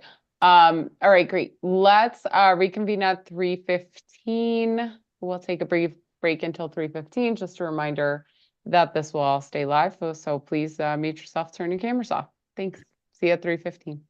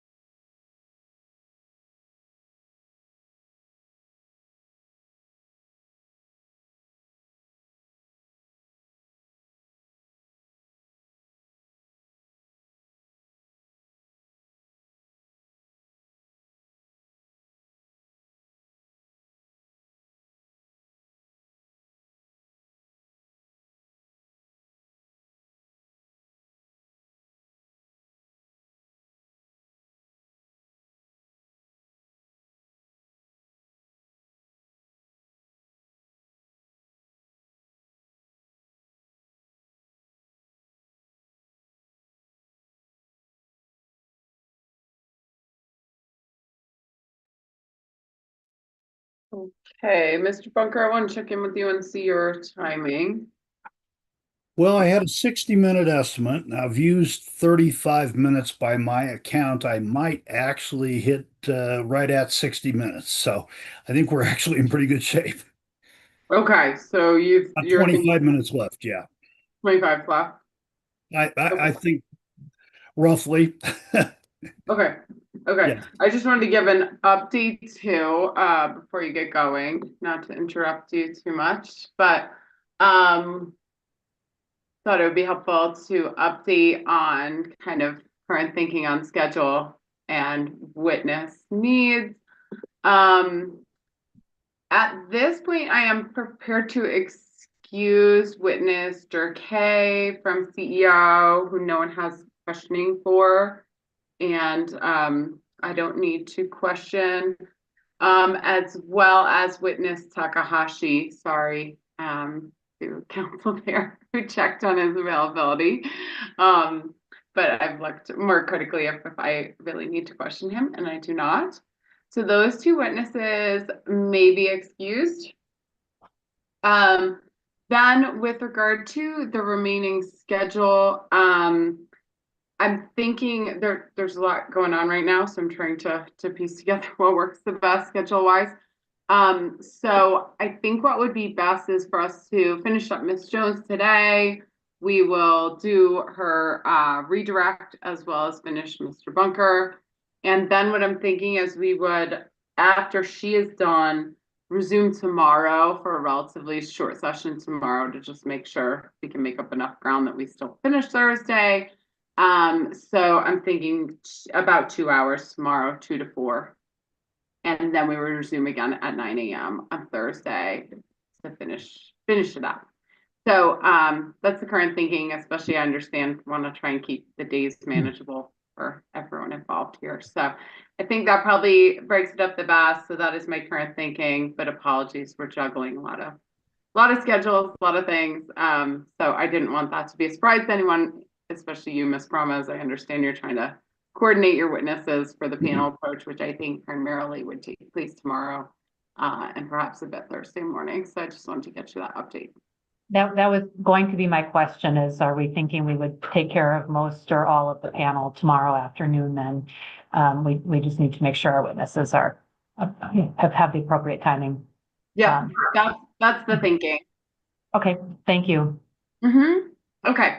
All right, perfect. With that, Mr. Bunker, go ahead, shooting for 25 minutes left with this one. If I could ask one question on that last discussion, and that is, we would start at 2 o'clock tomorrow rather than 1 o'clock. Is that what I heard? Yeah, that's my thinking. Okay. Try to keep it all manageable and juggle a lot of other things going on at the commission. Okay.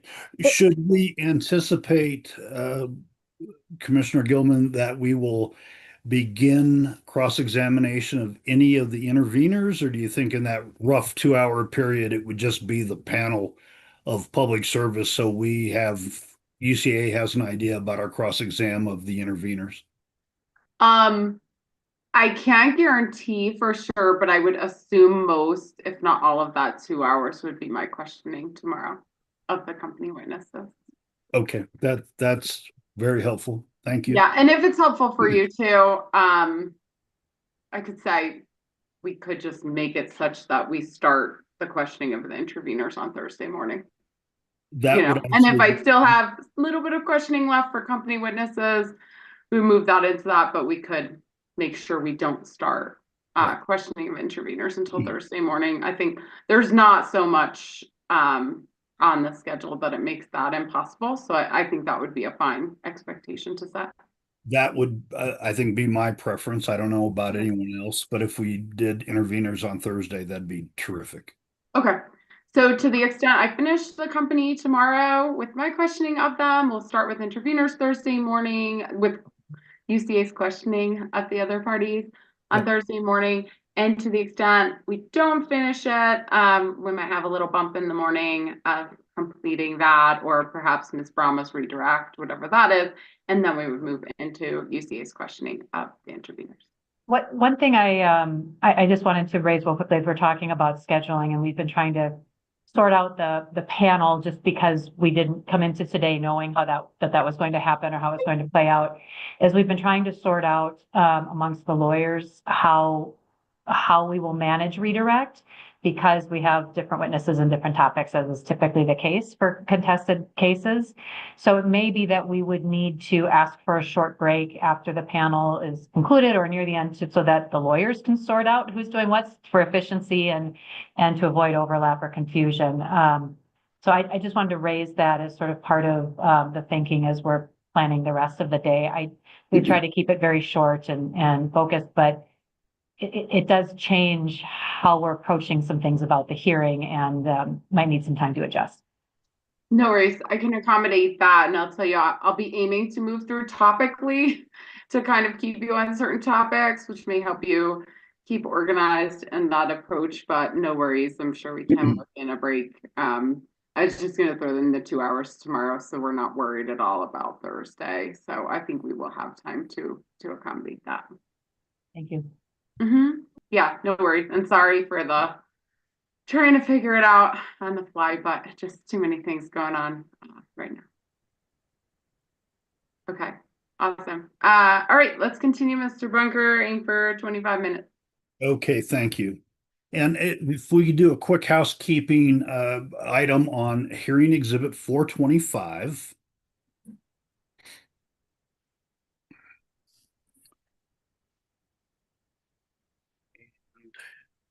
You will recall, Ms. Jones, this is the discovery response to 6-4.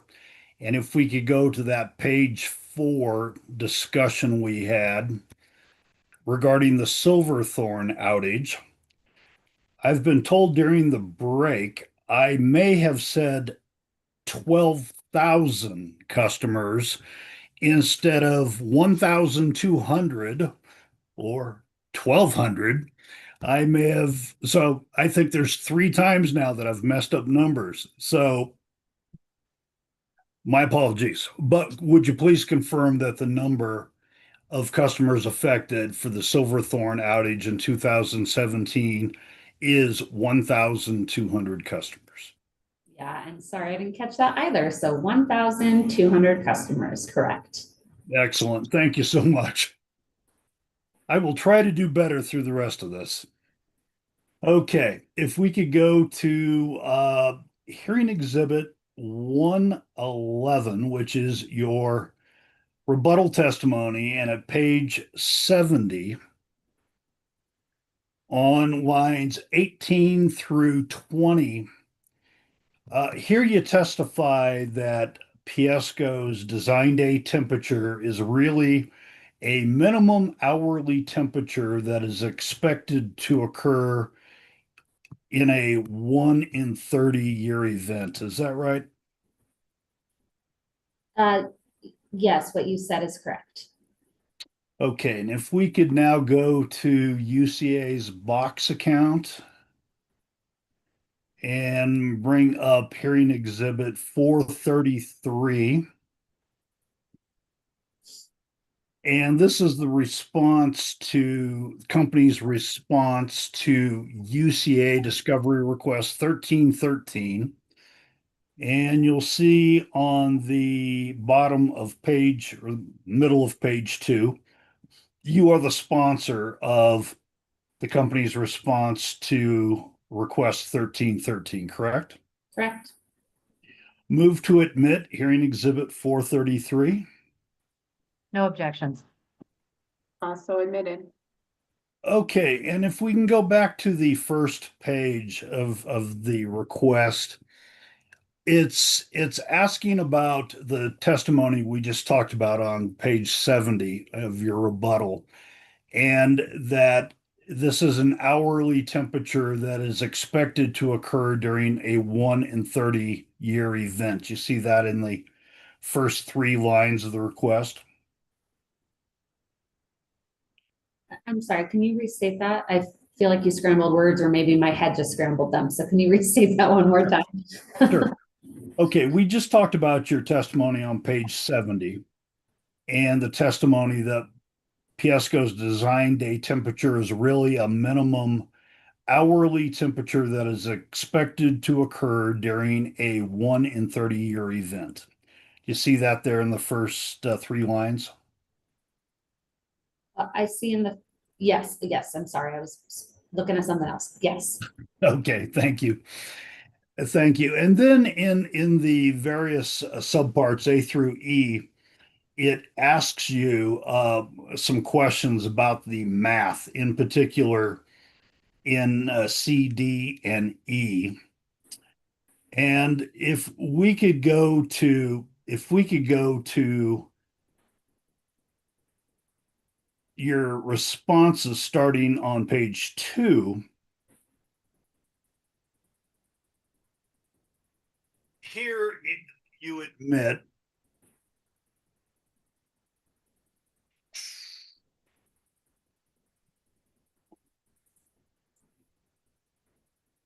okay, let me maybe go about it this way.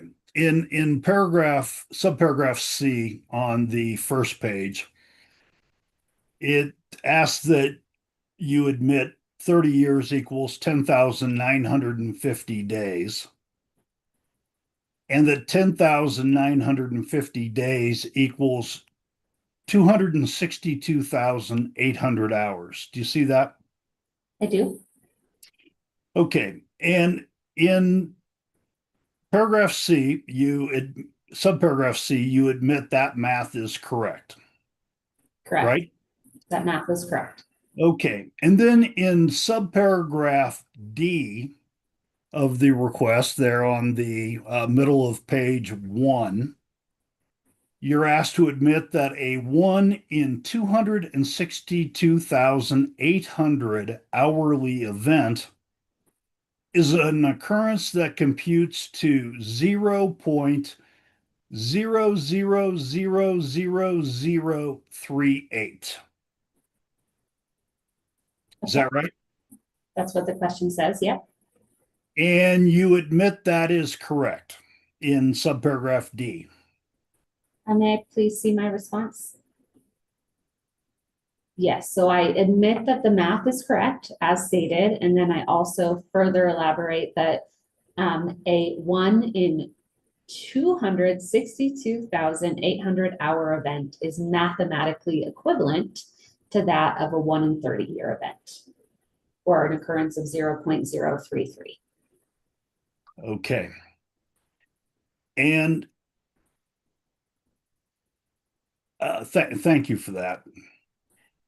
And you admitted that the peak hour or the minimum hourly temperature is the hourly temperature that's expected to occur in a 1 in 262,800 hour event. Is that right? That peak hour?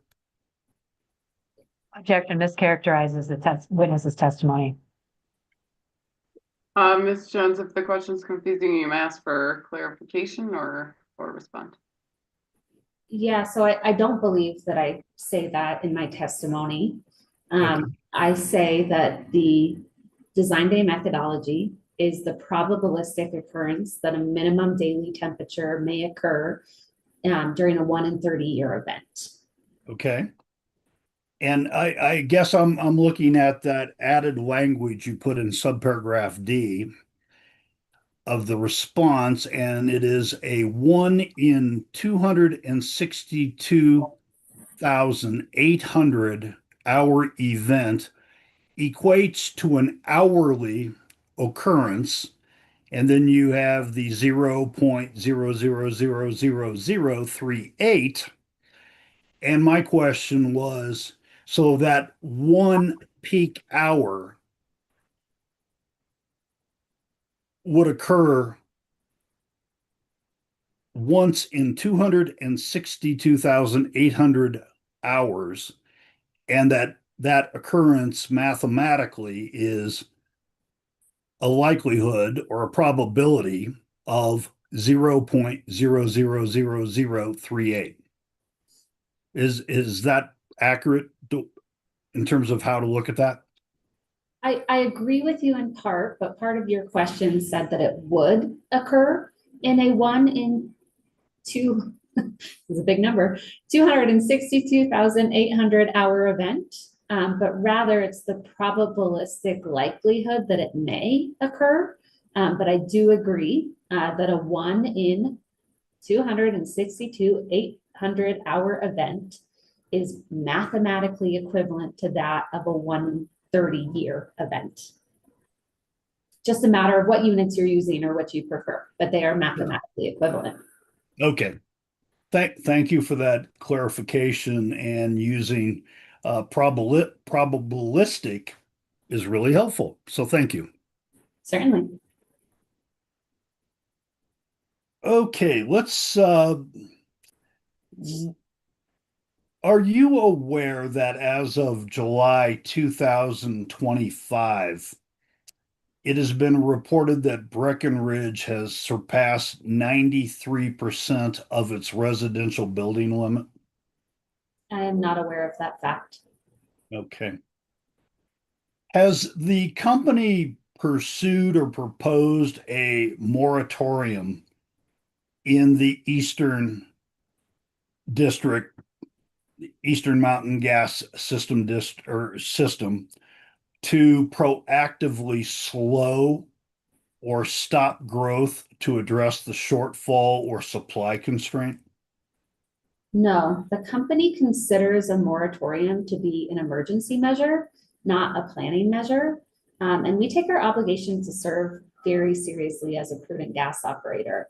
So in lieu of instituting a moratorium in the Eastern Mountain Gas System or even upstream in the Denver or Northern gas systems, the company has been using temporary supplemental supply facilities in order to ensure that we are able to reliably and safely serve customers during design date conditions. Would you agree that a moratorium would be a possible solution to address the supply constraint in whole or in part? So I will admit in part that that is true, but I just want to reiterate that the supply constraint that we are experiencing in the Eastern Mountain Gas System is existing and forecasted. So the forecasted portion of it, there is potential that a moratorium could, reduce the design date peak hour gas demand. But because our systems are hydraulically interrelated, it's a little more complicated than that. And I think that the company would not endorse a moratorium in lieu of pursuing a longer term solution that allows us to fulfill our obligation to serve. If we could turn to your rebuttal testimony, it's Exhibit 111, starting at page 31 on line 19, and I'll at the bottom of the page. Yep, thank you. You're asking the question, what are the options if the commission were to deny or delay LNG or CNG at Breckenridge or Keystone or both? That's the question. And you'll see that on line 7 on page 32, you talk here about a moratorium as a option in line 7. Do you see that? I wouldn't classify that I'm saying that it's a preferred option. I'm saying that the company would be limited to a smaller tool set in the event that the commission elected not to give us CPCN approval for our modular LNG and CNG facilities. And therefore, we'd have to consider multiple options, one of which could be a moratorium, but would also potentially be paired with other things and certainly would not be considered an ideal outcome for the company, our customers, and likely the commission, but I cannot speak for them. Okay. But you agree it could be an option? The reason I'm struggling to answer this question is because from a purely technical standpoint, sure, a moratorium could reduce, continued increase in design day peak hour gas demand. But part of your question also kind of points to the legality and the regulatory construct regarding our obligation to serve. And that is not something that I would be prepared to answer. Okay, let's pull up hearing exhibit from the UCA box. Exhibit 434.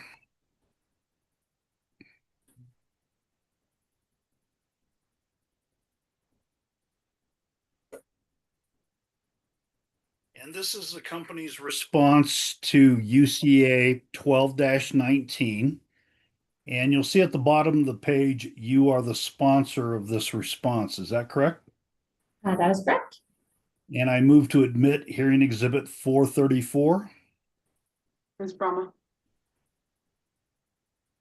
Just orienting myself briefly. I have no objections. Thank you. So admitted.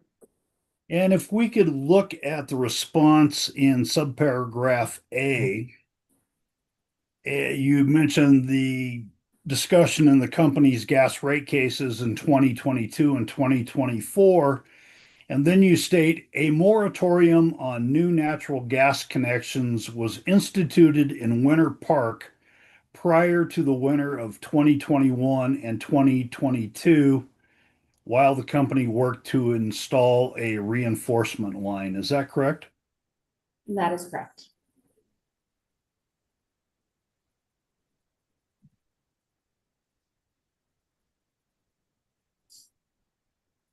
And when the UCA asked in subparagraph B of this request whether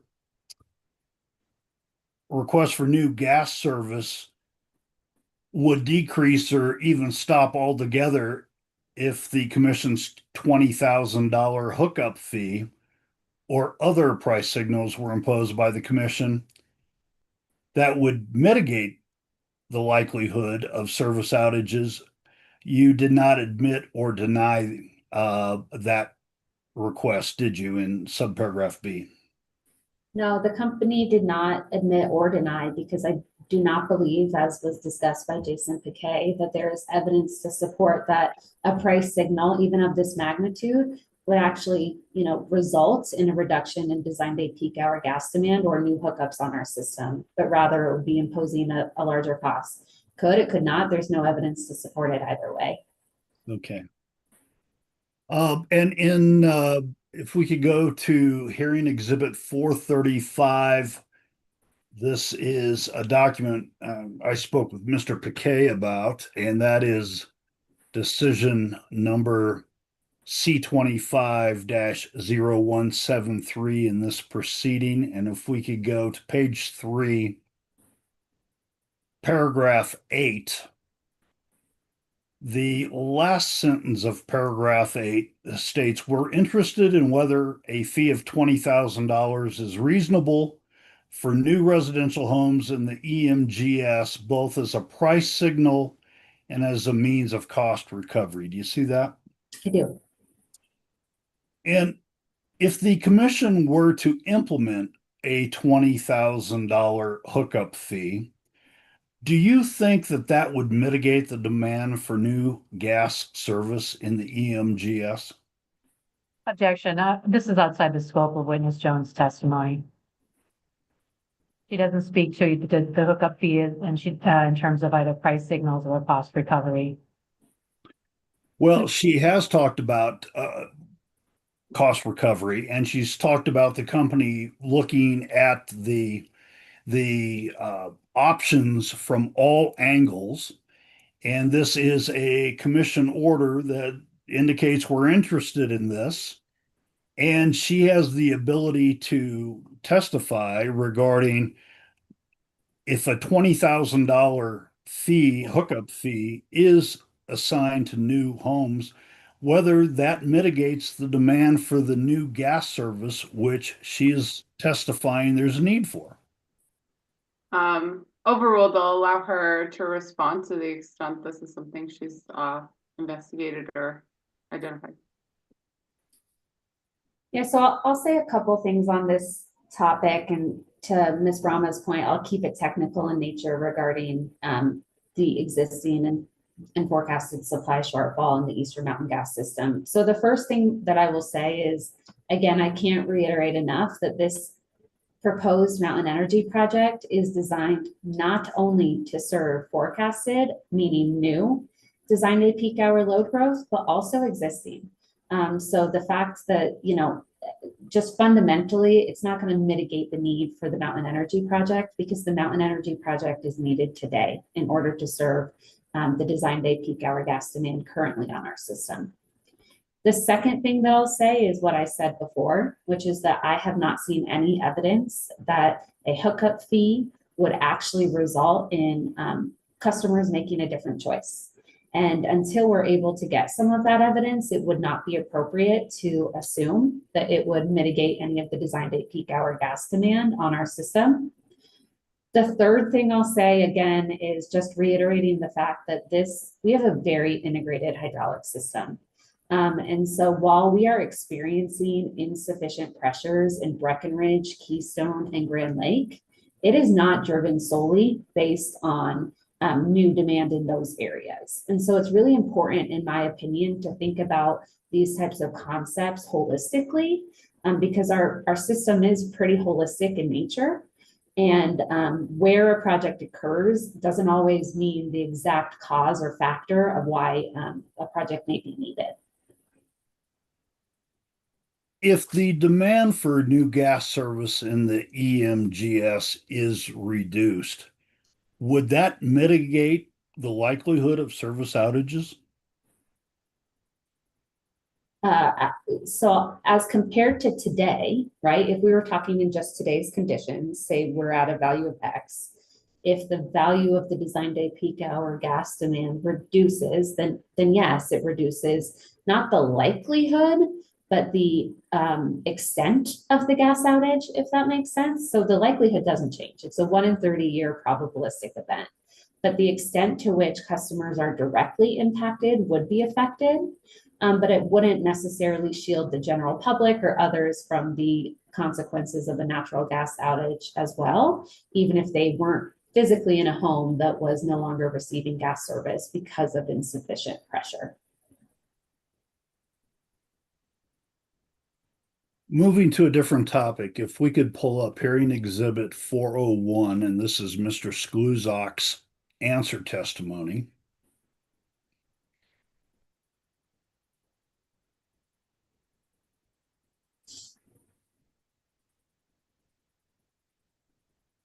And at page 41, starting on line 19,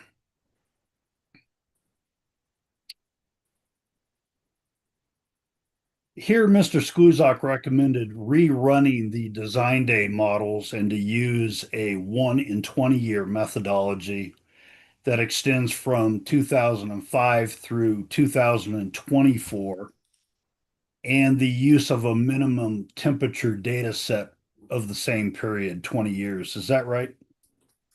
Let's see, 1 in 20 year methodology.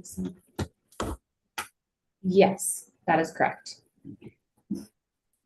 And is it correct that Public Service did not rerun the design day models and use a 1 in 20 year methodology that extends from 2005 through 2024, or use a minimum temperature data set for the same period of 20 years? That is not correct. In my rebuttal testimony, the company performed several different sensitivities regarding design day temperatures, including that recommended here on the screen. If you'd like, we can pull up my direct testimony and I can provide a little bit of information on the results of that. So you're saying it's in your rebuttal testimony, but you just said direct testimony? Oh, apologies if I misspoke. Thank you for correcting me.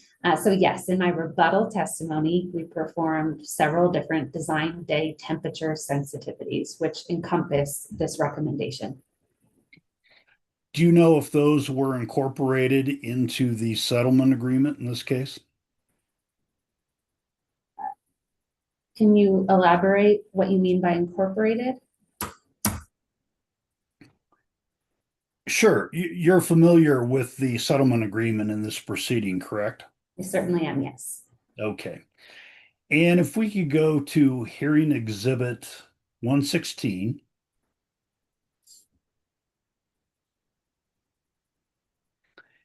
And go to page 9, paragraph 14A, little I. Here it discusses the interim regulatory filing that will be filed December 1st of 2028. You're familiar with that, right? Correct. No later than December 1st of 2028 is my recollection. Okay.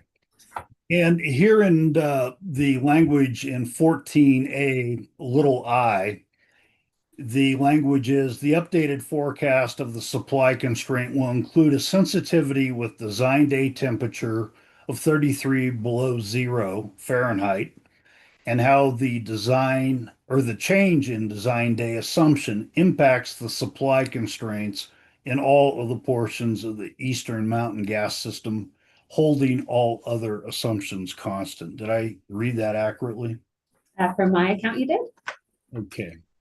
And since the updated forecast of the supply constraint, including a design day temperature of minus 33 degrees below zero Fahrenheit, is not required under the settlement agreement until that interim regulatory filing is filed on or before December 1st, 2028. Is it correct that that Public Service's direct and rebuttal case design day temperature of minus 39 degrees below zero Fahrenheit will be used? So no, a couple things to state there. So first and foremost, in regards to what's on the screen, that little I, the company has committed to providing a sensitivity using a design day temperature of negative 33 degrees Fahrenheit. We have not committed to the fact that that will be our design day temperature at the time of December 1st, 2028, or when we file the interim regulatory filing. So just to clarify on that, that this is intended to be a sensitivity of whatever that number is at the time. And you haven't performed that, is, I guess, just to put a bow on this and to tie that concept up. You have not yet performed that sensitivity study, right? In my rebuttal testimony, we performed a sensitivity at negative 31, so actually a warmer temperature than negative 33. And the reason that we did that is because of the reasonable design day temperature, some would consider reasonable. The other interveners recommended that was the warmest. And so we used that sensitivity in order to illustrate that the supply constraint in the Eastern Mountain gas system was still prevalent and still necessitated the need for the Mountain Energy Project, even with a change in the design day temperature. So no, we didn't run it exactly at negative 33, but I would say that the intent of it was encompassed by running an analysis at negative 31. Mr. Bunker, I just wanted to check with you on timing. I'm at that end of that 25 minutes after our break. I have maybe 5 more questions, so I'm real close. All right, please be expedient in wrapping it up for us. Thank you. So the 1 in 30 year design day methodology and the resulting minus 39 below zero Fahrenheit temperature value you supported in your direct and rebuttal testimony, that may or may not be changed in the December 2028 interim regulatory filing. Is that the takeaway? Yeah, so as part of our annual design day planning process, one of the steps that we take is reevaluating our design day methodology, and then also recalculating the design day temperature with the most recent year of historical minimum daily temperature. So at this point in time, I can confirm that our 1 in 30 year methodology still stands and is recommended by the company, and it results in a negative 39. But in regards to the future, that would be speculation. But I can say that we do evaluate it every year in an attempt to make sure that we are keeping up with trends in gas planning and making sure that we're, soliciting and considering feedback from the commission as well as our stakeholders. Yeah.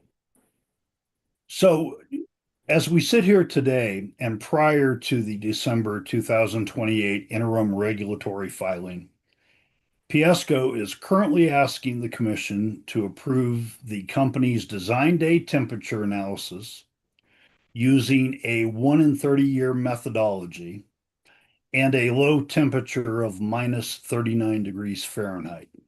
Objection to the extent this is mischaracterizing the company's testimony and calling for a legal conclusion as to what the company is asking the commission to approve or not approve with respect to design day temperature.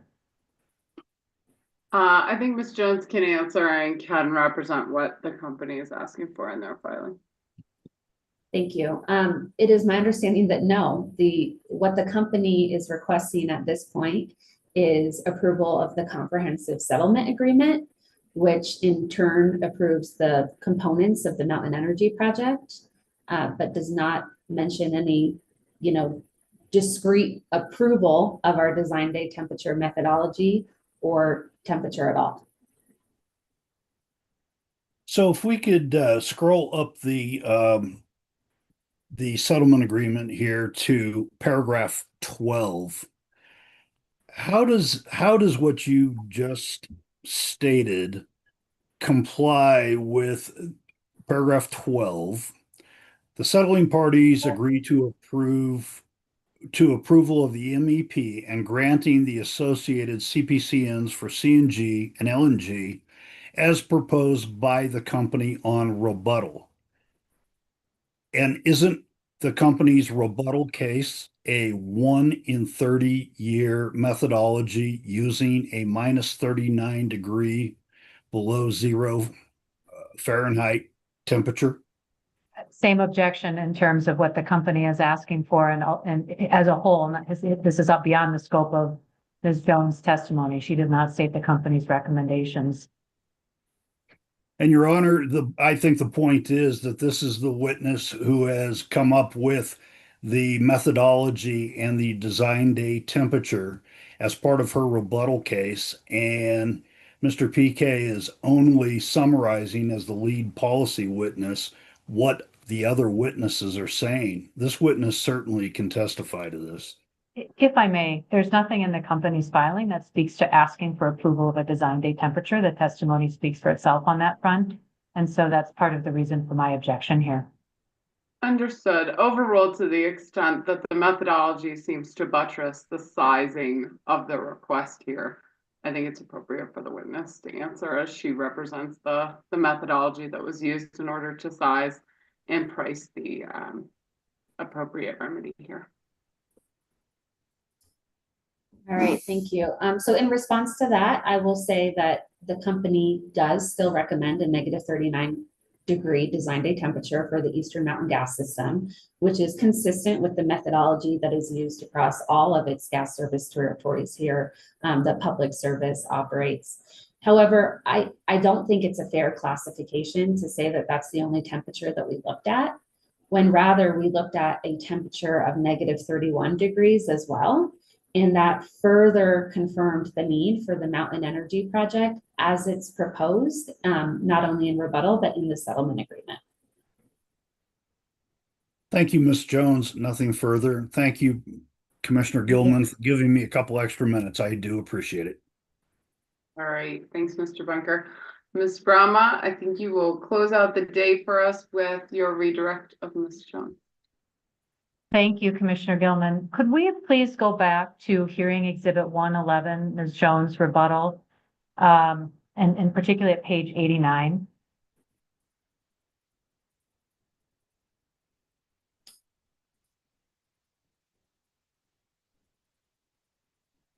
So I'm going to start at the end of what Mr. Bunker was just talking to you about, Ms. Jones. And I'm showing you hearing exhibit 111, your rebuttal, and your table GKJR5. And my question for you is the company's recommendation regarding the Mountain Energy project dependent on adoption of a minus 39 degree design day temperature? And can you explain how this table factors into your answer? Yeah, certainly. So no, The Mountain Energy Project is not dependent on an adoption of the company's proposed 1 in 30 year methodology, resulting in a negative 39-degree Fahrenheit design day temperature for the Eastern Mountain gas system. Rather, as depicted on the screen here, you'll see in the column temperature, the multiple temperatures that were proposed by other interveners in the case, and then whether or not the need at Breckenridge and Keystone remain and still necessitate the need for the components included in the Mountain Energy Project. And as you can see, the need does not change all the way down to negative 31 degrees Fahrenheit. Okay, thank you. And could we please turn to the same hearing exhibit, page 72, in the table in the middle of the page?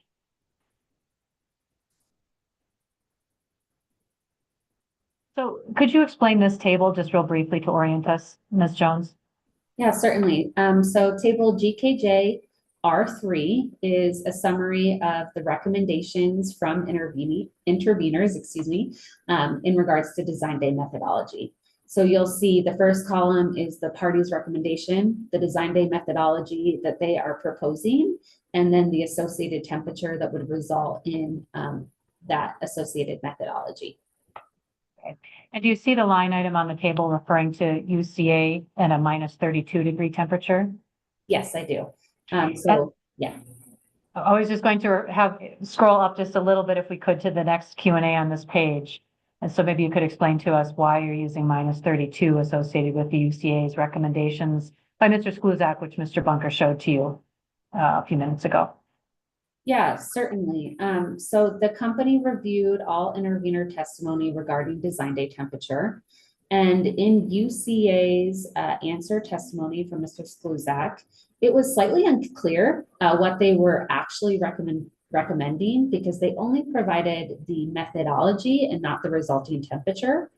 And so what the company was able to conclude is that we believe that they were recommending using the minimum yearly temperature data that occurred in the past 20 years and then also the past 30 years. So that would result in the design day temperature of negative 32. And how is a minimum daily temperature different from a probabilistic analysis of a potential design day temperature? Yeah, great question. So a minimum yearly analysis is only looking at a very limited data set. So in the case of looking at the past 30 years, I'll use that as an example. It would be looking at the last 30 years of data and just simply stating what's the minimum temperature that occurred. So what that misses is what the probability of something occurring again, particularly an extreme weather event. So what the company proposes as their design day methodology is actually looking at a much more expansive history in order to accommodate more extreme weather conditions in order to develop a probability. And we believe that that is more conservative, but also more accurate as to what temperatures might actually occur. Because just because a temperature hasn't occurred in the last 30 years doesn't mean that there is a 0% probability that it could occur again. And therefore, our methodology is very robust and considers probability as well. And to that point, did you do, you talked with Mr. Bunker a little bit about the number of hours, days in a year and hours in 30 years and so on, if you recall that line of questioning? Yes. And does your analyses overall indicate that if there were to be a design day event under your probabilistic analysis, it is likely to only occur for a single hour? No, that's a great question. So single hour maybe for that day. So temperature varies throughout the day, right? So temperature is not going to stay constant throughout the entire day. But as part of our analysis, what we looked at, what is the likelihood that a minimum temperature could occur multiple days in a row? And that was really informative to determine how much amount of on-site storage was required for our supplemental supply facilities. So in addition to only looking at what's the minimum temperature that could occur, we also looked at the probability that that temperature could occur multiple days in a row. And what was determined is that, there's a 99.6% certainty that a minimum temperature would occur less than 48 hours apart, meaning, roughly 2 days, which led the company to believe that it would be appropriate to have 2 days worth of design day daily amount of volume for our supplemental supply facilities. Okay. So you kind of anticipated I think my next question was, we've been talking up to this point for the most part about temperatures, as we show on the table on the screen here, and in the yes/no table from later in your testimony about is LNG or CNG needed, yes or no, at these temperatures. Could you please explain how or to what extent the temperature actually affects the sizing of, let's start with LNG, just to be clear about that, to the extent it does? Yeah, certainly. So our minimum design temperature is the minimum hourly temperature. And what we do is we actually use our Synergy gas hydraulic model to model what customer consumption data would look like in our Eastern Mountain gas system during an unsteady state simulation for 24 hours. And the reason that we do that is because we want to acknowledge the fact that temperature changes throughout the day, and as such, customer gas consumption changes throughout the day. And so that temperature is a direct input into figuring out what is the required daily amount of supplemental supply that could be required to maintain that design day condition. And then, as I previously discussed, we multiply that by 2 in order to account for the probability of 2 days occurring in a row. And does the temperature directly dictate, if you have a lower design day temperature, does that necessarily directly dictate how many tanks you need or how much supply you need for a given event? Maybe could you restate that for me, Ms. Sure. Yeah, it wasn't the best question. Sorry about that. I guess I'm trying to get clarity here on the extent to which, if we had a different design day assumption or temperature assumption, not peak hour gas demand assumption, does that directly dictate the sizing of the LNG in terms of the equipment or the tanks or those kinds of aspects of the need for, beyond just the overall need for LNG? It could have a minimal impact on the number of on-site storage tanks that you need, but in regards to the rest of the equipment, that kind of upfront investment to have a modular supplemental supply facility remains the same. And that was discussed by Ms. Roberts. But I use the word minimal on purpose because we've looked at multiple design day temperatures, and we've really determined that under multiple scenarios, 5 tanks is still appropriate as a use for LNG, at least. Thank you. I think we can take the rebuttal down for the moment. I'm going to ask you a more general question, referring back to your discussion with Mr. Bunker about Winter Park, and you described moratorium as an emergency measure. Can you just briefly explain your understanding of why the company implemented a moratorium for that one, or prior to one heating season for Winter Park, and does not support that particular outcome in this situation? What's the difference? Yeah, so my understanding of the Winter Park moratorium is it was an entirely different situation than what we're experiencing right now in the Eastern Mountain gas system. The company had proposed a long-term solution, and in construction of that long-term solution ran into several different hurdles, I will say, in regards to construction, permitting, land acquisition, that required us to no longer be able to hit our proposed in-service date. So as an emergency measure, in addition to some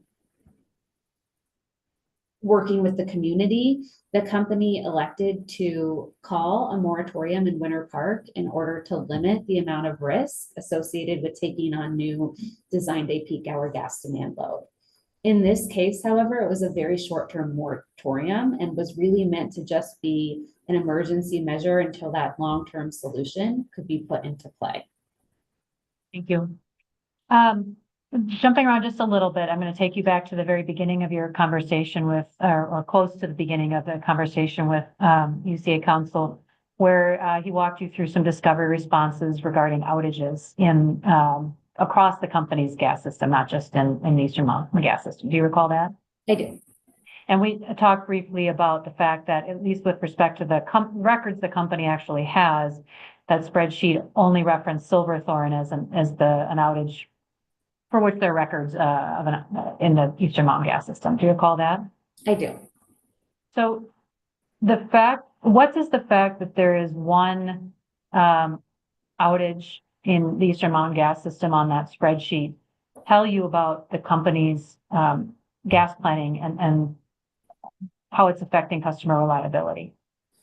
Yeah, there's maybe two things I'll say on that, if I may. So the first is that if you recall, as I discussed with Mr. Bunker, the reason for that gas outage was not related to a capacity constraint or a supply constraint. And I think that's really important. So the reason I think that that's really important is because it demonstrates that the company has a very reliable track record with ensuring that we are able to provide reliable service and safe service to customers during extreme cold weather events when they need it the most. This occurred back in 2017 and was not supply constraint or capacity constraint related. And I think that that really speaks to the value of the planning principles that the company has put forward in service of our customers to ensure that they're able to receive the gas service that they need. In your view, from a planning perspective, to what extent is it appropriate to compare outages that occur as a result of a third-party strike or other, system malfunction situation that might occur at any time of the year to an outage that might occur on a design day due to a supply constraint? Yeah.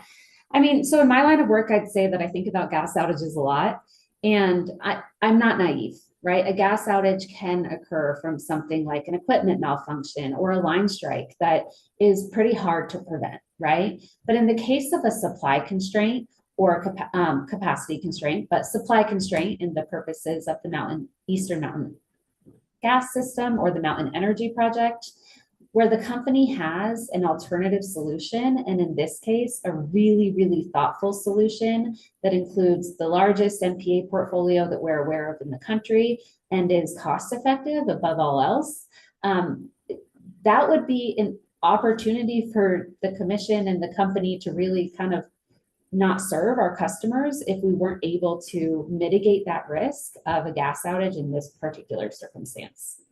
And are the risks to customers different when we're talking about potential outage on a design day at minus 30, 32, 39 degrees than it might be at some other times of the year?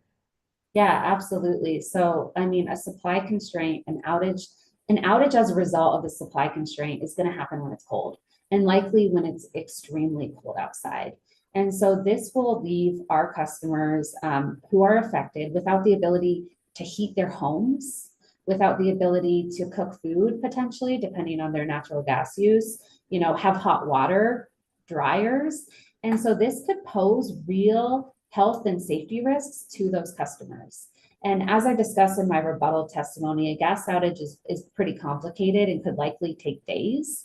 And so this could mean that those customers who are affected are out of gas for multiple days in a row. And, customers who are more vulnerable, perhaps elderly or have underlying health conditions, are even more at risk. But the one thing that I'll maybe underscore is that it's not just the customers who are directly affected, meaning they're the ones without gas service to their home or business, but it's the general public that could also experience some significant health and safety risks. And the reason I say that is because, a lot of other businesses that could be affected include ones such as like restaurants, grocery stores, hospitals, schools, first responders. And so this is something that we really need to take seriously as a company. And one of the reasons that we really ground ourselves in being prudent gas operators and make sure that we do use conservative enough assumptions to ensure reliable gas service, especially when it's cold. Council also asked you a question about the company's data about individuals who have been harmed personally in their health and well-being or have even died as a result of gas outages. And I know you talked about that we don't have a lot of data about that. How does that factor into your gas planning and thinking about the need to prevent such instances from occurring? Yeah, the interesting thing about gas outages is sometimes, the risks regarding health and safety are hard to quantify, but they are certainly easy to qualify and something that we consider near and dear to the heart of, Xcel Energy as prudent gas operators and need to be considered because we believe that our obligation to serve reliably and the customers with the energy that they choose is the prudent way to operate. Just one moment, I'm just going back to my notes very quickly.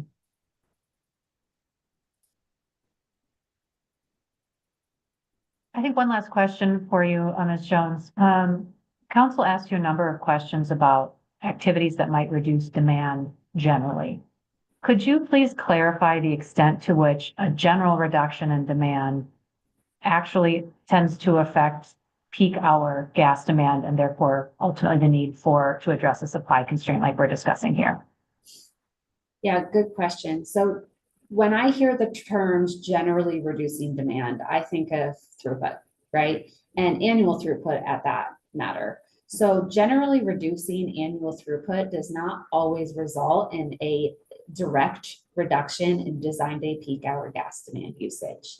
And we build our system for the design day peak because that's when the customers are likely all going to be heating their homes and using those reliable backup sources in order to heat their homes. So I wouldn't say that a general reduction in annual throughput has a meaningful correlation unless it also reduces the design day peak hour gas demand. So would you say it's important that we're careful in our terminology in that respect, or how would you characterize that we need to properly talk about those issues? Absolutely. I think, they're interrelated in the fact that it's a gas system and we have to think about operation on an annual basis. But when we really think about system planning and design day planning on that, we need to be focused on things that can really affect the design day peak hour gas demand, because usage throughout the entire year is not necessarily indicative of what usage will be at those coldest temperatures in the year, particularly as we start to see, adoption of dual fuel heat pumps where people are using electrification, throughout the majority of the year and their gas throughput plummets, right? Maybe, but they're still using that gas at that peak hour because it is their backup source. And so their gas usage at that design day peak hour has not diminished. And that is the situation that we need to be prepared and ready for. And I'm sorry, I do have one other, I apologize. I hate it when somebody says one more and then there's another one. But the other question I just wanted to ask you briefly is we talked quite a bit about residential customers and for the mountain communities. Can you just briefly speak to, are your concerns about outages limited to residential customers in these communities and the impacts there? No, absolutely not. We serve a magnitude of residential customers, right? But we also serve commercial customers and large commercial customers, LDCs, transport customers, things of that nature. So I think it's important to make sure that we aren't just focusing on residential customers, but really thinking about the entire customer base. And then beyond that, also thinking about the tourism that is brought in from, all parts of the country to the beautiful mountains, that it could also affect tourists as well who are staying or just residing there on a temporary basis. Thank you. Those are all the questions that I have. Thank you. Thanks, Ms. Brahma. All right, Ms. Jones, same message to you as the rest, if you'll remain available. And Ms. Brahma, I just want to recognize that there were two witnesses, Jordan Mann and Tanner Thompson, that did not have cross spot that I'm anticipating will be available for that panel. So I'll just have to swear them in when that starts. So just wanted to confirm that, make sure we were on the same page. Thank you, but we did understand. Ready for that. Mm-hmm. Okay, great. No worries. Anything we need to deal with still today before we take a recess for the day? Okay, so just to recap, we will reconvene tomorrow starting at 2 p.m. I think we'll roughly go like 2 to 4 p.m. To take a chunk off, make sure we can get ourselves finished on Thursday. I anticipate that'll be all or primarily, well, all. I remember what I committed to, Mr. Bunker. That'll be all me questioning the company witnesses. If we get to redirect, we get to redirect. If we don't, or I'm still questioning them, we'll do that first thing Thursday. And then we'll start with questioning of UCA, of staff witness Lemaire. After that, And let's see, there might be a couple questions, Mr. Haglund first, but regardless, we'll start with those other interveners after that and no sooner than Thursday morning. Thank you. Yeah, sorry. Kept trying to make it more clear and kept just stumbling over myself to do stuff. Also, thank you. Yeah, no worries. Okay. With that, we will take a recess until tomorrow at 2 p.m. and I will see you then. Thanks so much. Thank you. Thank you.